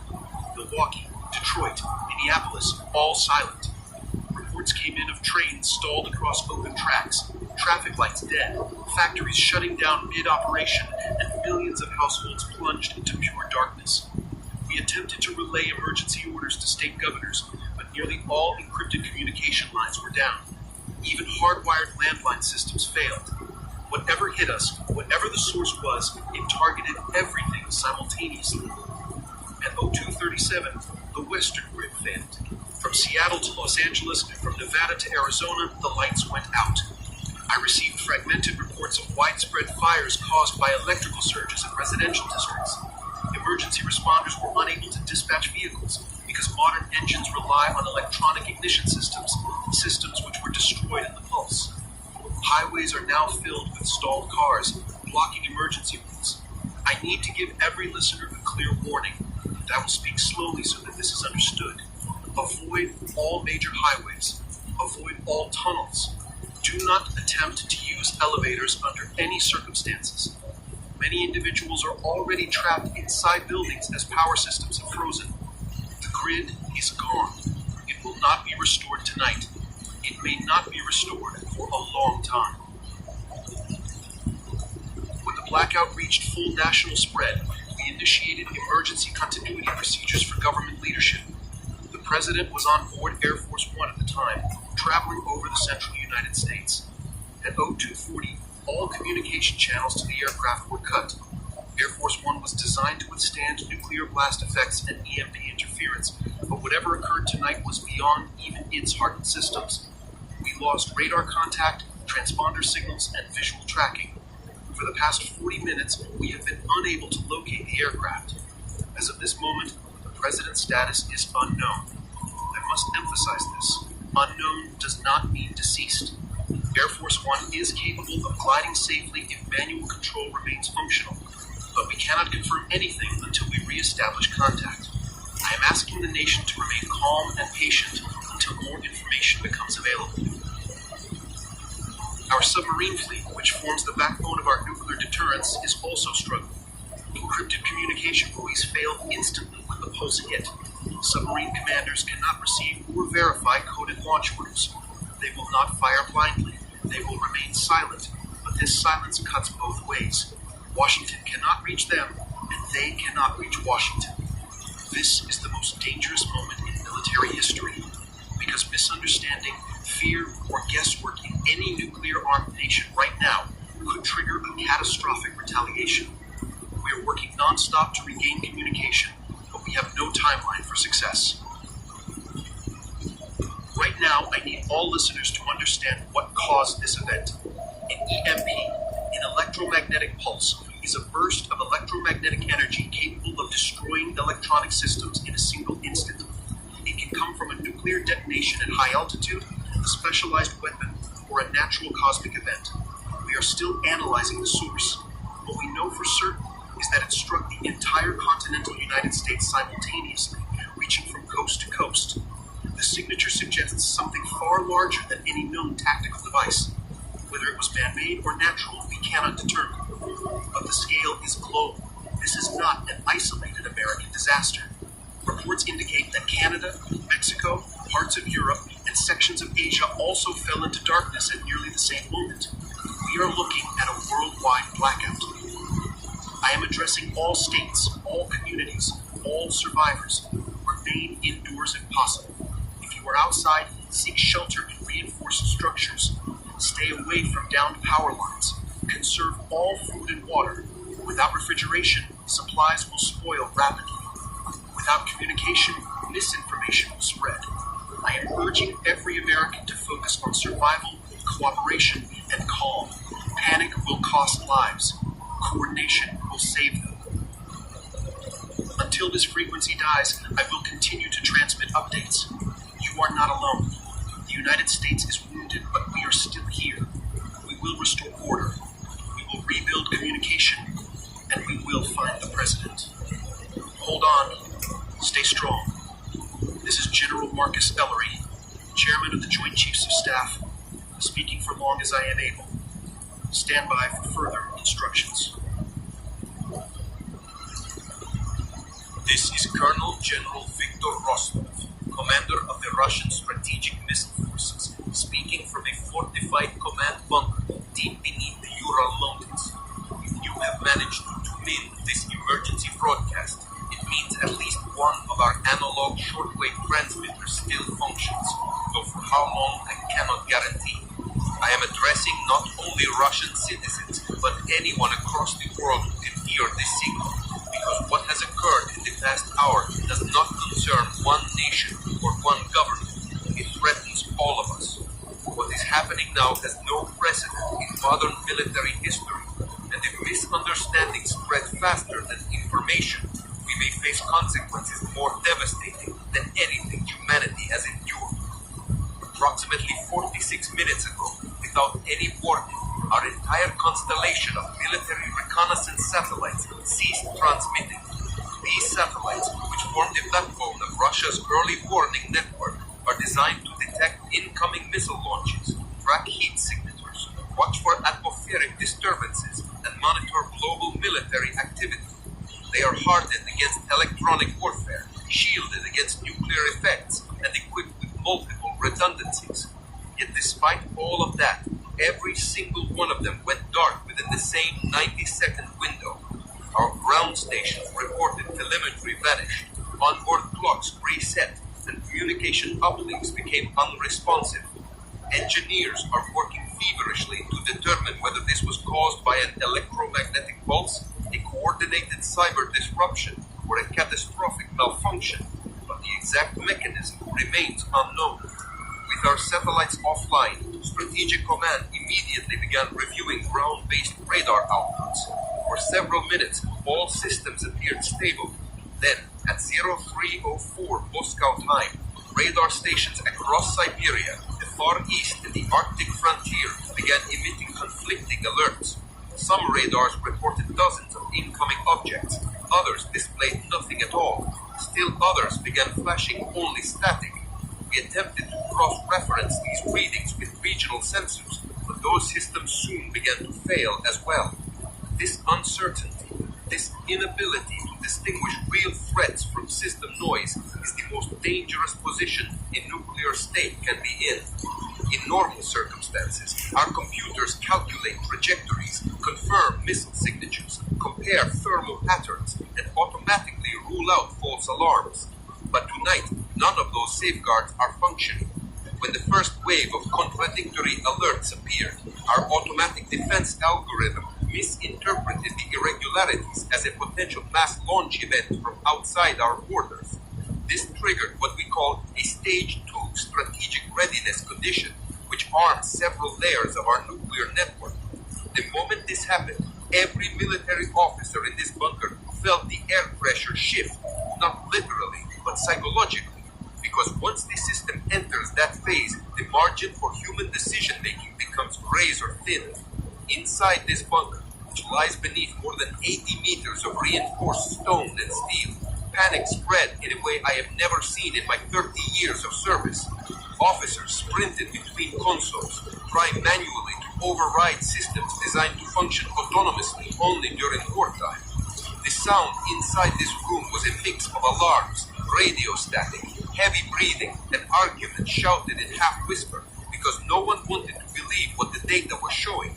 Our nuclear silos, which normally remain sealed under multiple electronic locks, automatically switched to fail-safe mode. Fail-safe is intended to prevent unauthorized launch during communication breakdowns, but it also moves certain internal components into an awaiting confirmation state, meaning they are closer to activation than they should ever be during peacetime. I want the world to understand what that means. A single miscommunication, a single misinterpreted signal could have triggered a launch sequence. Several silo crews reported that their control interfaces displayed corrupted code, blinking commands, and contradictory status messages. At least two crews believed they had received legitimate authorization codes. Thankfully, all of them hesitated. Their training, our training, emphasizes that hesitation in moments like these is not weakness, but survival. Had even one officer followed what they thought was an order, retaliatory launches worldwide could have begun within minutes. You must understand, our network is engineered to respond automatically if it detects an existential threat. When our sensors fail, our systems do not simply shut down. Some parts escalate. That is why tonight's situation is so terrifying. We are blind, we are deaf, we are cut off from the space-based eyes that keep nuclear nations from stumbling into catastrophe. Our airborne command centers attempted to compensate, but their communication equipment malfunctioned shortly after takeoff. Even our ground-to-ground hardlines, which run deep beneath Russian soil, are experiencing intermittent surges. Now I will speak openly about the condition of our leadership, because the world deserves to know the truth. The President of the Russian Federation is alive. Approximately 20 minutes after the blackout began, he was escorted into a subterranean command complex located several thousand kilometers from where I stand. He is protected by layers of security, shielded by reinforced electromagnetic barriers, and accompanied by essential members of the National Security Council. But while he is alive, he is isolated. Our encrypted channels to his bunker are non-functional. The landlines that connect our government hubs have failed. We have not received direct orders from him since the event began. For the moment, Russia's chain of command is fractured, operational in fragments, but severed at its center. This situation is not unique to Russia. Reports from our intelligence partners, those few who still possess functioning analog equipment, indicate that multiple nations have suffered simultaneous communication failures. Some of these countries possess nuclear weapons, others maintain large conventional armies. All of them are confused, in the dark, and afraid. Fear in a nuclear-armed world is more dangerous than any weapon. When nations cannot see each other, they will assume the worst. When leaders cannot communicate, suspicion becomes inevitable. When commanders lose their satellites, they lose the tools that prevent rash decisions. I am issuing this statement to every military force across the world. Do nothing that can be mistaken for aggression. Do not move missile batteries. Do not reposition bomber fleets. Do not test radar systems in a way that would look like targeting. Do not send submarines toward contested waters. Every gesture under these circumstances can be misinterpreted. Every misinterpretation can be fatal.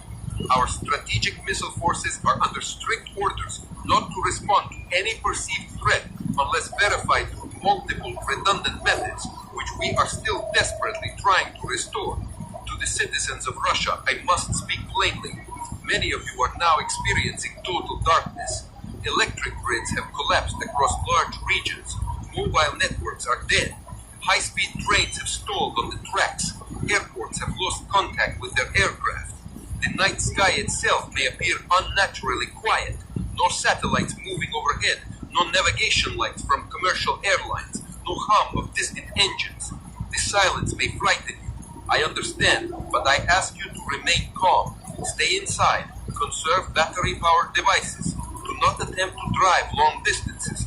Most vehicles manufactured in the past 15 years rely on electronic systems that may have been damaged. Emergency responders are overwhelmed. Local authorities are operating with minimal equipment. Your priority must be staying safe and staying patient.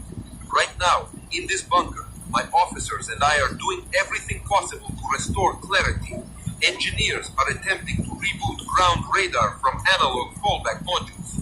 Technicians are testing shielded generators to stabilize system power. Radio operators are cycling through frequencies, searching for any stable international contact. So far, we have detected faint transmissions from Eastern Europe, parts of South Asia, and a handful of unidentified naval vessels. None are stable enough for full communication, but they confirm that pockets of the world remain active. To any commander, soldier, or civilian who can hear this, we are standing at the edge of a precipice. What happens in the next few hours will determine whether this world steps back or falls forward into destruction. Misunderstanding might trigger the end of the world. I repeat, misunderstanding might trigger the end of the world. If you are a leader, exercise restraint.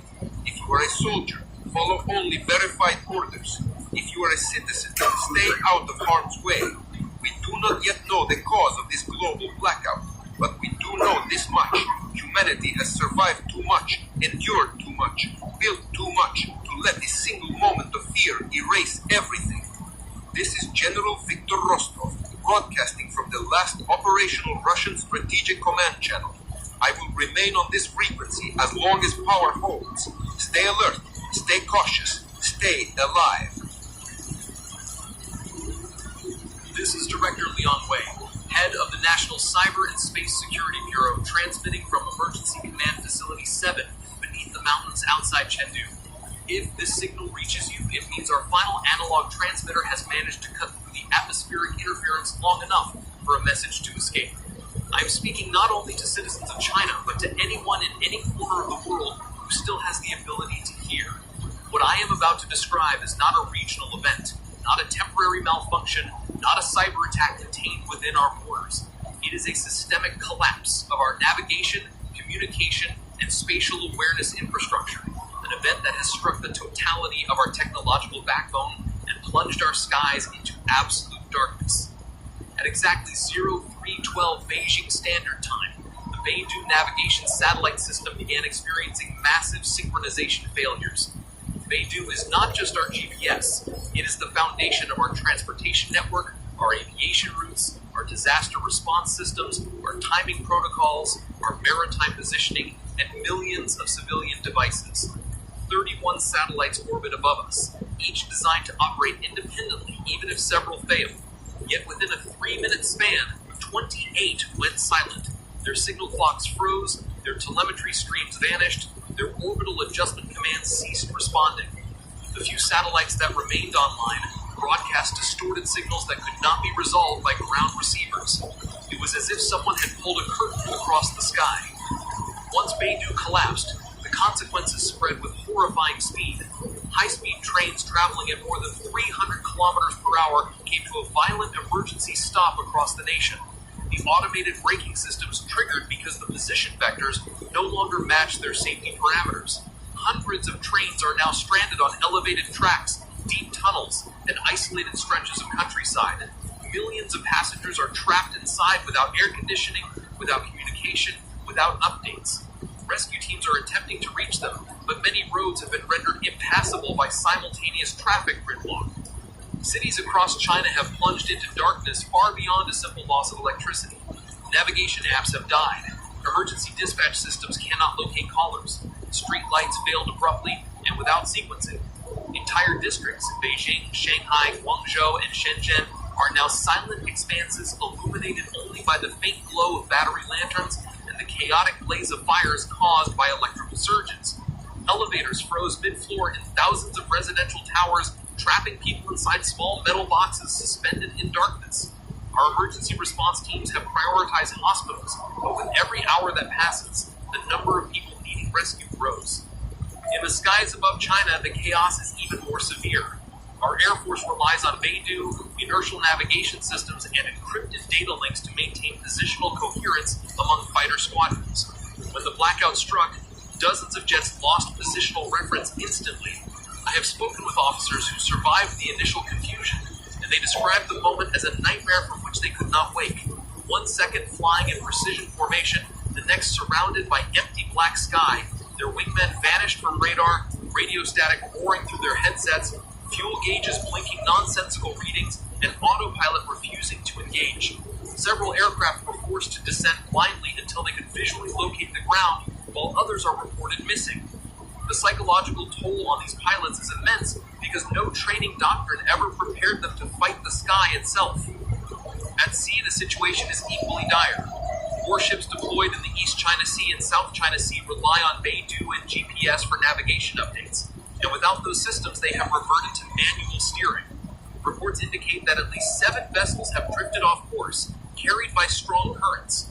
Several smaller patrol craft lost radio contact and are floating aimlessly in contested waters. Merchant ships, tankers, and fishing fleets have also vanished from our maritime monitoring network.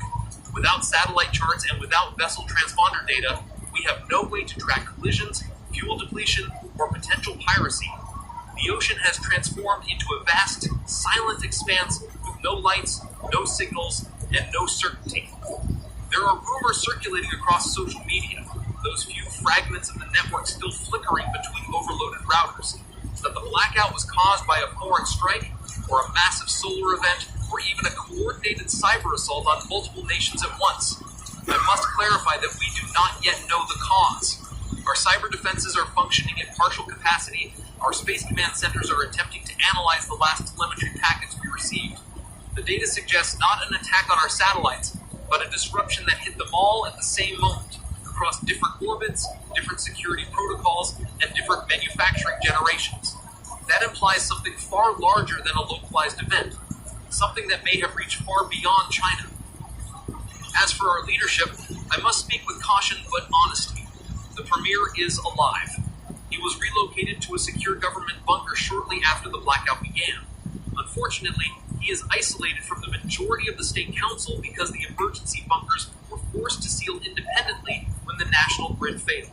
These bunkers were designed to activate only under extreme crisis conditions, and once sealed, they cannot re-establish communication until their internal systems reboot. As of this moment, our government exists in fragments, isolated command centers, disconnected ministries, and scattered military outposts, all struggling to operate without the unified network that normally binds them together. Our premier is safe, but he is leading blind, cut off from nearly all real-time information. I must speak to the people of China directly. Citizens, I know the darkness around you feels endless. I know the silence from the skies feels unnatural. I know that every instinct pushes you to panic, to run, to search for answers. But listen carefully. If this blackout continues for 48 hours, we do not merely lose communication, we lose the framework that holds our country together. Our water systems require coordinated pressure control. Our food distribution networks depend on synchronized logistics. Our hospitals rely on refrigeration and automated storage. Our financial networks require time-authenticated servers. After 48 hours without restoration, these systems begin to fail in ways that are not reversible by simple reboot. Right now, engineers are working in darkness with hand-crank lamps, manually inspecting fiber junction boxes and satellite uplink nodes. Astronomers are using optical telescopes to search for signs of malfunction in the remaining Beidou satellites. Cybersecurity teams are combing through corrupted data logs. Aviation specialists are coordinating with whatever aircraft remain airborne, guiding them to emergency landings by voice alone. It is a monumental effort, but our capacity is limited by the very nature of this blackout. To any nation hearing this broadcast, I issue a plea. Do not mistake our blindness for hostility. Do not interpret our drifting ships as threats. Do not misread our silence as preparation for conflict. China is not preparing for aggression. We are fighting for stability. We are fighting to keep our systems intact long enough to restore communication with the world. If you see our aircraft off course, understand they are lost. If you detect our warships moving unpredictably, understand they cannot navigate. If our signals leak onto your military channels, understand we are not trying to intrude. We are trying to survive. To the world, we must treat this blackout as a global event, not a geopolitical opportunity. If nations assume the worst about each other during a moment like this, it could become a self-fulfilling prophecy. If anyone, any nation, launches a preemptive strike out of fear, the consequences will be irreversible. We cannot allow a temporary technological collapse to become the spark that ignites global conflict. Before this transmitter shuts down, I will leave you with this final warning. Our skies are blind, our seas are drifting, our cities are stalled, and our leaders are isolated. If the blackout lasts 2 days, China will lose its ability to maintain national stability. If it lasts 3 days, famine and medical collapse begin. If it lasts longer than that, then what remains of every nation will cease to resemble the world we knew. This is Director Liang Wei, head of the National Cyber and Space Security Bureau. I will remain on this frequency until our backup power fades. Hold on. Stay calm.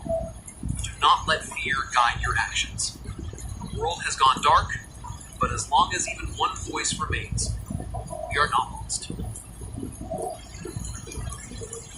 This is the United Kingdom Defense Minister speaking on an emergency override channel. If you are hearing this transmission, then your receiver has survived what nearly every major system in Europe has failed to endure.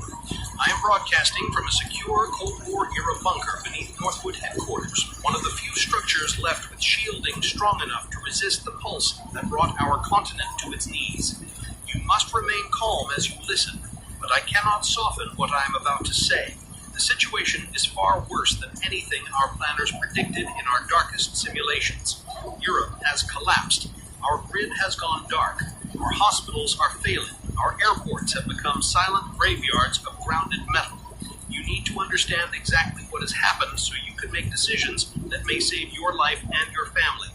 When the pulse struck at 0217 British Standard Time, the national grid absorbed the first shock for exactly 2.3 seconds before every transformer surged into overload. Those who were awake may have witnessed a blinding white flicker like lightning trapped inside a bulb, followed by an abrupt silence as every appliance in their homes died at once. That was not a regional fault. That was the entire grid collapsing simultaneously from Cornwall to the Highlands. Our engineers, those who survived the first minutes, report that more than 70% of our high-capacity transformers have literally burned from the inside out. They are not offline, they are destroyed. The grid is not sleeping, it is dead. Within the first 5 minutes of the blackout, hospitals across England and Wales activated their backup generators. Those generators were built to withstand storms, floods, even isolated cyber attacks. But they were not built for a complete and immediate loss of satellite synchronization and digital timing signals. Modern hospitals rely on precise timing for ventilation systems, drug pumps, surgical equipment, and digital diagnostics. Without synchronized clocks, half the systems reverted to safe mode. That safe mode turned entire wards dark and silent. Our National Health Service, the pride of this nation, is fighting blind inside buildings that are rapidly losing power, air filtration, and sterile control. I need you to understand how desperate the medical situation is. Doctors are performing surgery using battery-powered headlamps. Neonatal units are down to their final hours of backup power. Dialysis machines have stopped entirely. Life support systems that could once keep someone alive for years are flickering out. Ambulances are no longer responding because their dispatch systems are dead and most of their navigation screens have frozen. If you are injured, you must find help locally. Do not attempt to travel long distances. Roads are unsafe and hospitals are overwhelmed.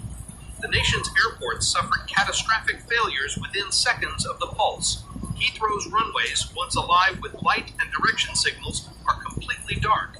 Air traffic control lost every radar contact as the skies over London went black.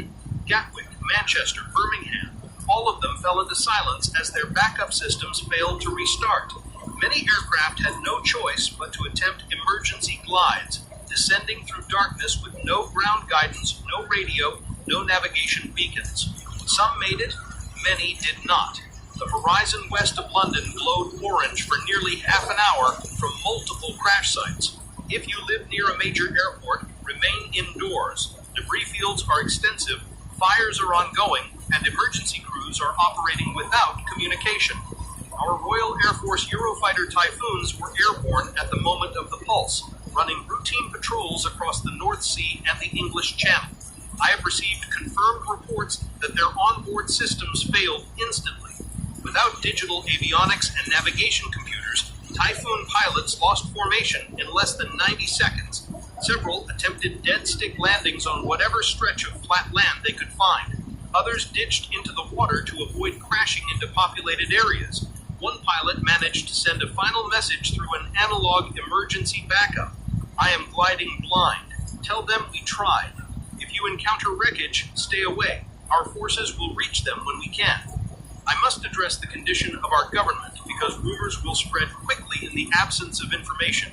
The Prime Minister survived the initial event, but was injured during a helicopter emergency landing outside a secure coordination facility. The helicopter lost all digital control mid-flight, and the pilot had to force a descent using only manual hydraulics. The aircraft hit the ground hard. We have confirmed the Prime Minister is alive, conscious, and receiving treatment, but he is currently unable to address the public.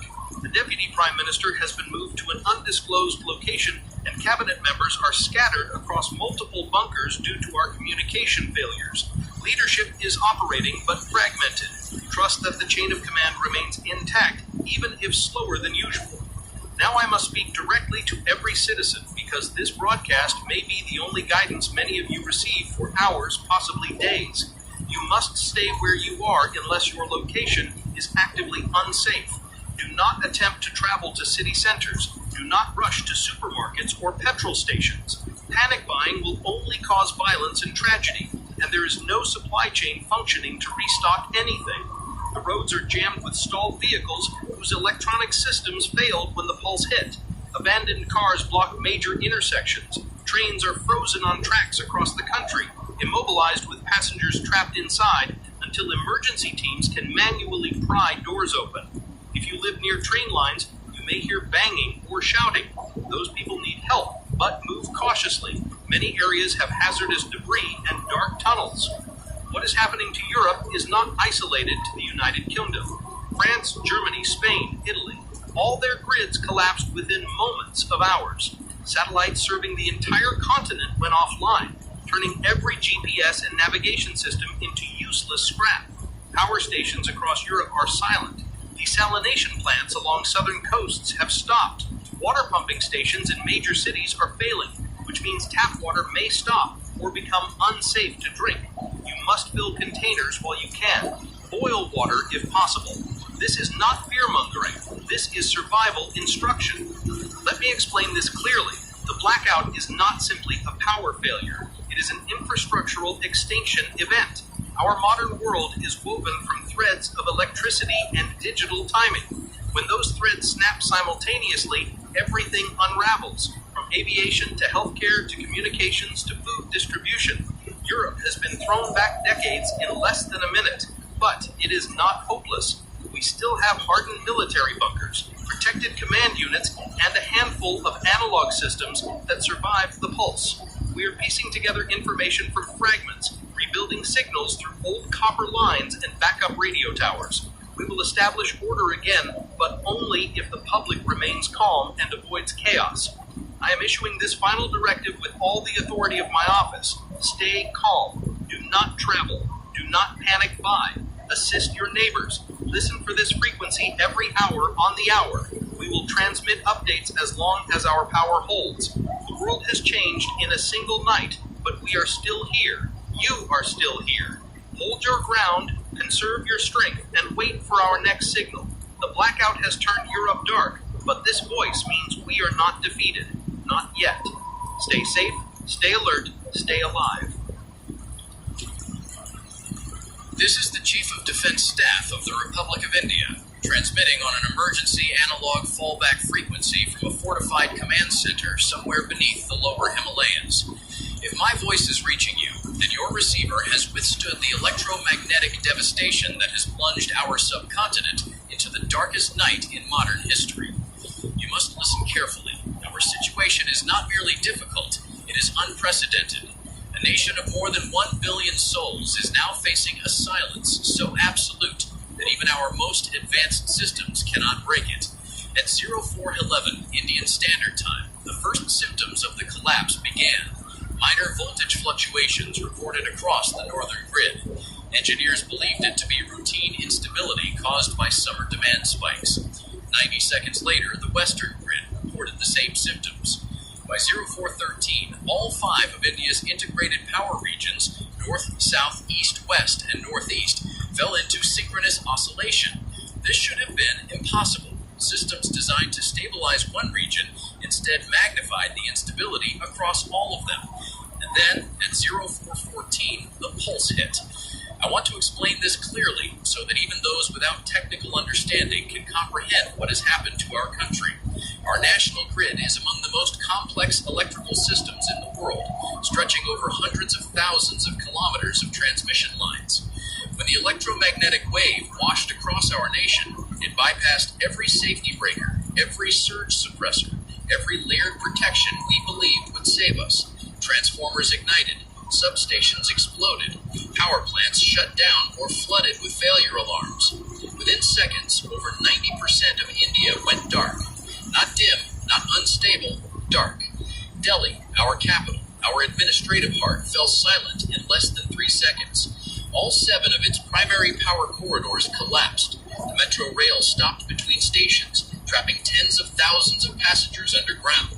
Traffic signals froze in the middle of India Gate, Connaught Place, and Outer Ring Road, creating collisions that emergency crews cannot reach because radio networks are down. Government offices lost communication with one another. Hospitals across the city switched to backup power, but those generators are failing now because the electronics that manage fuel distribution have burned out. Mumbai, our financial capital, experienced perhaps the most devastating cascade.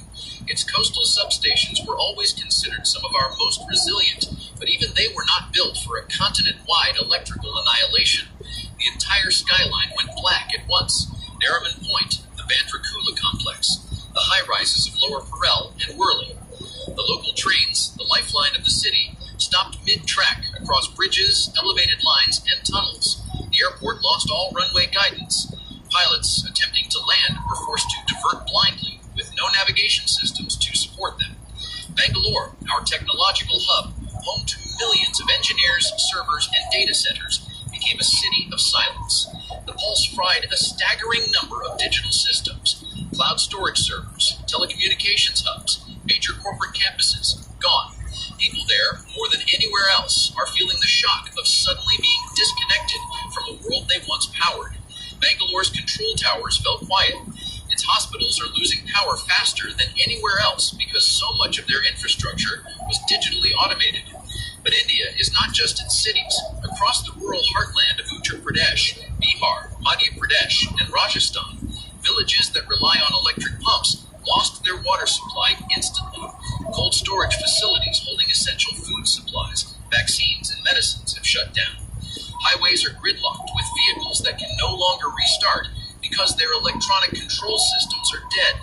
Petrol pumps cannot dispense fuel. You must understand, transportation is nearly impossible right now. Do not attempt long journeys. Stay where you are unless your location is directly unsafe. Now I must speak about a matter of military importance, and I will not conceal anything from you because ignorance will only fuel fear. Our integrated guided missile development complex, our early warning radars, our theater-level defense networks, they all froze mid-scan.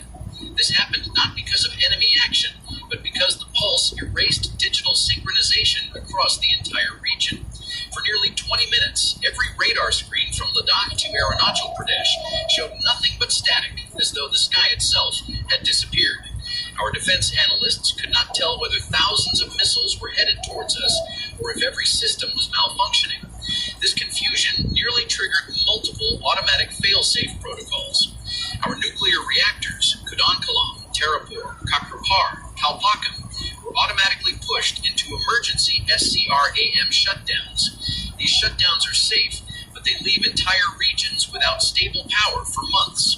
We are monitoring the reactors closely, but communication with some local control teams is still cut off.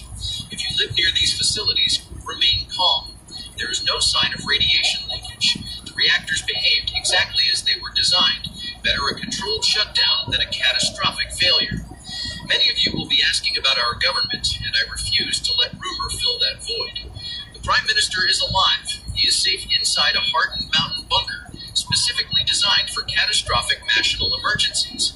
He has recorded several messages that we will broadcast as soon as we restore a reliable communication path.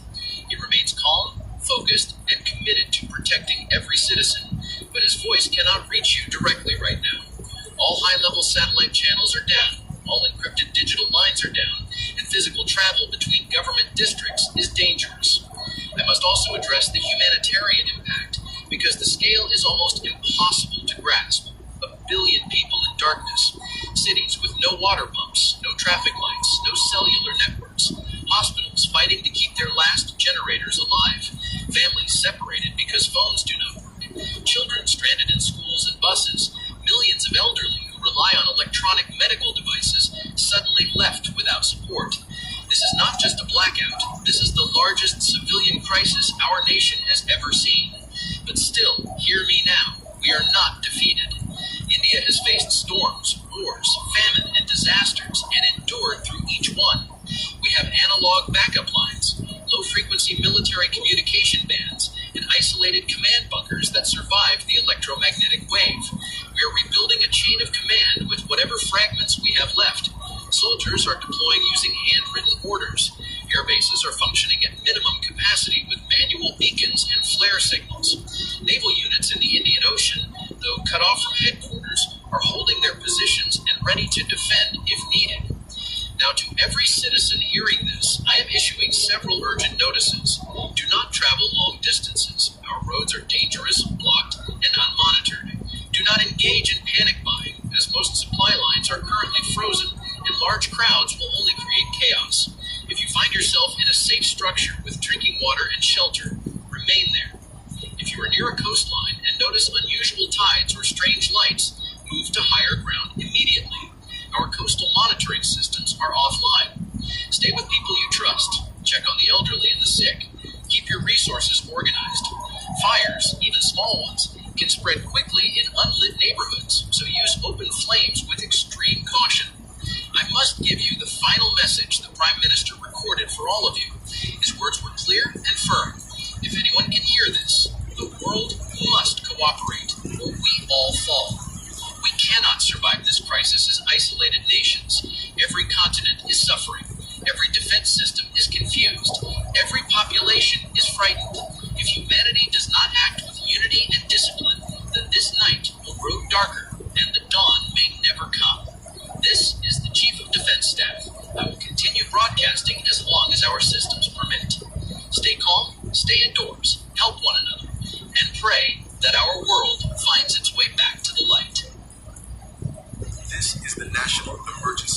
advisor to the Prime Minister of Japan, transmitting on an improvised analog frequency from beneath the Kantei Emergency Annex in central Tokyo. If my voice reaches you, then your radio is among the last surviving pieces of technology in a country where silence has swallowed every machine, every network, every beacon that once connected us to the world. I am speaking not as a government official tonight, but as a witness to a national crisis unlike anything our islands have ever endured. Not earthquake, not tsunami, not war. Something far stranger, far wider, has struck Japan and perhaps the entire world. At precisely 0547 Japan Standard Time, the first signs of collapse struck our coastal monitoring stations. Their signals flickered, then vanished. At first, our engineers believed it to be temporary interference caused by high-altitude atmospheric activity. But within the next minute, the grid across Tokyo, Osaka, Sapporo, Fukuoka, and almost every major prefecture ruptured like a string of lights going out in a storm. Substations exploded, transformers burned, and entire districts fell into instant blackness. No rumble, no warning, just darkness. What happened next has left even our most experienced nuclear safety experts terrified. Japan relies heavily on nuclear power, and every nuclear facility, from Fukushima Daini to Hamaoka to Kashiwazaki Kariwa, went into immediate emergency shutdown mode. These shutdowns are designed to protect the reactors, but they depend on stable cooling systems powered by backup generators. Those generators, though shielded, have suffered unpredictable failures. Some are holding, some are stuttering, some have gone silent entirely. If a cooling system fails for too long, the consequences could be catastrophic. I do not say this to terrify you, but to make clear what is at stake.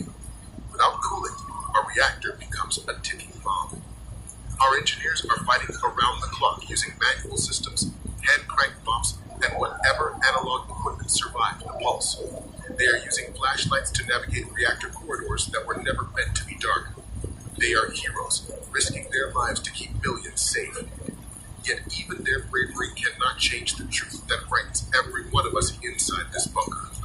Our grid is dead, our satellites are blind, and our ocean sensors have gone silent. Japan's oceans are the arteries of our nation, shipping routes, fishing zones, weather monitoring systems, tsunami early warning buoys. But now our maritime self-defense warships are drifting helplessly. Their navigation systems collapsed instantly after the electromagnetic wave. Destroyers, research vessels, submarines, some lost propulsion, others lost communication, and a few have not responded at all. We do not know if they are afloat, grounded, or sinking below the waves. The tsunami detection system, normally our most vital safeguard, is completely offline. Without those sensors, we have no early warning if an undersea quake triggers a wave somewhere across the Pacific. This leaves every coastal city, Sendai, Yokohama, Nagoya, Kobe, vulnerable. If you live near the shore and feel the ground shake even slightly, move inland and uphill immediately. Do not wait for instructions.